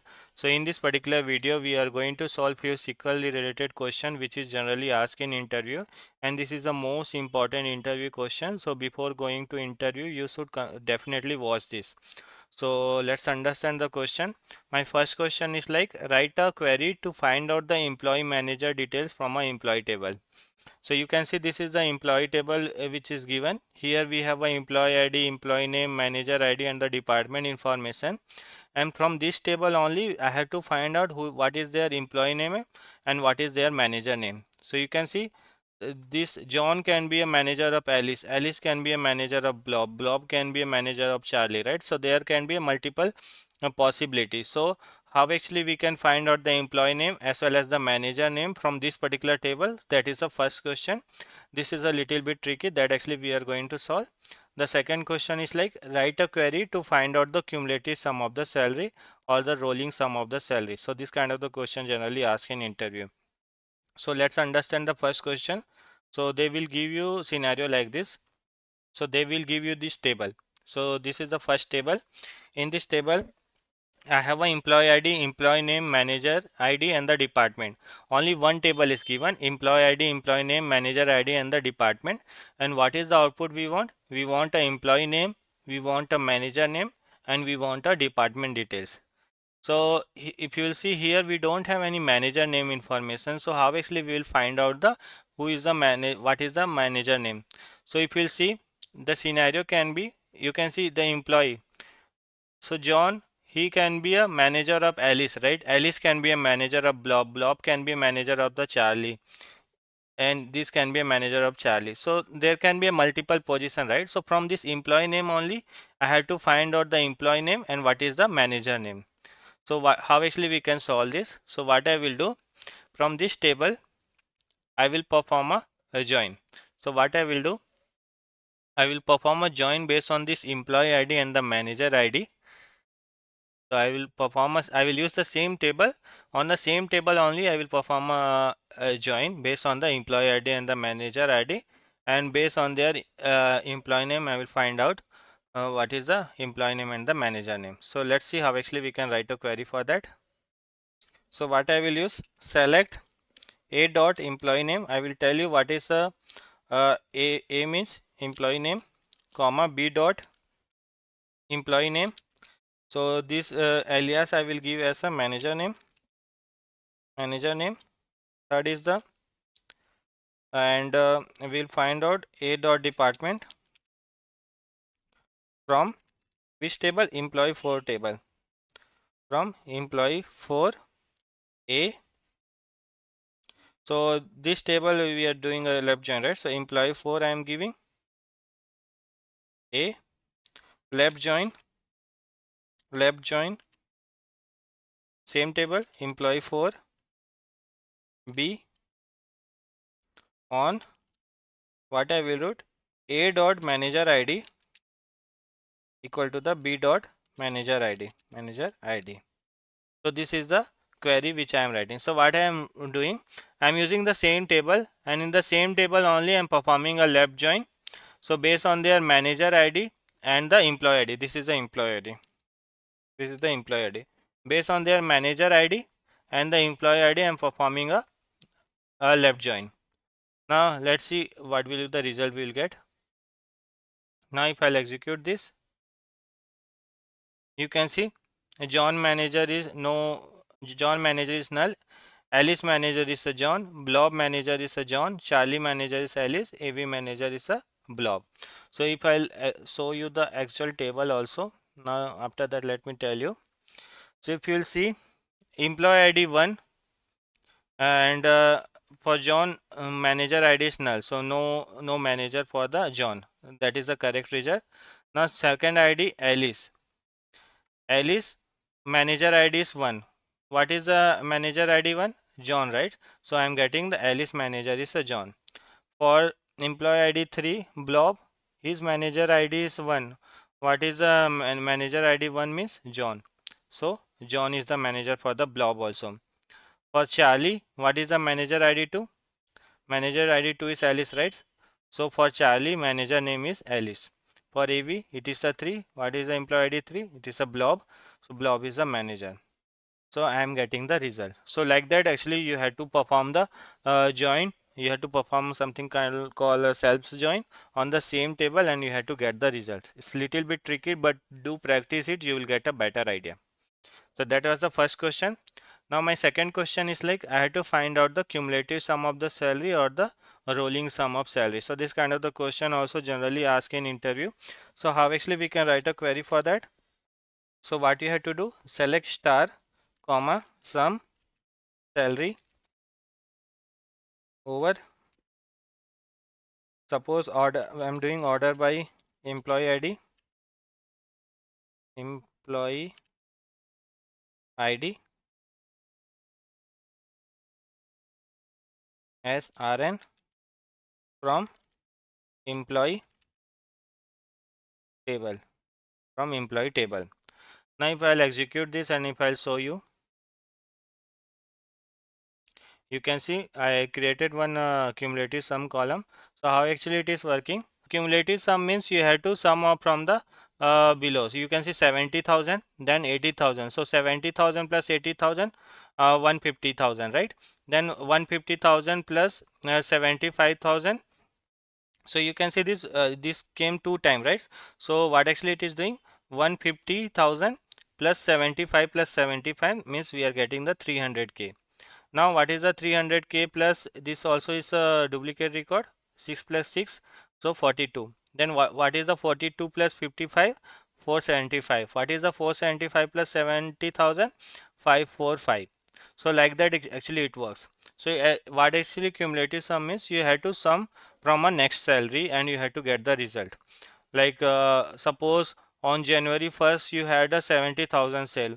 Now on 2nd of January you had a 80,000 sale. So what is the total sale? 70,000 plus 80,000, that is a 150,000, right? Now on the 3rd of January you had a two more sale. So till 3rd of January how many total sale? So this will be the total result, right? So that will become a 3 lakhs. Now on 4th of January you had a two more sales. So till 4th of January how many total sale? We have a this many total sales. Now 5th of January we have this many sales. What is the total sale? This many. On 6th January we had this many sale. What is the total sales? This many. So like that actually it helps. So cumulative sum and the rolling sum, this is an important interview question. So do practices. Yeah, that's it in this. So thanks. Hello everyone. So in this particular video, we are going to solve one question which was recently asked in an interview, and it is a one of the most important interview question also. So please try to do a practice. So first let's understand what is the question. So I have this table. So they have given me a table and they were asking about to solve this. So let's try to understand the table first. So in our table we have a chocolate name and the brand name. So you can see all the chocolate name is coming, but in a brand name few brand name is coming as a null. So our requirement is like after Nestle, suppose if any null value is coming, so you have to replace with the Nestle. After Cadbury, if any null value is coming, then you have to replace with the Cadbury. So this is the output actually they want. So you can see after Nestle few null value was coming, right? So this Nestle was replaced with the all the null value was replaced with the Nestle. Similarly, after Cadbury few null values was coming, right? So after Cadbury it is coming, that's why we have replaced with the Cadbury. So that is the question we have, and there are multiple way to solve this. So I will show you my way of solving, but you can also solve this the same question in a different way. So try to do that. So what actually I will do, my approach is like, first let me generate a one row number ranking number in a similar order, so it will be helpful for me. And what I will do, whatever the null is coming, right, I will try to convert into the zero, and whatever the value is there, that I will try to convert one first. So that is the first approach actually I am thinking. So what I will write, select star. So let me write, then I will explain you. Row number over, I have to generate a number in a sequence order. So you can see there is no ID column. Based on that, the sequence number I can generate in a similar pattern, right? So what actually I can write, order by select null. If you will write select null in the sequential order only, it will try to generate a number for you, Rn. So this is the first. And what I will do, I will use a case statement. Case when brand name is null,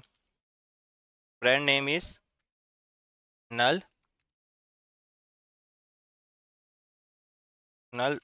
Then if it is null, then I will make 0, else it will be 1 only. I'll give the name as a rn1 from chocolate brown, our table name.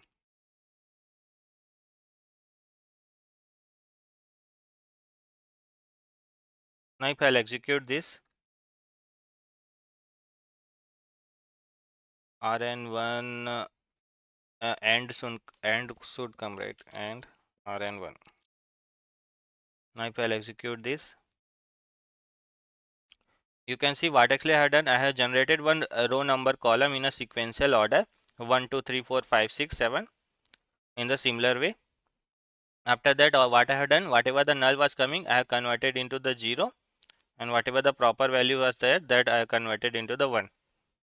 Now what I will do, on top of this I will apply a one rolling function. How rolling will be helpful, let me show you. With cts select star, how rolling function we can perform, select sum rn1. So I want to sum rn1 over order by rn from cte, from cte. If I'll do this and if I'll show you the result, so what I have done, I have created a one rolling sum function. So let me give the name as a rolling function. Roll sum function name I will give. Now if I'll execute this, you can see roll sum, this is the one. So what actually I have done, I am trying to do the sum of all. So you can see 1 plus 0, so whatever the 1 plus 0 was there, right? So it made it 1. After 1 plus 1, it is 2. Because these all are same value, right? 2 plus 0 is 2. So it became a 2 only.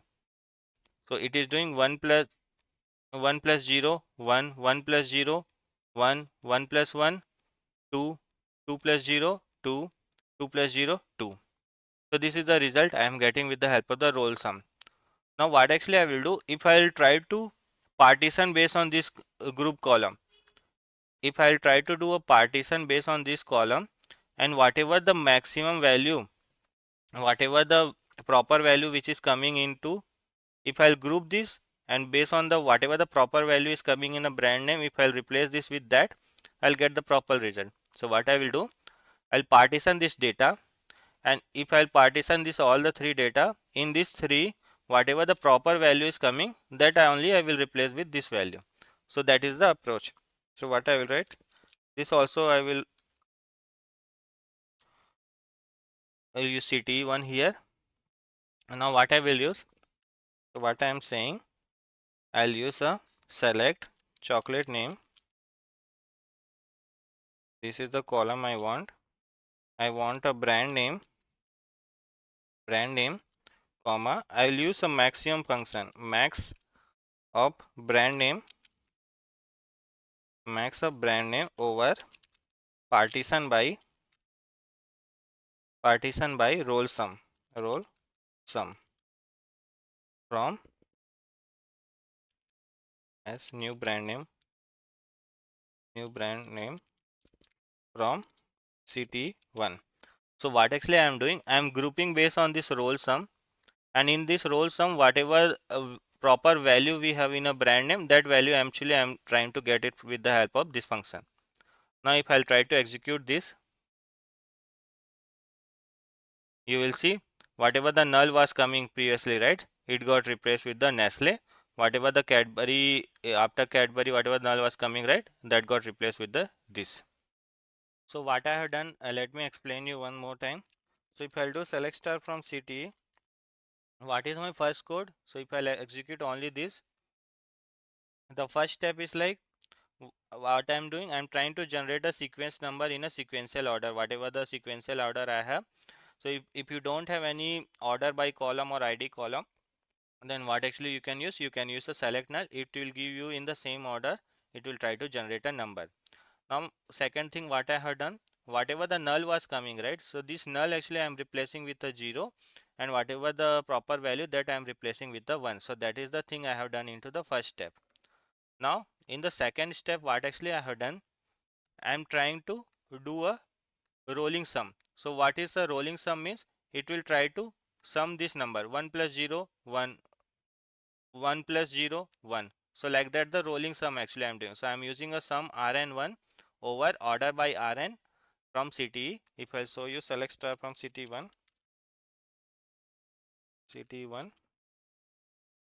and if I show you the result, what actually I had done, I am using a rolling sum. So how rolling sum is working?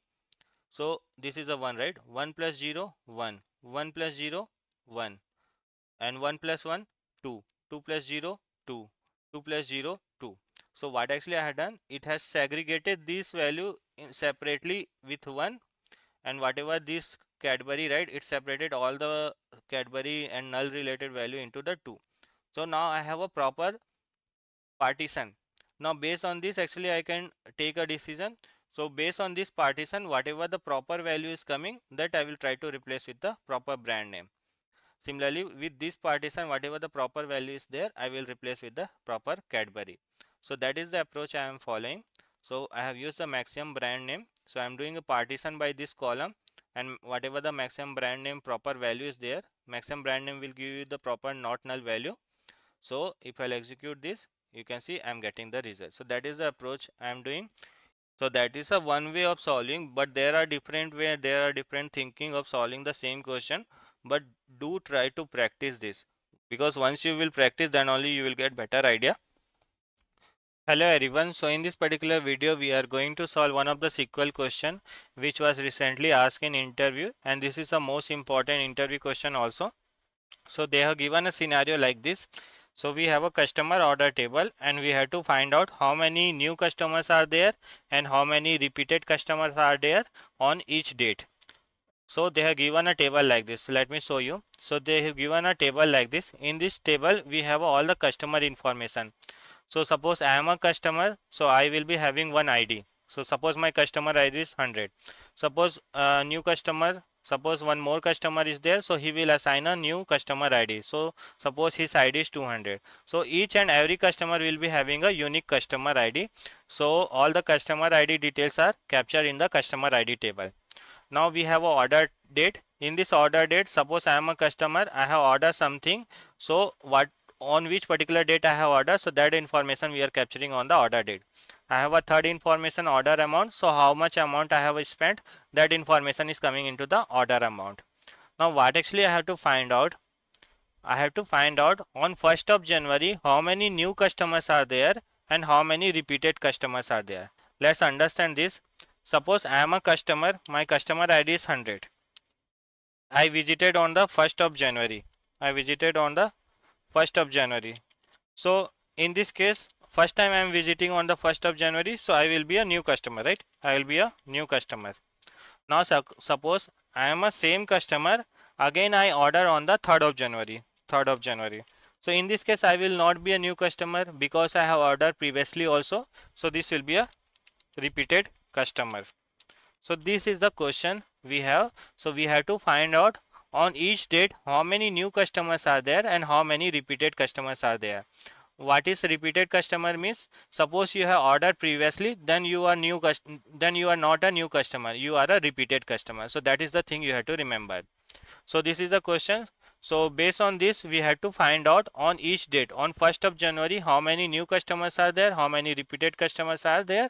This is a very much important question also from a real time perspective, because in a real time also we try to do this kind of the analysis, like to understand the customer behavior, like how many new customers are coming, how many repeated customers are coming, how actually your product is growing. So this kind of the calculation generally we do. So from a real time perspective also, this question is a very much important. Now let's try to solve. So how actually we will solve this? So what is my approach?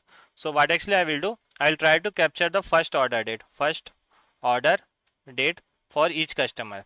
What is first order date means? Suppose I am a customer, my customer ID is 100. On first time, on 1st of January I have done the order. So what will be my first order date? Because 1st of January, this is first time I am ordering, right? So my first order date will be the 1st of January. Now second time I am a same customer ID is 100. 2nd of January again I have done the order. But what will be my first order date? My first order date will be a 1st of January only, right? Because first time I have ordered the order on the 1st of January only. So what actually I will do, I will try to create one column that will be a first order date, and I already have a order date, and based on this I will try to compare. So in this case you can see order date and the first order date both are same. So this will be a new customer. And in this case you can see 2nd of January and the 1st of January, this both are not same. It means this is a repeated customer. Repeated customer. So if your order date and the first order date both are same, means you are a new customer. If your order date and the first order date both are not same, it means you are a repeated customer. So that is the approach we are going to solve. So let me write a query. So what I will do, I will use a city. So I will give the name as a first visit date. I will give the name as a first visit date as, I'll write a query, select customer ID. How to find the first visit date? So I'll use a minimum of a order date. I'll use a minimum of order date. This will be a first visit, right? When actually he visited the first time, or you can see first order. First order. This is the name I will give, from customer orders, and I will try to group by customer ID. So what actually I am trying to find out, if I'll do select star from first visit date. Now if I'll try to execute this, what actually I am doing, first I am trying to find out for all the customer what was their first visit date. So you can see for customer ID what was their first visit date, first order, this is his first visit date. For 200 what is their first visit date, on 1st of January only. For 400 what is their first visit date, on 2nd of January. So what actually I will do, so I have calculated the first order. Now what will be the next step, I will try to compare the order date and the first order date. So for that I have to join. So from this particular view I am getting to know about the first order and what is their actual order date, that is available in the customer order. So I will try to do a joining. So what actually I am saying, so what I will write, select, suppose a dot star and b dot first order from customer orders a, join, I am doing a inner join, first visit date b on a dot customer id equal to the b dot customer id. So now I'll tell you what actually I am doing. So we have a customer order table, right? So in this table, that is my first table and I am joining with the first visit date. What is this first visit date? This is the view I have created. There actually I am finding out the first order. So what actually I am doing, I am taking all the information from this customer order table and b dot first order, that is a first order date. So I am trying to join this customer order and this first visit date based on their customer ID. So now if I will execute this, you can see now I am getting all the information. I have a order date information also. I have a first order date information also. Now what actually I will try to do, I will try to compare. If order date is equal to the first order, it means he is a new customer. If order date is not equal to the first order, means he is a repeated customer. I'll apply a condition, case when order date equal to the first order,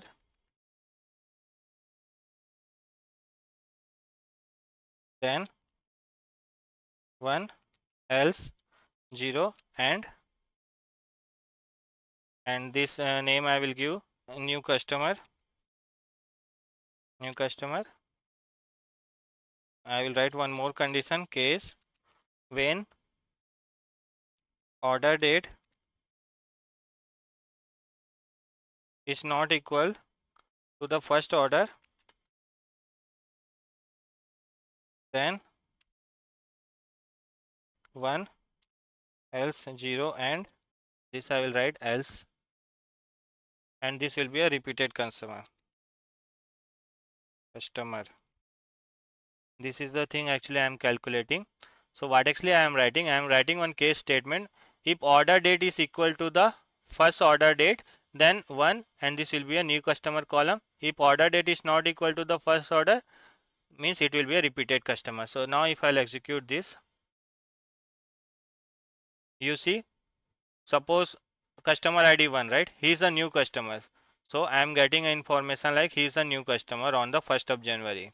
But you can see on 2nd of January, he is not a new customer. He is a repeated customer because 1st of January he visited the first time. On 3rd of January, the same customer, he is not a new customer because he already visited. So he is coming into the repeated customer. So like that, actually I am getting to know about the new customer and the repeated customer information. Now what actually we can do, now finally we can group that a new customer and the repeated customer. So what actually I will write, I'll write comma final s, we'll write aggregate query. Now in this aggregate query, what actually we will write, select sum of new customer, select sum of new customer, sum of repeated customer as repeated, and we'll group based on the order date from final group by order date. If I'll execute this query, you can see on 1st of January we have a 3 new customer. On 2nd of January we have only 2 new customer and 1 repeated customer. On 3rd of January we have a 1 new customer and the 2 repeated customer. So like that actually we can calculate this.